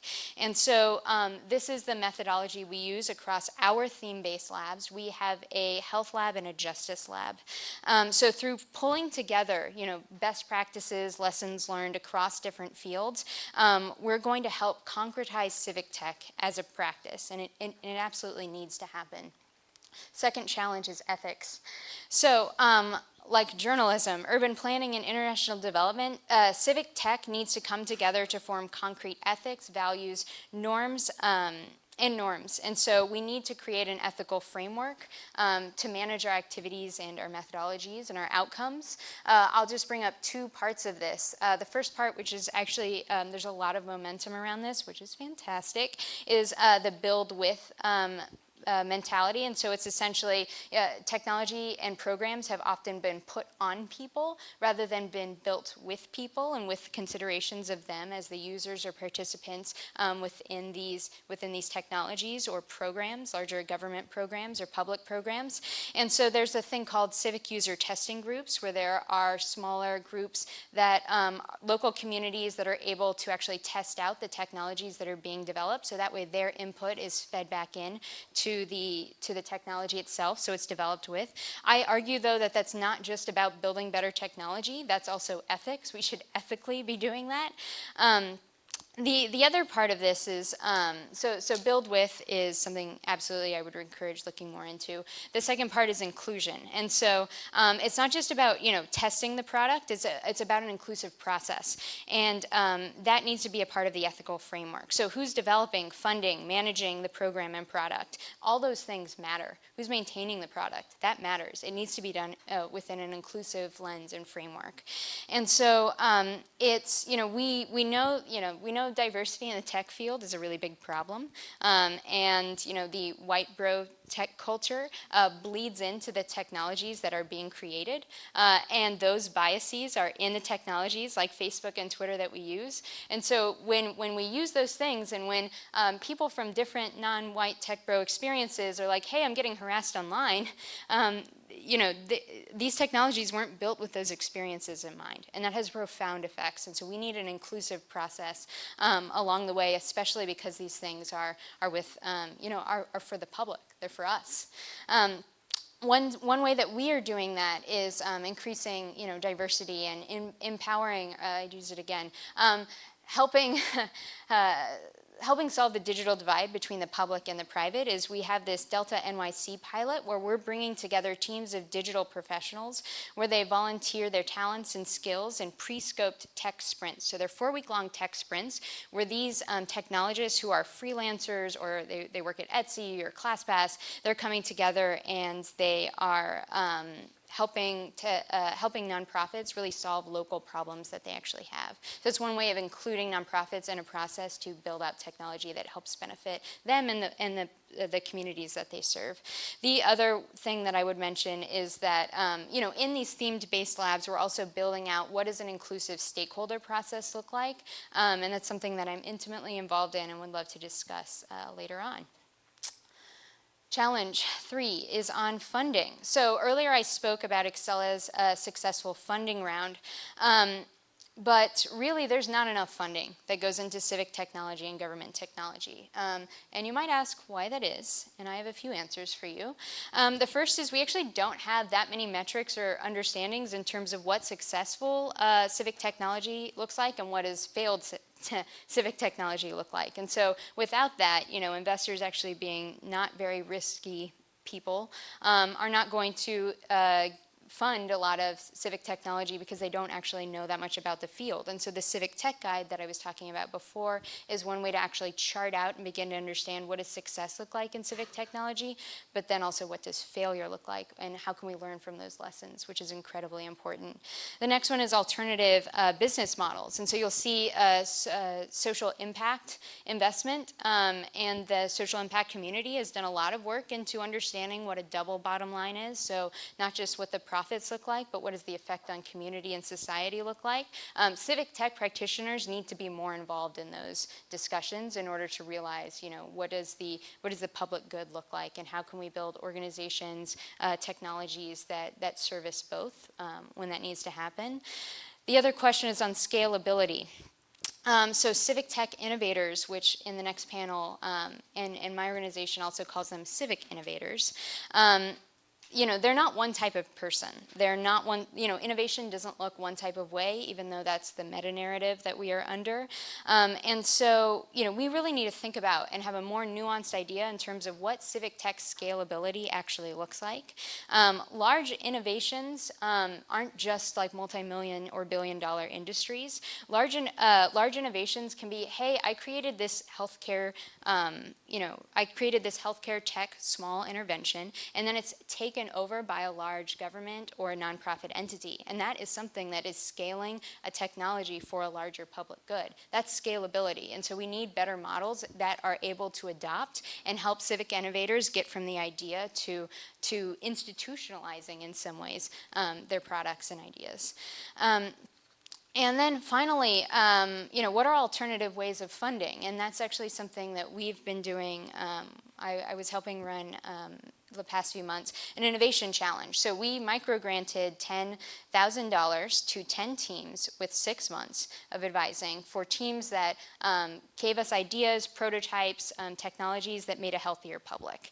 And so we are testing out a new means of injecting capital. Like $10,000 isn't that much money. So injecting a small amount of capital and advising and realizing and testing out some assumptions through the advising period. What are the pinpoints of advising look like? What is the technology or the capacity building that we can do to help them actually build out their ideas longer term? So that's something we're looking at intimately.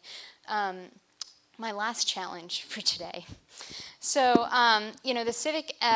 the innovation challenges, and we also are running a civic accelerator. Those bring up larger questions into what is civic participation and what counts as civic innovation.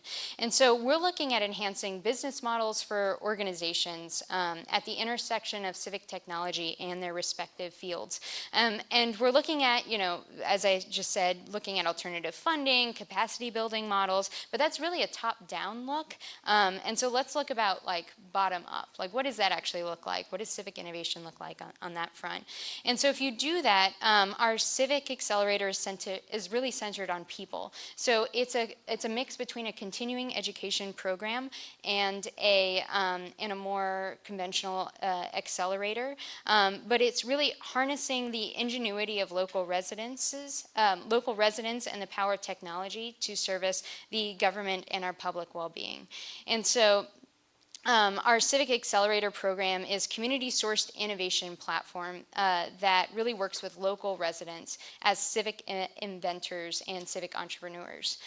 So we do part-time trainings on design thinking, prototyping, startup methodology. Looking at our Healthy Public Challenge, so we are, the people and the organizations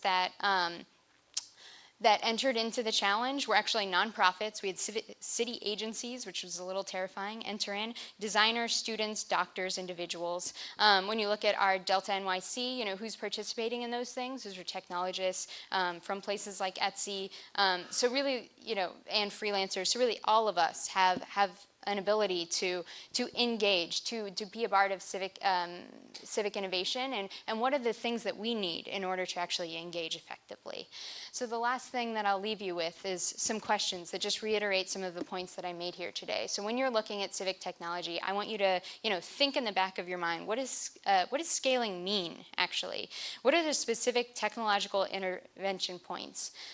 This third one, how do we design for bias? So we're all biased, and the technologies we built will be built with biases in them. So how do we design for them? How do we account for them? How are we designing for bias? What does success look like? Who's not here in the process that should be? And how does the tech we build reflect ourselves? And so I just wanted to, on that note, thank everyone for your time today. I look forward to connecting, strategizing, problematizing things with you, both in person and online. So do connect. Thank you.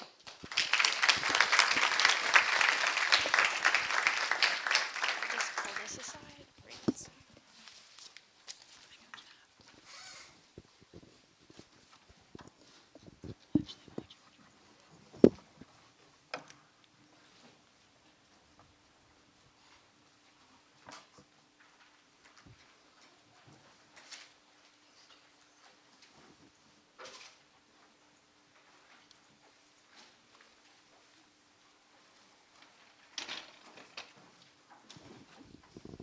All right, fantastic. Well, thank you so much, Casey, and we'll be hearing more from her. She'll be acting as the, serving as our moderator for the next panel discussion for who is the civic innovator. So, on that note, we welcome Dr. Watkins again, Michael Kanan, and Robert Friedman.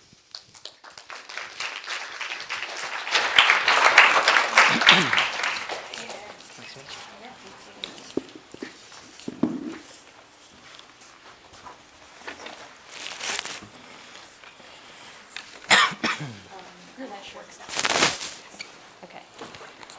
Hello? No?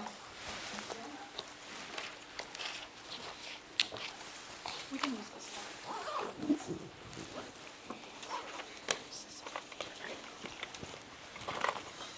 Hello again. I've missed you all. Great. So I just talked. I don't want to talk that much. I will ask a few questions about civic innovation, and I would love to open it up to the floor and have everyone participate.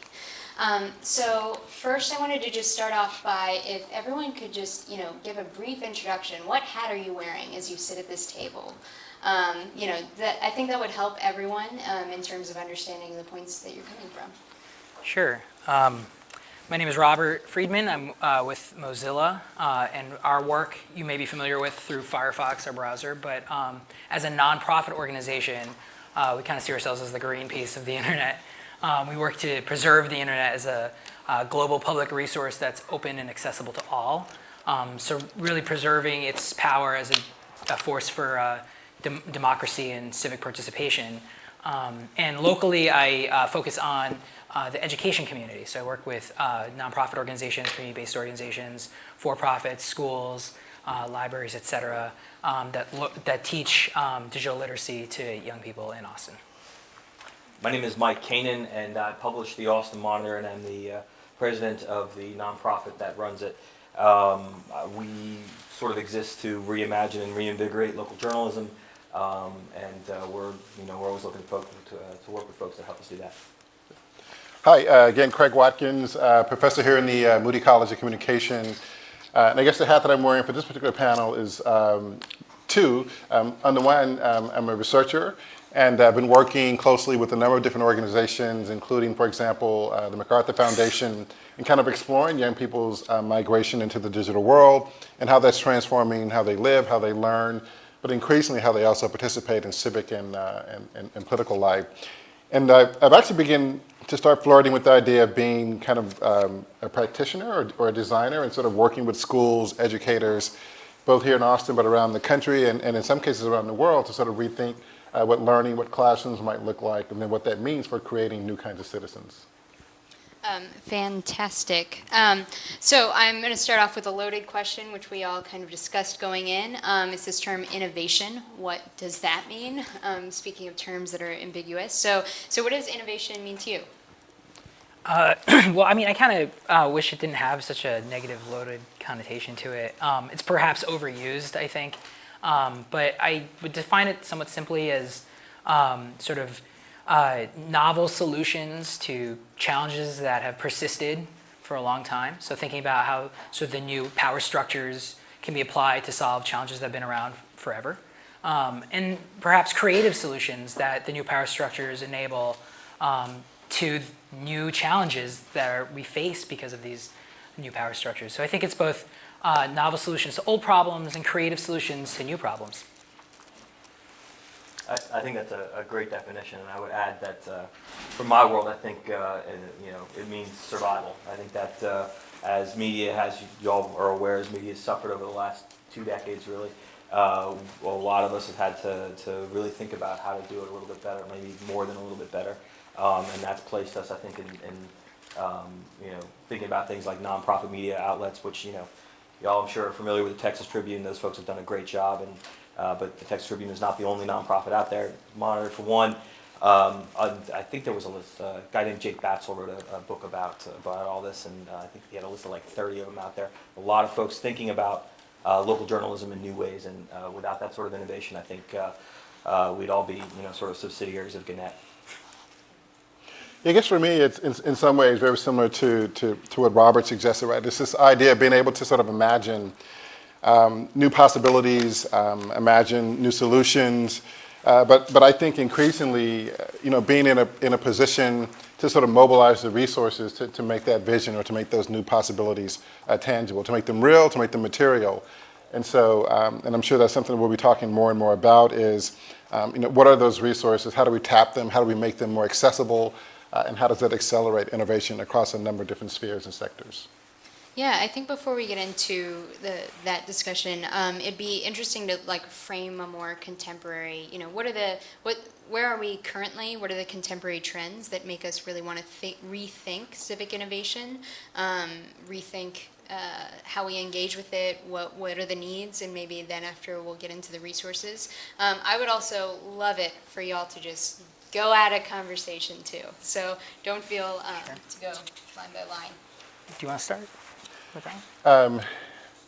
Yeah, I guess one of the things that I think what's driving the conversations that we've had here today, the presentations that we've had here today, is so what's exciting about all of this, right? Is that we are living right in the midst of a lot of change and creativity.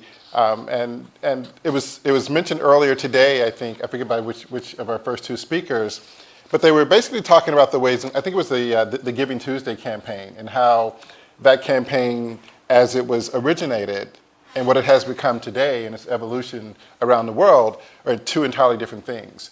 And I think in some ways that's the story of the digital age. That's the story of the digital platforms that we're all familiar with, if it's Facebook, if it's Twitter. So one obvious example would be Twitter, right? And what I mean by that is we tend to sort of celebrate innovation on the design side, on the invention side, right? So Mark Zuckerberg with Facebook, the founders of Google, you name it. But I think what's equally interesting is the innovation that happens on the adoption side, right? And that is what people do with technologies once they get them in their hands and in their communities, and they sort of articulate them in ways that the creators and producers never could have imagined, right? So it's very likely, right, that the creators of YouTube would have never imagined that YouTube would become the kind of global phenomenon that it is today. For some people, it's a search engine, right? It's where they go to find information about the world. It's where they go to learn new things. For some people, right, it's a broadcasting channel or medium, right? It's a way in which they sort of express their views to the world and sort of mobilize community in that way. And so I think in some ways, right, this is sort of the story of innovation of our times, is that what makes this such a really interesting period, and I think a really energizing period, right, is that the possibilities really are endless, right? And we're seeing the ways in which people are beginning to adopt, and sort of reimagine how technologies can be deployed in all kinds of ways. And yet I would note that, and this is a very specific thing, before the change in government in the city of Austin, we could regularly see, going back at least a decade, that voter participation was between 6 and 12% at the local level. And when we had our big, Lyft Uber, for lack of a better metaphor, election here in May, we had a 17% turnout, which was celebrated as a major victory. I would suggest that there's a lot of work to be done at the local level. I think you're totally dead on. I think that that watching people take things and use them in a way that was not necessarily intended is definitely what that's about. But I would challenge all you out there to grab your local community by the throat and sort of apply some of what Dr. Watkins is suggesting. Yeah, I mean, I would add to some of that. I mean, the nature of communication has changed. So the engagement channels available to citizens have changed. And so I think one of the important trends shaping modern civic innovation is can we provide the sort of experiences that build the appropriate literacies to fully engage with those new channels. So I think literacy, obviously from my position, is a major space for innovation? How do we engage the public to use these tools in productive ways? But I also thought that the comments earlier about the town square are a big deal. And they're a big deal in a couple of different ways, which is, one, I don't think Facebook killed the town square. I mean, shopping malls probably did, but that was, that was a privately owned space where people started to congregate that took over what might have been public space in the past. But even then, those public spaces were always fractured, whether it was church basements or private clubs or wherever. People are having civic dialogue in distributed places always. But I do think that the town square piece is a big deal because we do have a digital town square. It is the web. For right now, at this moment, if you want to publish something today and be heard and seen by people, and at least in the United States, you can do that. You still have the power to create your own website, webpage, and publish your thoughts and exchange your ideas with others in an unmediated fashion. Now, there's access issues. It's not necessarily cheap. There's technology that gets in the way of doing that, but it's still right.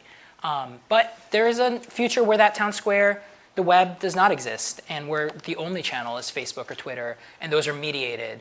So I think it's a healthy balance of mediated and unmediated town squares. And I think the innovation opportunity is, can we reinforce the web? Can we reinforce these unmediated spaces as an alternative to the mediated ones, which are also important?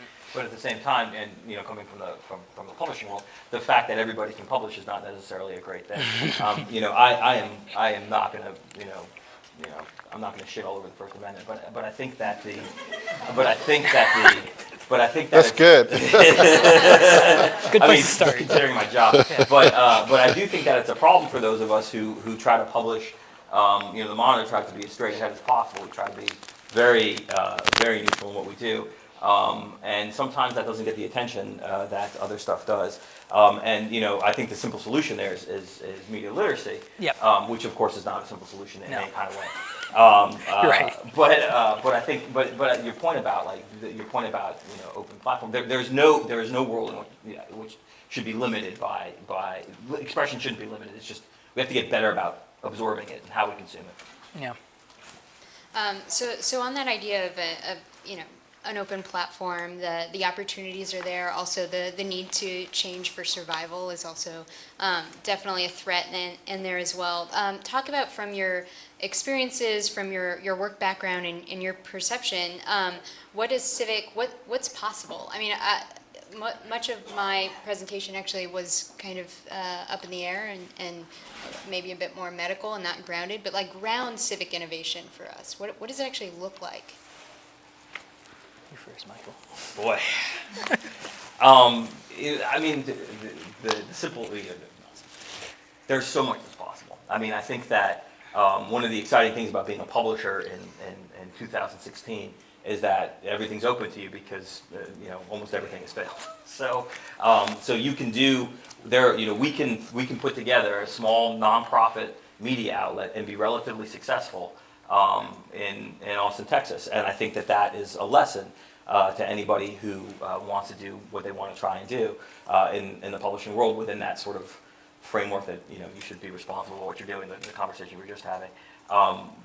That's a very specific example. I think that thinking about the larger civic space, which is of course what you guys are after. Whether it's participation, as I think that's the key, and making sure that local government is more accessible. I think government in general is more accessible to folks. I think is definitely possible. And I think that there are very specific ways that we try to do. We maintain a boards and commissions database, so you can go and look and see who's appointed who or whatever. Just very simple stuff like that. To the game nights that we do with Open Austin, where we try to make concepts like the city budget, which is about as much fun as you can imagine, into something that is accessible and actually fun. And I would encourage y'all to come and check out our happy hour. We've got that going on this afternoon. Small plug. Anyway, I'll stop talking. Go ahead. Yeah, I think so. I've had the opportunity over the last few years to think a lot about this question, and I think the kinds of conversations that I've been involved in point to sort of two kind of key institutions. One would be our schools, and then the second one would be other public spaces like libraries, for example. Right, and thinking about those as sort of vital resources.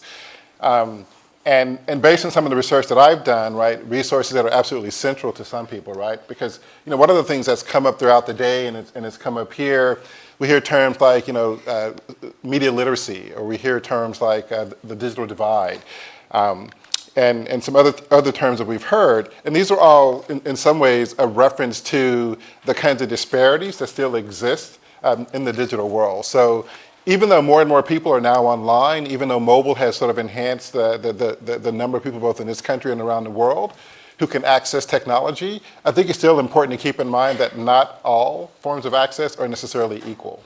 And so what are the roles, the sort of intervening roles that institutions like schools and libraries can play in terms of trying to bridge what some might call either the participation gap, that is not so much that people are lacking access to technology, but perhaps lacking access to those skills and literacies, right, that really sort of enable them to become more dynamic, more robust kind of participants in the digital world.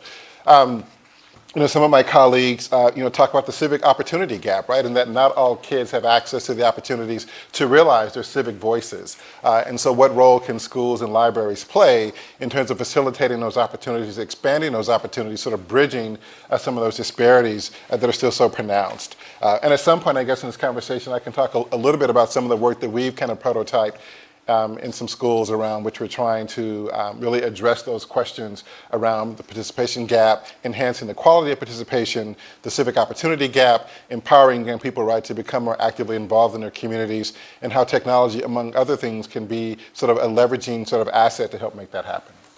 Yeah, I mean, I want to double down on a lot of what you guys just said, just the places where civic innovation is most fertile, perhaps today. We've hit on a couple of those, you know, whether schools, libraries, or, you know, local media publishers or local news journalism organizations. You know, one of the thoughts I was having throughout the day as I was listening to all the speakers was really, what do we mean by civics? And I just was thinking about how government-oriented our definition of civics is. And I think that's because we live in a country where we're fortunate to be able to innovate in our own government, where private citizens, individuals, or groups can influence their government. I loved what you were saying about, though, the altering that definition a bit and talking more about the interaction between individuals and the community. And I think that's a piece of civics. I mean, you're a citizen, even if you're not in a democratic country, because you live in a civic society and you engage with other people in your community and your society. So in thinking about some of that stuff, I really, like, for me, I think the space, what's possible, is in ways in which we enhance the interaction between our community. And I think that's part of the literacy opportunity, is in stewarding better dialogues between community members, in helping bring learning opportunities to young people that engage them with their community in rich ways. We're building that literacy and we're improving the potential. That was all pretty abstract, and one more abstract thought too, but we can get more concrete. I think we should maybe. The other abstract thought was a little bit about, a guy I really admire, Seymour Papert, and he was an educator and mathematician who was really thinking about digital learning early on. And he had this term, it was machines to think with. So that computers were an opportunity to extend human consciousness. That all sounds kind of crazy, but what it really means is that you can use a machine to simulate an experience, to build empathy in a way with humans that you can't necessarily do in your isolated experience. So to double down on budget game night, one of the beautiful things about this Civic app that was constructed openly, I watched the whole process, development process, through open channels, through Open Austin. It was done in a way that simulates the distribution of funds in a city and engages, and the future plans for it are really to engage young learners in that simulation. But that also provides data to the city, which creates a conversation, a two-way street between folks who are practicing being a citizen and folks who are actually doing this work in ways that are consequential and learning more about their constituents. So that was still maybe a little abstract, but I think the budget game is a cool thing to check out this afternoon. Yeah, go ahead. Yeah, I was going to say, some of you may be familiar with it, but if you aren't, I'll recommend a paper by Henry Jenkins. He wrote this paper, I think, when he was at MIT with some colleagues of his. He's now at USC. But it's called, the lead title is Participatory Cultures. And in that paper, he and his colleagues sort of explore some very specific examples of what we mean by sort of 21st century or kind of new literacies or new media literacies. But there are a couple things that are important about that paper, right, is that I think they're very careful, and rightly so, very careful not to negate what we might consider more traditional or legacy literacies that were sort of born in the age of sort of print media culture versus those kind of new literacies, right, that are born in the age of sort of digital networked kind of media culture. And he argues, right, that it's not an either or proposition, right, that both of those kinds of skills and literacies are absolutely critical in terms of creating the kinds of civic innovation, the kind of civic agents that I think we're describing here today. And they list about 11 or 12 sort of literacies that sort of apply to this new concept. And then they give very concrete examples of how schools and other community organizations are trying to really create spaces for young people and others to practice these skills. But some of them, right, are the skills of multitasking, networking, transmedia, and collective intelligence. And if you go through, and it's about 11 or 12, but if you go through them, most of them actually aren't technology specific or really about a technology. They're social skills, they're skills about sort of negotiating with people, collaborating together, a kind of crowdsourcing, right, the energy, the expertise and intelligence that a group or an organization might have, and figuring out ways to sort of leverage that. So it's and we've heard this from earlier presentations today, but a lot of what I think is being communicated here is that this is not a technology-driven kind of solution, and rather it's about how do we create spaces and opportunities for people to use technology in smart ways, but sort of recognizing that the real skills aren't necessarily tech-specific, but are really more social, more cognitive, more cultural. But I think we're going back to some of these fundamental core skills, civic skills in this new context, because they're new channels, and we have not, we're exploring and experimenting and learning in a totally new engagement space, right? There's a different way of interacting with each other, and we have to relearn some of, I think, the fundamental, modes of interaction between people in this new context. How to have a conversation, is that? Like how to have a conversation, how to tell who's being truthful and who's not. There's a lot of fundamental skills we're relearning in this new space. And if I could real fast, I think for us that manifests itself, of course, in the comment section. And as much as I'd love to have a comment section on our paper, we just don't do it. And we have yet to figure out a way to make that possible in a way that is constructive, and constructive being the operative word. Anybody has ideas, please come see me. And Robert, one of the skills that they talk about in that paper is the skills of negotiation, right? And what they mean by, there's a growing sort of advocacy, right, for diversity, right? Bringing different voices, different perspectives, different experiences to the table, with the recognition, right, that too can contribute to coming up with something innovative, right? As opposed to people, having the same perspective, same ideas, and what truly innovative or different can you get out of that? But what it means when you bring different people to the table, different perspectives, different voices, different visions, how do you negotiate, right, those differences, and how do you create a space and an opportunity and a process that really sort of helps facilitate that? Yeah, crowdsourcing solutions isn't actually that simple. Right. Yeah. Fantastic. I have just a few more questions, but I actually really just want to open it up. But so I want to start high level and then take this local. So what are the systemic challenges impeding civic innovation? So, what are the constraints that we're facing? Is it, lack of public spaces, or, needing to reinvest in these tools or skill sets? What do you see as the systemic challenges? So there are many. So we made a reference to schools earlier. You could argue that in some ways, unfortunately, right, schools are a kind of a constraining factor here. And this is historical in nature, right, in terms of what is the role of schools, right? And oftentimes, increasingly in a sort of STEM-driven kind of world that we live in, a STEM sort of dominated sort of public discourse, the idea, right, is that school is primarily, its primary purpose, right, is to help kids get jobs in a sort of tech, sort of knowledge-driven economy. And certainly a case can be made for that. But there are also those who advocate, right, that should our schools not be designed to not only prepare people for the jobs of the future, but to prepare people for the sort of civic challenges of the future as well, right? And so that means not only creating good workers, right, which has always historically been problematic, but creating good citizens. And what does that mean to be a good citizen? And so I think in some ways, schools have been, unfortunately, right, one of the constraining factors, and one of the sort of ongoing debates that we've been having in the research network that I'm a part of, and certainly beyond, is how do we reimagine schools, right? And part of that reimagining schools is what is their role, what is their function, and how do they equip young people with a range of skills that allow them to be the sort of effective agents of change that we advocate for. And I think that to some extent, I think, I would think of good journalism as a way to supplement that education. We have a program called Modern in the Classroom. We go up to a high school here, Linear High School, and we use our content as curriculum. And we try to give those folks, we try to supplement the very standard and extend-focused education that is popular with civics and rhetoric, understanding that stuff.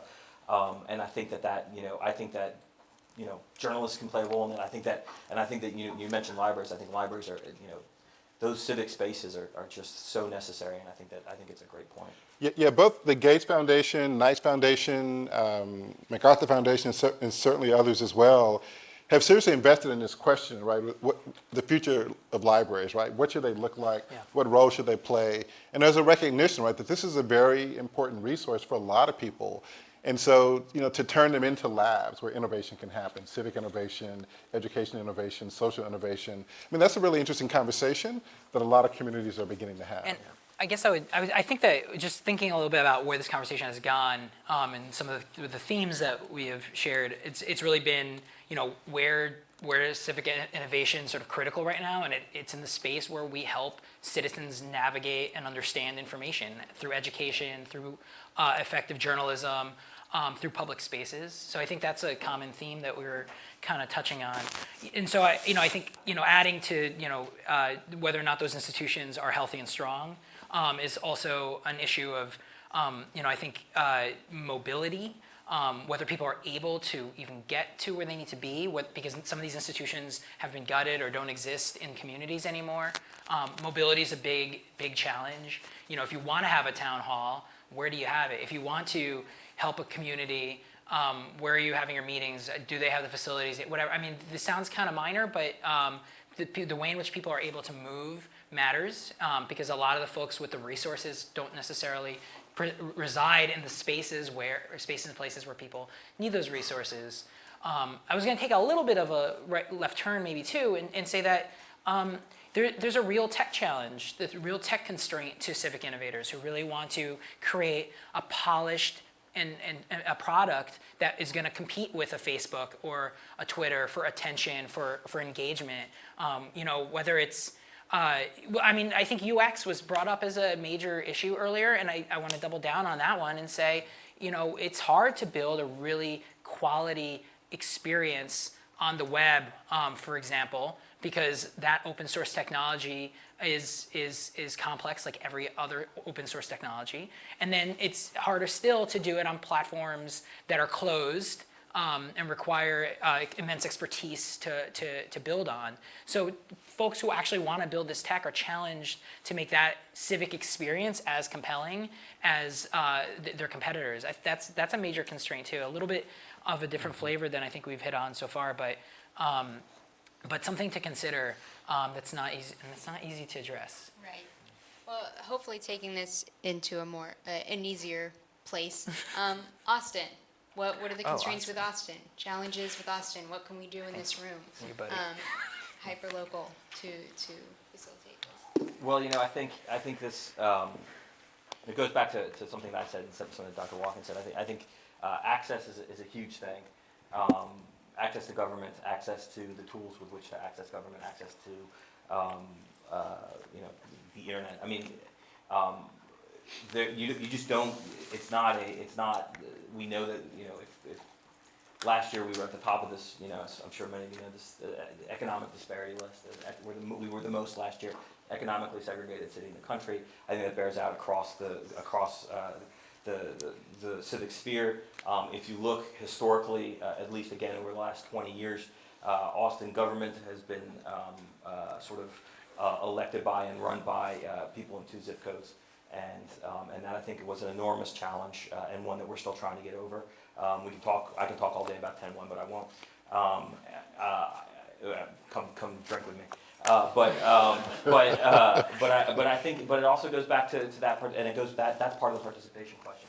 You know, we have early voting here. We have you know, our the Travis County tax assessor collector Bruce Elfman deserves applause. That guy works his butt off. He registered 9% of this county, 90% of this county for this particular election, wow. And I will bet you that not more than 20% of them get all the way down the ballot. And that's a challenge for me and for all of you. I have to, you know, in my self-appointed role, I have to tell you about what's going on in local civics. But then you got to read it and you got to go out and vote about it. And that's something that we're still trying to work with. And again, I'm open to all comments. Yeah, Austin's an interesting case study, right, for a number of the things that are being discussed here today. I think most people are aware of the sort of general narrative about Austin, right? That it's a growing city, it's attracting, you know, young talent. You know, if you think about the sort of signature events that happen here, South by Southwest, you've got you know, large music festivals. Taylor Swift is performing here this weekend. The Weeknd backed out, but Usher, they got him to come in under very short notice, by the way. But the point being, right, is that Austin is what Richard Florida termed a few years ago one of those sort of creative cities, right? And the city has been very actively involved in sort of branding itself as that, in addition to being the live music capital of the world. But it's this idea, right, that it's also a magnet for the creative class.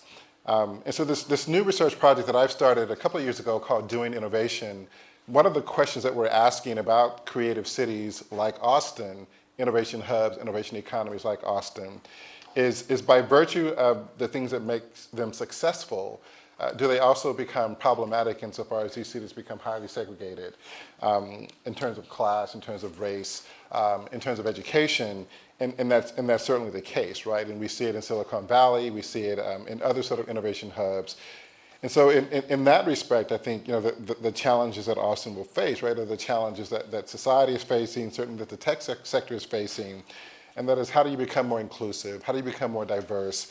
How do you really begin to create a space and an opportunity in which more people can participate in the kinds of innovations that are happening?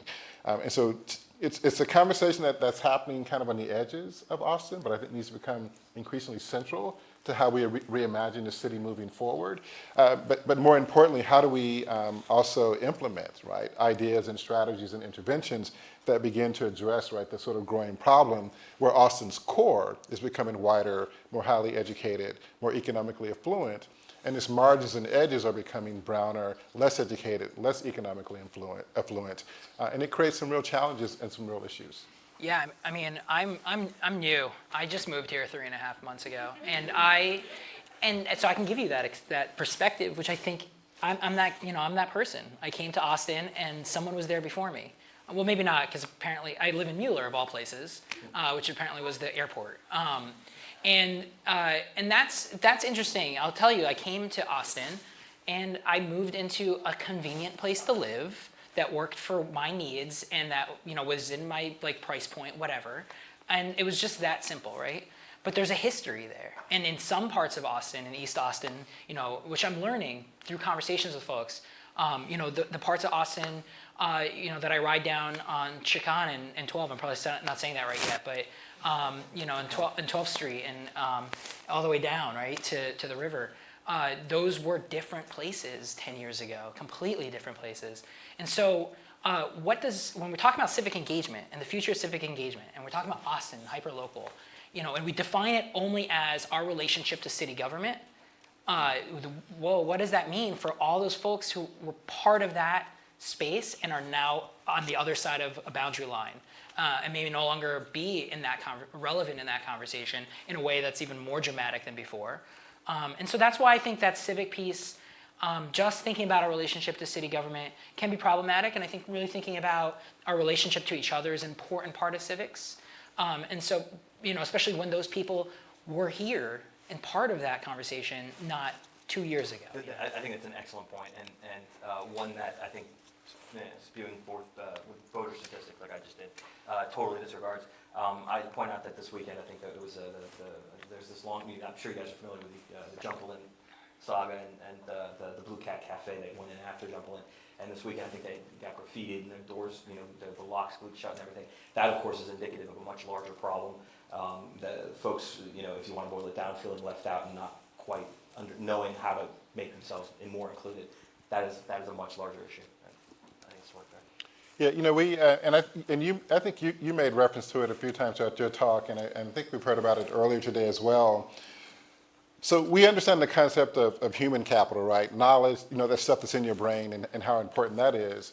But social capital is also really important, right, too, in terms of your connections and your ties, the wealth of the people that you're connected to, and how that extends the kinds of resources that you might be available, or have available to you. And so as I think about Austin and the challenges that are happening here, which again I think are emblematic of challenges that are happening kind of globally, and certainly here in this country, is how do we begin to sort of think about social capital, and how do we create opportunities for communities that find themselves on the margins to sort of grow and cultivate the kinds of social capital that enhance their civic voice, their participation in what happens in their communities, and the degree to which they can have greater influence. I think that's a really important point. I would also say the libraries have such an interesting role that they can play as a convener across different sectors, across different neighborhoods and communities. And so New York City Public Library recently held a digital equity convening that I was a part of, and it was, we're behind as a city in terms of the digital equity divide, and the library was the one that convening all of these practitioners, government officials, and so there's a role to play for conventional civics organizations as well. I do want to open the floor for questions. Hello.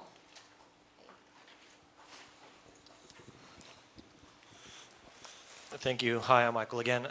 So I was wondering, to get to some of the nitty-gritty, if y'all could talk a little bit about data schemas, and specifically the examples. New York and San Francisco have done a good job, I think, of opening up public data APIs.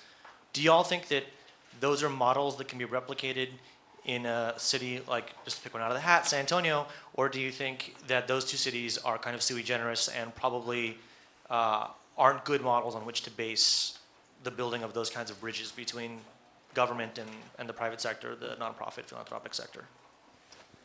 So I don't intimately know those two examples so well, so if someone else in the audience does, I'm totally happy to hear from that. I will say, though, that New York City and San Francisco are very big examples of a huge agency putting a lot of resources together to get information localized, and that is not a replicable thing across the country. And so there are Socrata, there are organizations and companies that make this a little bit more plug and play in terms of that. I will say open data is also just not the answer if there's not institutions that can actually use the data. And it's about people. I would say. That's a great point. Yeah. But at the same time, I think it's the responsibility. Again, my bias with journalism, but I think it's responsibility of a local journalistic outfit to pick up on that stuff. I mean, Open Austin here has been great about turning up some of the data. We were actually just having a conversation out there in the hall about how the city council votes aren't recorded in a way that is exportable. Like, I can't just grab an RSS feed and say this is what happened. I think that whether or not, and like you, Kate, I'm not familiar with the New York and San Francisco models, but I don't see why there isn't a reason to aspire to get as much out there in the open as possible, and to figure out the receptacles. I mean, and I think in a city like Austin, there's plenty of interest in using that data. Hi. One thing that seems to come up in the same breath as civic tech stuff is smart cities with big data, predictive analytics, multivariate analysis. And I'm wondering if you perceive that as a complement to civic tech or a threat to general civic participation, and what that might mean for folks downstream. Well, I mean, I think the community pushback I've seen for those kinds of initiatives have been around, what is this data being used for? And I think this is generally somewhat aligned with the direction that you were going in saying that the data itself is not just collecting the data or making the data open, maybe not enough. What are the compelling use cases? What are the questions that we're asking that this data will help us answer? I think those are important pieces of the puzzle. But I don't know. I have a feeling you're speaking to the way in which that data is being shared as well, whether or not that smart city data is open and accessible to the public, or whether it's hidden behind private channels. I would, oh, go ahead.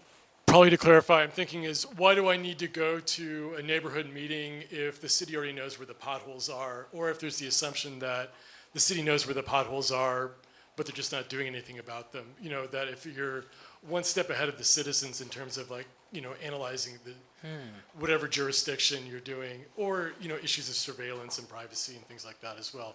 I was mostly just trying to be provocative by asking the question then too. Yeah. I mean, there is, right, I mean, this has really been an interesting development over at least the last 2 or 3 years that I'm aware of, and I'm sure it's been happening even before then. But there's a growing recognition, right, that we hear a lot about this era of big data, and there's a lot of sort of celebration of that and all of the possibilities. But we're also beginning to hear about the sort of the darker side of big data, right, and how just the massive sort of surveillance, the massive collection of everything that we do, right, with our smartphones, for example, the ability to track us, the ability to know what we're searching for, who we're communicating with, that there are privacy issues there.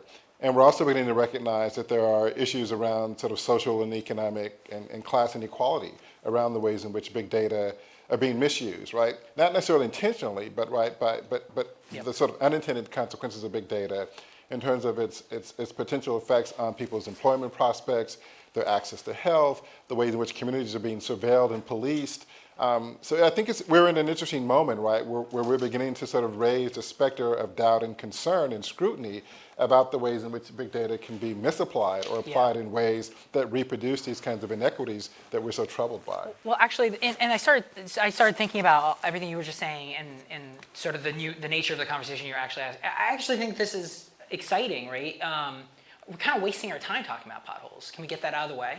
And what kind of conversation can we have about streets if we knew where all the potholes were? If we can map those and look at trends that those reveal. So I think there's in channeling Prepared again, like there's an opportunity to enhance our consciousness about a city with that kind of a data, which changes the nature of the conversation. But there's a responsibility towards literacy. Everything I just said was sort of super abstract and meta. So how do you interpret the visualizations? How do you lead a discussion with the community around that? Mm-hmm. And does the community feel engaged in that discussion? You know, those are all more complex issues, but I don't think it eliminates the opportunity for a town square, the opportunity for conversation, if we now know where all the potholes are. Yeah, I would agree with that last sentiment, and I'll be a smart ass and say that I don't think anything is ever going to eliminate the need for a community meeting in the city of Austin. Perfect. I want to go back hyper-local. So I have followed civic education for the better part of 20 years, civic tech long enough to be both disappointed but still very hopeful. And the question about where civic innovation happens, my answer definitely would have turned to reimagined libraries that we've seen through some of the foundations you pointed to, but also to Civic Hall. And I think that this kind of collaboration with different partners from different sectors is really, really important. So my question for you all here in Austin is two sides of that coin. Like, what is your most lucrative partnership? Like, who have you worked with most successfully? And then what's the partnership that you need to reach some of these spaces that we want to get to create really vibrant opportunities for folks to participate in the civic space that aren't always invited? It's a really good question. Yeah. So here's one attempt to try to answer it. So I'm primarily connected to the University of Texas. So that's my primary institution. And so partnerships, relationships, resources, the things that I do are in some ways sort of catalyzed by that relationship. But I think myself and the university more broadly, right, and this isn't unique to the University of Texas, but there's an increasing sort of recognition of how we can become more actively and productively involved in the community and the world around us. And so I'm increasingly interested in figuring out ways in which I can partner with institutions, communities, organizations, and efforts that aren't university-based or university-centric for a variety of reasons, right? In terms of the benefits that we as a university would gain as a result of those partnerships, sort of recognizing, right, that the barriers between what happens in a space like this and just across I-35, right, where communities that historically have been sort of locked out of the kinds of things that happen here and the conversations, the resources, the activities. And so I think there are a number of people, right, who are sort of invested in how do we begin to build that bridge that allows the things that happen here to be more connected to the community, and likewise for the community to be more connected and to inform and drive, what happens here in the university. If you're talking literally lucrative, if you're talking about dollars, and I do want to say this because I think it's important. For us, our best, our most lucrative partnership is with our subscribers. Those are the folks that support what we do, sort of unconditionally month to month. And that's a model that is always sort of raises questions with me, which is the reason I want to talk about it, because we have subscribers, that means that some folks can't get access to our site. And is that where we want to be? I don't know. I struggle with that. Lucrative in terms of helping us get out into the community. I'll go ahead and not just because you guys are in the room, but the Open Austin partnership has been great.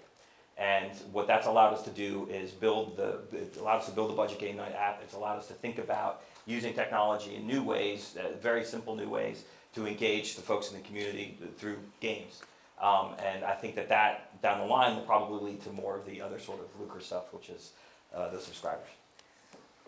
Yeah, you guys are asking really good questions that require like thinking, and that's good. And for me, the biggest challenge in answering this question is the multiple modes of engagement I've had in doing this work. Whether it's globally with Mozilla, where MacArthur Foundation has been a great asset for the work that we've done.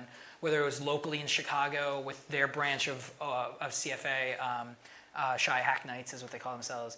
And then thinking about locally what I'm doing here in Austin, where like Google Fiber has been such a great collaborator in the work. But in one of the hats that I wear, one of the angles that I take in my work, it's connecting organizations and creating partnerships. And in that area, what I found lucrative and successful is the marriage between small community-based organizations that are hyper-local in their neighborhoods and understand their target population exceedingly well, and larger city agencies like the libraries or the parks. And when we've been able to pair those two organizations together effectively, what we've had is both an engine for innovation, which is the community-based organization that is doing new and exciting things all the time, they really are, and a channel for distribution where the library or the park can take lessons learned, generalize them a little bit, and push them out to partners around the city. There's been a few cases like that, happy to talk about them, that have been really exciting. And, and I think there's a model there, right? There's a user-centered design piece here where the small partner understands the end user and co-creates things with them. But then there's also the scalability piece, which is who's going to help take this solution and make it, document it and distribute it and make it available to other people. But sometimes one institution can't do all of that. It's too much of a spread. So that's been a lucrative channel, I think. Fantastic. So as Robert would say, all things very meta, but if you guys want to decompress and talk more, come to the after party. They will all be there, talk meta, do whatever you need to do. Play the budget game night, as Michael Kanan said. But we are going to finish up with our last panel, hot topic, based on, you guys can. Oh.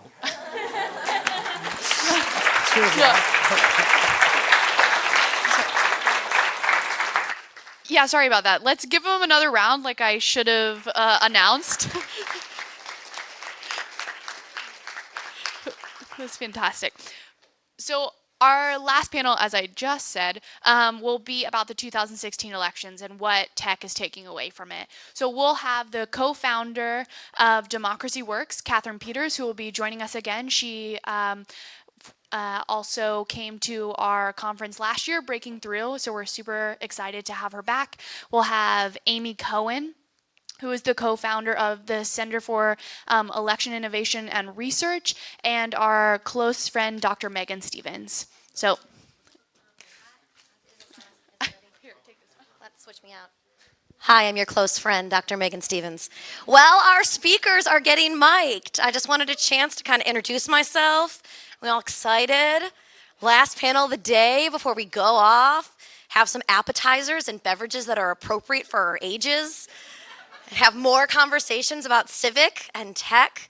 And so this panel is going to be really fun. I was backstage before they were mic'd with both of our speakers in this panel, and I really couldn't get a word in. They know each other. They've got a history. They've got a lot of information to share. And so rather than starting and letting them talk for most of the time and then ask for questions, if something comes up as you're listening and you have a question or a response and you want to engage, raise your hand and let's get those mics out to you right away so we can make this really active and have the conversation keep going.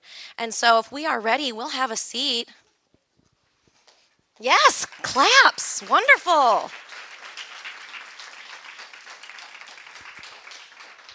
So Taylor gave you a brief intro from where they work, what they do. You can see in that pamphlet their full bios. So I thought the first question we'd ask would be an introduction question. And I'll ask each of you to tell us about that moment in your career where you thought, wow, tech is changing elections and I need to be a part of that. So when we were back there before we were getting mic'd, I turned to Katie and I said, I'm going to answer the question that I want to and not that one. So I'm going to tell you the reason that I got really interested in elections because I sort of stumbled into technology. But for me, my interest in elections is really all thanks to North Dakota. So I don't know if there are any North Dakotans in the room.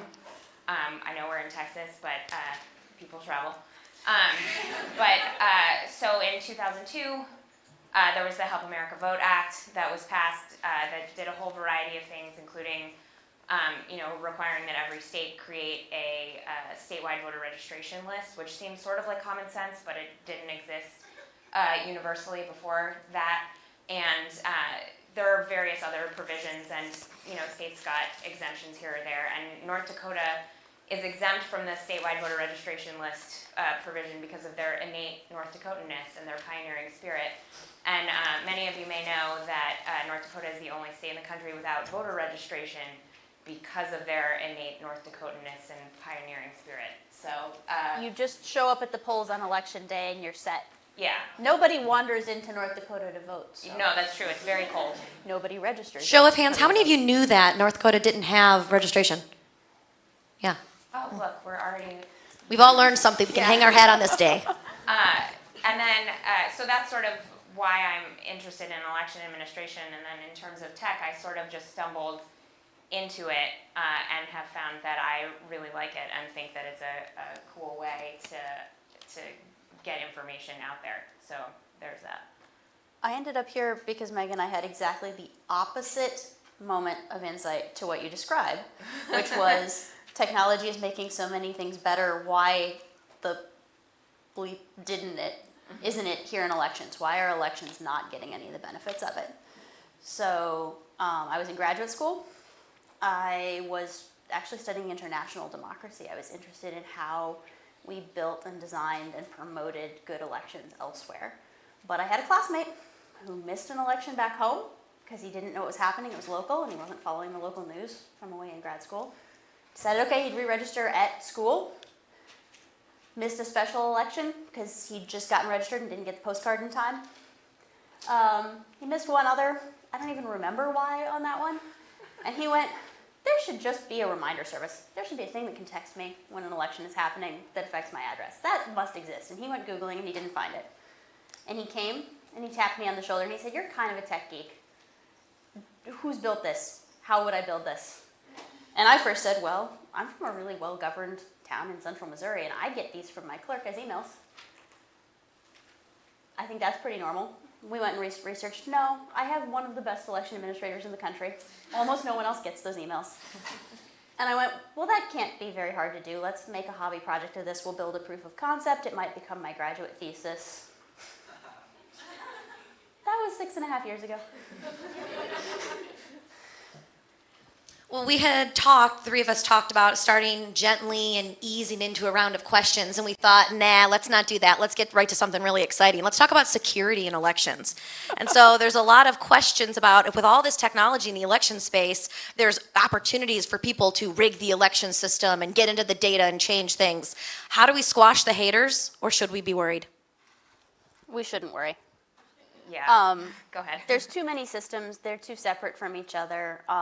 So much of our elections is still done on paper, which is in some ways frustrating and in some ways really safe. You cast a paper ballot, and the things that you could mess with would in fact be maybe the voter roll. So you could make the lines longer. You could maybe make it harder to verify who's supposed to vote. Worst case scenario. You could delay getting results out. You could force more hand counting. But fundamentally, the question of can everyone cast a ballot and can we verify whose ballot said what and how it all happened, it's fundamentally pretty stable. There's not a lot of excitement there. There are over 10,000 election jurisdictions in the country. So there are states, there are counties, there are cities, towns, and every state has some sort of combination of that. Texas is sort of the definition of decentralization. 154 counties, really. But then there are cities in Texas that administer their own elections that the counties don't know about. There are elections within counties that the state doesn't know about, and so on and so forth. But so the decentralization sounds super inefficient, and from a civic tech perspective, it is really inefficient. But the decentralization is what makes it great, and what makes it so hard to hack and so hard to rig, if we're going to use the language that's out there right now, because there are 10,000 election jurisdictions. There are over 100,000 polling locations. Oh. Probably 150, 200. I think it's more like 250,000. Yeah. Polling locations, and that's vote centers, that's early vote locations, and then all of those are staffed by poll workers, and who are both volunteers, some are paid, some are full-time staff, some are temporary staff. There are so many different people involved in the process, and it's so decentralized that it makes any sort of organized effort to rig or hack the outcome so unlikely. And even with respect to the voter registration rolls, even states with online voter registration and states without are making backups of their voter registration lists, most I think nightly, if not more frequently. Yeah. So, would messing with a voter registration list cause problems? Yes, not irreparable problems, but it would make lines longer and things like that. But even that seems sort of unlikely. Yeah. You do a threat matrix, and the things that you could actually pull off don't cause very significant harm. And Illinois and Arizona that I know has been sort of out there, no records were messed with or altered in any way. Like, they were looking for personally identifiable information, which, newsflash, all of that information is public information, and in every state you can either buy the voter file for a nominal fee or an exorbitant fee, depending on the state, but it's out there. That's how, we're all getting these annoying mailers and calls and stuff from the campaigns. It's not because you necessarily gave them your information, it's because they bought the voter file and they found you. So if I'm having holiday dinner with my crazy uncle and he says, no, Megan, I'm telling you, they can get into the system, what's my quick 1 or 2 sentence response? Because he's not going to listen to me full of logic. The quick way, I'm like, stop it. No, nod and eat your potatoes. Or ask him which system, because there isn't one system, right? There's a voter registration system, there's the vote tabulation system, which is the counting mechanism. There's the actual machine that you vote on. And as Katie pointed out, the vast majority of the country votes on paper, where I don't know how many of you took the SATs on paper, but you fill in the little bubbles. And then there's the election night results system. So there's all of these different systems. So in addition to all of the decentralization, you ask your crazy uncle which system he's talking about. He will not have an answer to that question. Right. No. So you both do really important and cool work. Tell us the coolest thing you're working on right now. Oh, that's hard right now. The medium plus coolest thing you're working on. A nutshell recap of what we work on. The voter reminder service that I described, thinking would be an easy hobby project, ended up becoming TurboVote. It's a site that you can go to, and if anyone wants to load turbovote.org on your phone right now, it looks really great on mobile, I promise. You can sign up for election reminders for wherever you live. We'll do voter registration, we do absentee balloting assistance. We walk through sort of getting a profile of you as a voter so that we can send customized reminders to what you need. That is working with about 200 colleges and universities across the country. So one of the things I'm excited about is that Harvard registered half of its undergraduate student body in a 2-week period, simply by putting it in an iframe on their class registration process and calling it a mandatory part of signing up for classes for the fall. It's a 2-minute process. You tell a student they have to do it, it turns out they do it. You tell them that it's part of their civic education, they do that. Miami-Dade College has signed up into the tens of thousands of their students now as a big commuter campus. That's a really hard milestone to reach, and they are proving that you don't have to be a tight-knit, really wealthy school like Harvard to pull off those kinds of numbers either. WashU did it around the presidential debate that they got to host and made a huge impact locally. So I'm seeing schools across the country taking sort of that kind of outreach and folding it into education. So when we're talking about civics and when the conversation today has been about establishing those habits and tying it in, it's really exciting getting to go from having just built an app to seeing those additional levels of engagement, like we were talking about in the Giving Tuesday talk with Henry's ladder there. We're seeing it getting shared, we're seeing it get embedded, and seeing it get remixed. Ditto Univision, having put a register to vote banner across the top of their website above the news content, and seeing the kind of engagement they're getting and how we're talking about it, not talking about media, not just informing people, but helping invite them in and remind them where they can take that news content and what they should be doing with it and where they can go past that. And really finding some actors that are less, when we talk about civics, we haven't been talking about higher ed. We haven't been talking too much about the news media, though the last panel started to get into that. We definitely haven't been talking about like consumer companies, but Starbucks is putting voter registration ads on their coffee sleeves right now. The number of not usual suspects who have come into the space and the sheer amount of conversation about who's welcome in and how we can all participate, and the number of people who aren't typically asked to take part in elections that are this year is, I think, definitely the most exciting thing I get to be working on right now. I'll come back to that. Yes. But so the point that you just made about sort of bringing in sort of non-traditional communities and getting out there, I think that's one of the big innovations that we're really seeing this year. Google has for several years now been very, very active in the civic technology space and the civic engagement space. I think, and that has sort of slowly increased over time, and I would really sort of emphasize the slow, because a lot of companies just don't see that as part of their mission, and there's a lot of conflation of sort of civic engagement and politics. And if you are Starbucks or you are some other retailer or sort of consumer-based company, most of them tend to really try to keep the politics out of what they do because that impacts their bottom line. But I think that what we're seeing in 2016, thanks in very large part to what TurboVote is doing with the TurboVote Challenge, is that a lot of these companies are really starting to see that they can get engaged in a civic way, and that doesn't hurt them, it helps them, and that makes them better citizens, and therefore that sort of overall sort of increases the glow around them and sort of their corporate social responsibility. And I think that's one of the big takeaways for 2016, at least for me. And I'd love to talk a little bit about the mechanics of that, which you've helped do. Sort of the baby step one in civic tech is, okay, let's build an app. Everybody loves to build their app. I'm not hating on it, I started there too. But then when you've got an app, all you can say is use my app or maybe share my app. And so when we were talking about those ways that you get people to build their own and remix their own and to join in and to take deeper part, you have to give them more ways. An app is a closed little unit. You interact with it on its terms. So that was where we started, and one of the ways we've grown is getting into building more standard format open data, which sounds way less sexy, but then lets other people build other things.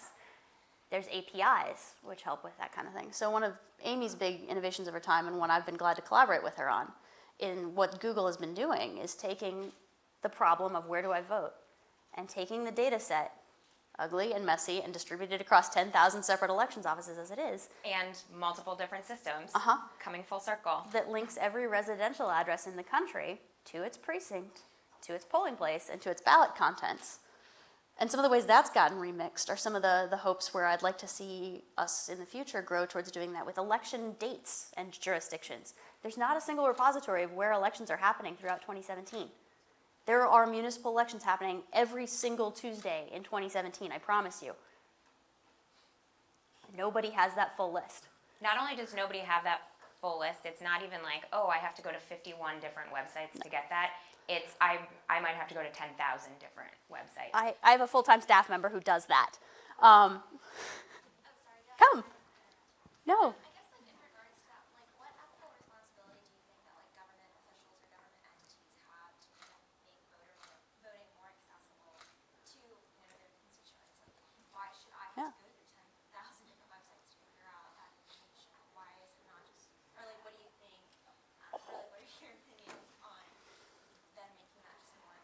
Let me repeat that so everyone can hear. She asked about the ethical responsibility of government entities, making sure that those things all work out, or what should their role be in that process? I think that the narrative right now is that it's hard to vote. And the truth is that for the vast majority of Americans, not 100%, let me be crystal clear, not 100%, but for the vast majority of Americans, it is easier to vote in 2016 than it has ever been before. Now, there are still the obstacles that we've talked about. And, you know, into the ethics of it, I don't necessarily have an opinion. I do think that election officials, the vast majority of them, do want to make sure that voters know about elections because they're holding them anyway. It's costing them money anyway. They might as well have more than a handful of people doing it. But don't let the decentralization play into the narrative that it's hard to vote because it is actually much easier to vote than it ever has been before. 32 states in the District of Columbia have online voter registration, for example. Texas doesn't. It should. Maybe in 2017. We can all cross our fingers and toes for that.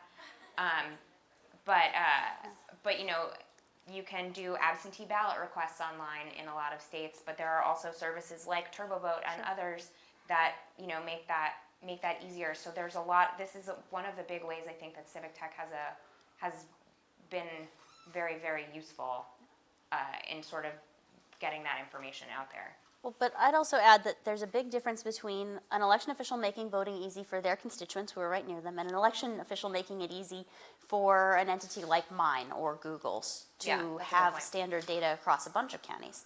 I'll both shout out and slightly chide Wisconsin, which has 1,900 election officials for a single state. So when we say there are about 10,000 elections offices in the country, 20% of them are in Wisconsin. They do this at the municipal level. And I find that really frustrating because when I'm trying to find out about elections, that's 1,900 places I have to go. But I'm not a single voter in a single one of those towns where when I call Wisconsin and I ask them about how they do early voting, many of the clerks say, someone calls me on my phone and says I want to vote early, and I get where and when they'd like me to come, and I go to them. So there are systems of easy voting that aren't technologified. Let's do that. They aren't standardized. They're hugely personal, and there's actually still a really rich value to them. It's just much harder to translate that kind of relationship of you call the person down the street who you know and they come bring you your ballot, and our being able to publish that in a standard format for everyone everywhere. And how to keep some of those benefits of that personal relationship with your clerk and some of the very real Americana of these small town election systems while also trying to open it up and make it legible across the country and have a single lookup on Google that can handle all that. Those two things are sometimes in tension, and yet I'd say they're both good. And building the latter without destroying some of those former institutions is one thing I'm really wary of is we're going to have to bring the clerks along with us, and we're going to have to fold them in, and we can't go build this outside of them, and we can't talk about disrupting them. They are there, and they are providing a really valuable service, and when we're talking about standardizing their data, we need to carry them with us and help build what they need. It is that with, not for again, and when we talk about with, we don't just mean the citizens, we mean the people running their elections also. I've got a question up here with Mike. Yeah, I'm curious if you could speak to, I'm curious if anyone either on the panel or you know of people who are studying the ways in which tech could be used to address voter ID laws, and specifically predictions that hundreds of thousands of people in states that have voter ID laws wouldn't vote, including in Texas, although that was overturned. And just ways in which there's any kind of ways of using technology to monitor the ways that people are turned away from the polls because of voter ID laws throughout the states in the United States that have that. You haven't really addressed that question, I don't think. So it's true, in part because getting an ID is usually a process that still involves a trip to a physical location, and the organizations that I think are helping do that are not, for the most part, technology organizations. I think the thing I would nominate there actually is a journalistic and tech enterprise called Election Land, where ProPublica is taking a lot of the data. They're working off of the Google Civic Info data, as far as I know. They're working off of the polling place data set that Amy and I have worked on over the years. And they are putting out a platform that makes it really easy nationally for people to report any issues at the polls, so voting ID included, and then have brought in regional news sources, people with that deep knowledge and an understanding of how things work locally and what neighborhoods have what needs and which polling locations likely serve which kinds of communities, and giving them those reports to be able to do much more in-depth actual investigative journalism on. And I think if any stories about voter ID and its disparate impacts come out, it's going to be from a collaboration like that, which is technology powered, but is still very much shoe leather journalism. Another question over here. Yeah, I want to challenge the notion that you mentioned earlier about why can't we, technologicalize a lot of these. I love that my coining awkward terms is going to stick These with me. institutions, because we already have with Starbucks, we have with a lot of other economized industries across our country, right? And if we're going to keep this, I guess, American specific, we also have to remember, I guess I'll qualify by saying that it's an opt-in system for the most part here, right? Many countries make it mandatory for you to vote, but here it's you opt in, and then once you opt in, you decide you want to vote. There's like 15 more opt-ins to get to vote, right? Yep. So why? Because I'm from Colorado, where everyone votes by mail. You register online, you have same-day registration, and they send ballots out. Not only do they mail ballots to everybody, if you don't want to do that, you can just go to a polling location. You can go to a polling location. Colorado is the best, most hybrid model. Election administration gold stars for Colorado. Yeah, all California just passed legislation, and the governor signed it. So they'll be implementing that over the next couple of years. But I digress. So at the very base level, if we're expecting Amazon and our local Etsy shop to be able to cater to us so we don't have to leave our couch to buy like 15 different remotes or something, whatever we want, why can't we expect the same for voting, right? It doesn't mean, because a lot of these institutions are, these voting precincts and centers are partly run by volunteers. So what's the counter argument? I would say, I would address part of that, and then you should feel free to take it away. But so the difference between something like Amazon or banking or something like that and voting is that if Amazon sends you the wrong thing or your order gets messed up, that's easily fixed, right? If your vote is somehow messed up, either because the system has a problem or it gets lost or something like that, that is a much larger and very different kind of problem because there is no do-over in elections. So we talk about how, well, we bank online and that's secure, but like if your account gets hacked and it gets drained of every dime you've ever earned plus, the bank can take recourse and get you your money back and sort of make you whole again. But from a voting perspective, we have a secret ballot, and if something were to go awry, there is no do-over. There is no real way to fix that. I'm actually not sure that we disagree at all. I think that what you were saying with Colorado is a great model that we're headed towards, and that the trick is one of, as we introduce technology, making sure we do it in ways that election officials can be part of, can help design, and can then own and maintain. My wariness would be only taking those relationships they have with their voters, taking everything that they know about their communities and care deeply about, and erasing that in the name of making it easier to do a standardized sort of tech process across everywhere. That local knowledge is valuable, and that if we come in and sort of Googleify all of it, and I'm just going to keep coining terms, at the cost of harming that kind of personal relationship, that's the only thing I would be wary of. So doing it with their participation and insight. And I think that many states are enthusiastically embracing reforms like Colorado's, California's following. I think that making the opt-in a lot lower barrier is taking off. Oregon started doing what they're calling automatic voter registration, where every time you interact with a government office in the state of Oregon, if you don't show up on the voter file, they'll be like, hey, do you want to be on the voter file? And if you answer yes, they put you in. They're taking people, anyone that they know about who's in one of their government databases, they're putting on the voter file. You can still choose not to vote. There's still several more opts-in that you have to take. But that notion of making it so that you have to have thought to go register in an active way, they're changing that. And what, 4 or 5 other states have already followed them? Yeah, well, I'd argue Delaware was first, but okay. But yeah, the other oh rats. Never mind. It'll come back to me. It'll come back. I've got a mic with a question over here. I have a comment and a question. First, I just got a driver's license in Texas, and while that was really hard to do, they did register me to vote, which was wonderful. Woohoo. So I get to vote in this election. Have you confirmed? Yeah. Wait, no, maybe not. What do I have to do next? I would just double check that it went through as appropriate. And how would I do that? You would go to There's a website. Yeah, you would go to the Secretary of State's website and you would Texas.org, Secretary of State's website. and you would confirm your voter registration. I will confirm. I got something in the mail. Okay, perfect. Then you're set. Okay, great. Sorry, I didn't mean to be alarmist. No, it's good. I'm glad you alarmed me. This matters a lot to me.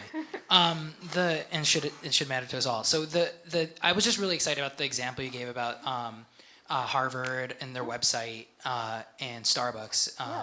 And Harvard's website in particular, I was like, well, that's fabulous. We want more educated young voters. Like that's great, right? But then I started thinking, like, wait a second. Is that their biggest target population for more voters, right? And so I was just curious, do you guys have any exciting examples or ideas for how we reach the most marginalized voters, the folks who aren't just skipping the registration process, but are really disconnected from the experience of democracy in America? Hard question, I'm sorry. Is always the hard question. No, I think it's the question you have to ask every time here, because if you're building new things that keep reaching the usual suspects, you're not changing the system. So that is a question that I have to grapple with, because it's easy to work with colleges and universities, and those are great new voters to bring in, and I love to brag on them. You're describing communities that take a lot more investment and time. I know I'm really excited. I'm not personally involved with this one, but the New York City Campaign Finance Board and NYC Votes community have deliberately formed a partnership with NYCHA and are reaching out to every single resident of the New York City Housing Authority. I'm excited where that might go. I would love to be able to support that in the future, and I'm hoping that we'll get to be a part of it. I really love that I'm getting to work with Univision. I do think that we're dealing with a lot of naturalized citizens and first-time voters and non-native English speakers or non-English speakers, full stop. I'm not personally doing this. I'm really excited by a project called VoterVox, being built by 18 Million Rising, that has built a really simple app that you can come sign up on, either to volunteer as a speaker of, these are overwhelmingly Asian languages, who can act as a translator at the polls for someone from your community who's low English and is otherwise intimidated, or you can sign up as someone in need of election assistance and have a buddy sent with you to the polls to be your personal translator. I'm going to be excited to see where that goes. So in election technology, there are initiatives for that. It is hard to remember and to deliberately target those kinds of communities, and we can continue to do better. So the other thing I'll add is the same law that required that you be offered the opportunity to register to vote at the DMV, the National Voter Registration Act, also requires that the opportunity to register to vote be made available at other social service agencies as well.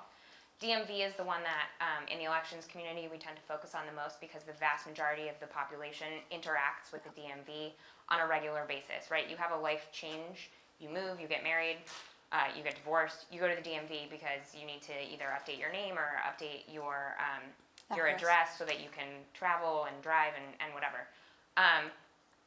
And so there's been a lot of focus in the elections community. We call this the motor voter. There's been a lot of focus in the elections community on motor voter and improving the integration between Department of Motor Vehicles and elections. But that, in my mind, is a little bit narrow, and we need to. And although it serves the most people, it doesn't serve everybody. And I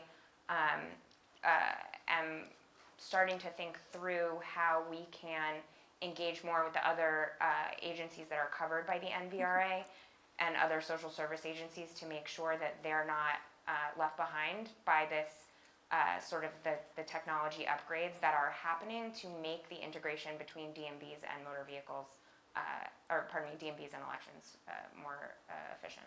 Yeah. Amy, did you remember what you were going to say? I did. It was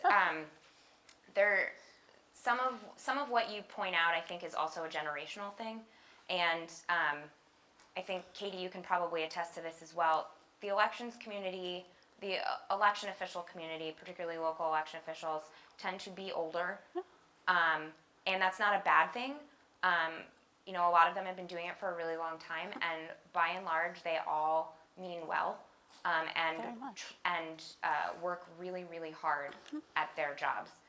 But I think that as sort of younger, newer people get engaged in the process, there will start to be, a kind of shift in the way that election administrators look at this problem.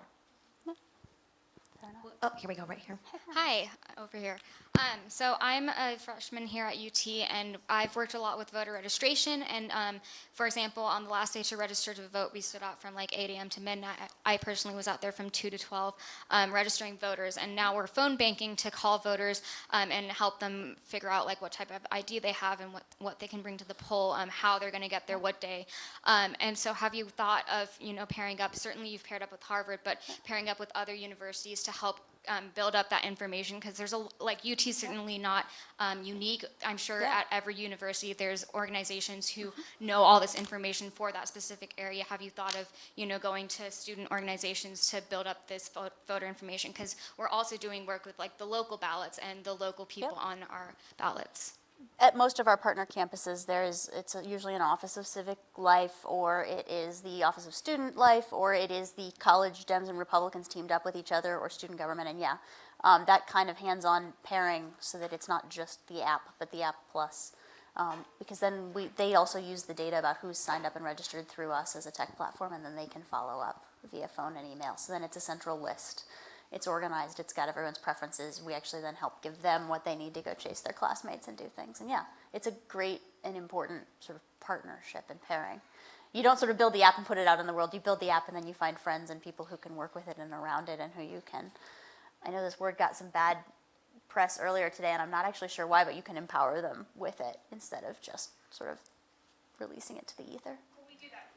Yay! You bet, I would too. You just signed up another campus. We partnered with UT Austin in the past, and I would love to partner with UT Austin in the future. I've got another question at the top. Hi. So, kind of going back in the past, but I want to address something that was mentioned in this latest debate, the latest third debate between the presidential election. So, I know that you talked about how it's the voting, like the polls cannot be rigged, but you also said that there are like stipulations in place that there are multiple systems that it's decentralized. But I wanted to know if you could talk about or put that into context with the 2000 election, where Bush and Al Gore, where the votes had to be recounted in Florida. And so, how do you account for that, and in reassuring people who are now skeptical or paranoid about the election either being rigged or like not being accounted for? So the issue in 2000 was, quite frankly, bad election administration, right? It was a poorly designed ballot, and everything was confusing. That wasn't fraud. Frankly, that's the way the process is supposed to work.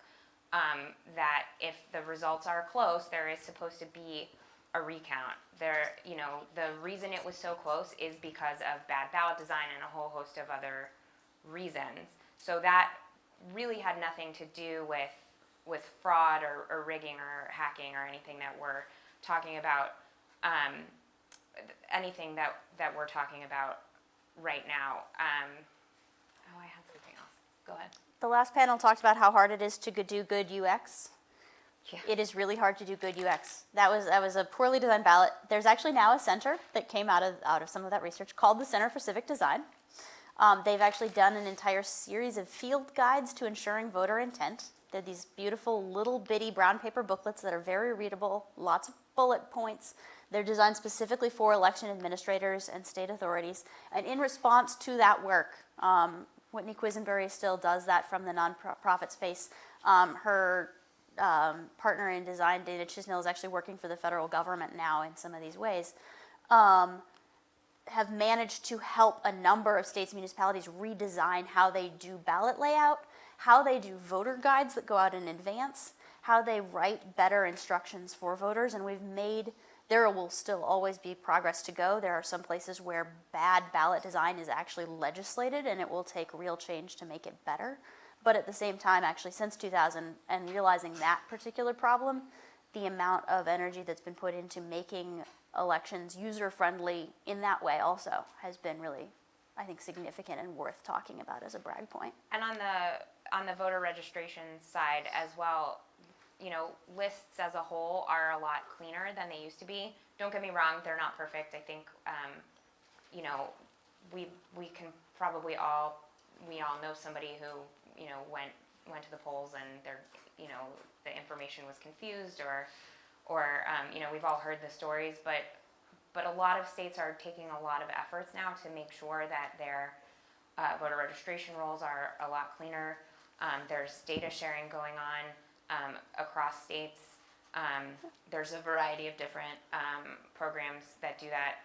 There's the Electronic Registration Information Center, which is ERIC, which is 20 states and DC who share lists with each other, voter registration lists, but also DMV information, so that they can get information not just about duplicates and movers and things like that, but also about eligible but unregistered voters, right? Because of the point I made before, which is people go to the DMV when they have a life event, and you can compare that to a voter registration roll.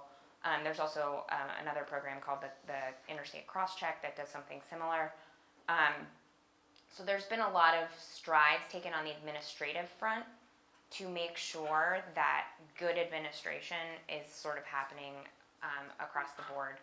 And it's been in things like ballot design and list maintenance and areas like that. The biggest impact, I think, of the rhetoric around rigging and hacking is the voter confidence piece that you raised. It's the most, I think, disheartening, because it's sort of disproportionately impacting, I think, people who are sort of less inclined to participate in the process as it is. So if you've never voted before, or you're an infrequent voter, or you're brand new to the process, if you're hearing all of this, like, well, someone's got their finger on the scale kind of thing, it makes you feel less confident about participating. And frankly, presidential elections are the gateway drug of elections. Like, if turnout is the highest for presidential elections, and then it just sort of, Is that the scientific term? Yeah. And so it's very disheartening from a civic engagement perspective to hear what's going on, because it's not just going to impact 2016, it could have long-term impact. Because people who aren't participating in 2016 aren't going to be like, great, my mayoral election is next year, and even though I didn't vote for that huge one, I'm going to vote for this tiny one. So, you know, it's something that we need to be cognizant of as this is going on. I'm going to take one more question right here. It'll be the last question. Thanks. This is really cool and important work. I'm wondering your feedback on the Estonian online voting program. Don't make me talk about online voting. No, but it's something where I don't know if we could import it, but it seems like it's working very well for the Estonians who have a lot of different characteristics than we do. But do you think it's a plausible model? Could we use it? To the best of my understanding, it involves a national identity card that is that also includes a chip that is being used as basically the private key for encrypting a vote. Wait, let's take a step back. For those of you who don't know how they vote in Estonia. Okay, Estonia has online voting, mostly. I think that the one time we talked about establishing a national ID of any sort went down in such spectacular flames that I'm not sure we can borrow it as a model or look to it. I will say what I think that is personally cool about the Estonian model is that you can vote multiple times and it's only the last one that counts, right? It's the same account for your banking, and you could do all your civic engagement online through this. So I mean, I agree with with Katie's point about the national ID card, but I think I'm pretty sure it's in Estonia where you can vote multiple times and it's just the last one that counts, because that would certainly it eliminates the incentive for vote buying and things like that, because I can take your money, but then I can go cast another ballot.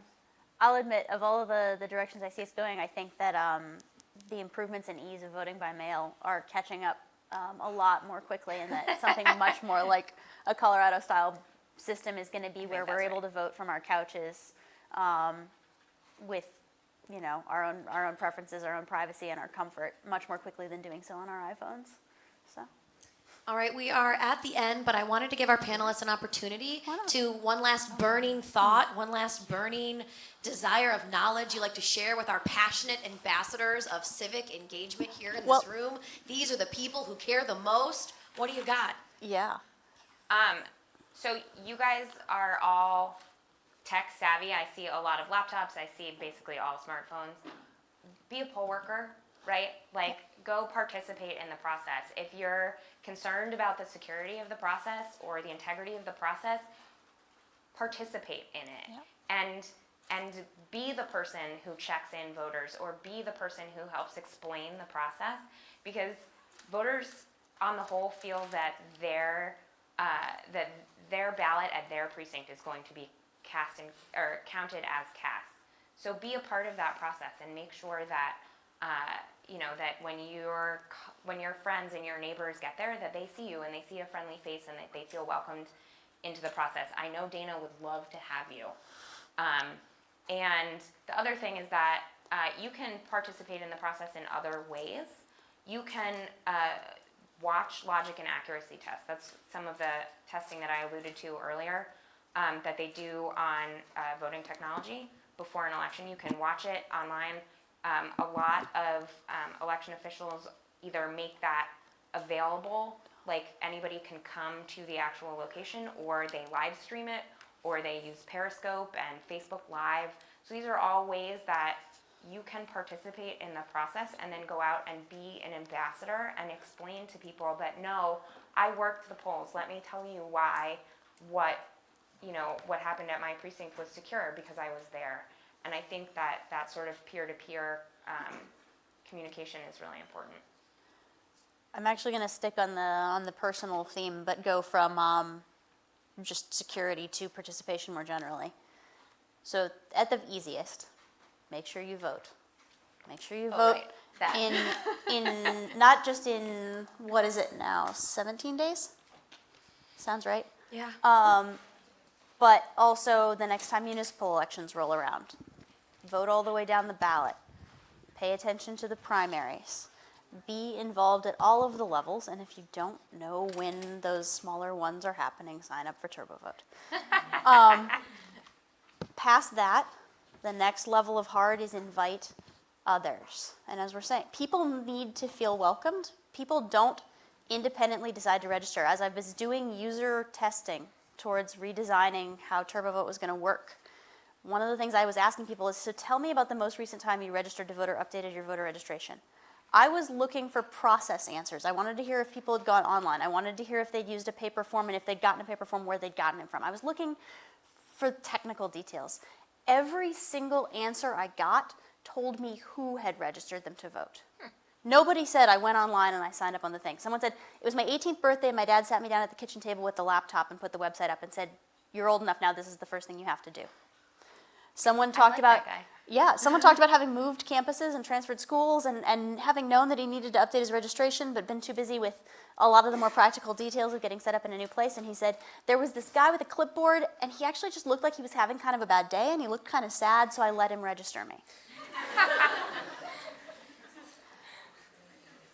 So make it your friends, but fine, they're the usual suspects. Make it strangers. Make it communities who aren't otherwise feeling welcomed. Think about where you have ties to people who otherwise might or might not be participating, who you're comfortable asking to come to the polls. Not literally with you, not necessarily a ride, but who hasn't been invited into American democracy that you can make welcome. And then from there, the next level of difficulty is what tools do you still want or need that you can see are missing? And then the first step is there an app, and can you promote it? Second one is there an app, and do you need to build it? And third is, if there were going to be an app, what data would it require that you can help make open, that you can help get published, that you can help make available to others to share and remix? Thinking about that ladder of engagement, start with the voting, but of all of the steps you can do, what else can you be doing to help open up the system and to become a more active part of it yourself? If you've got ideas, bring them to me. I will gladly welcome you into the civic tech space. If you've got burning desires, there's room for many, many more of you in all of this. Please join me in thanking them for their knowledge and their warm, fuzzy feelings they've given us all.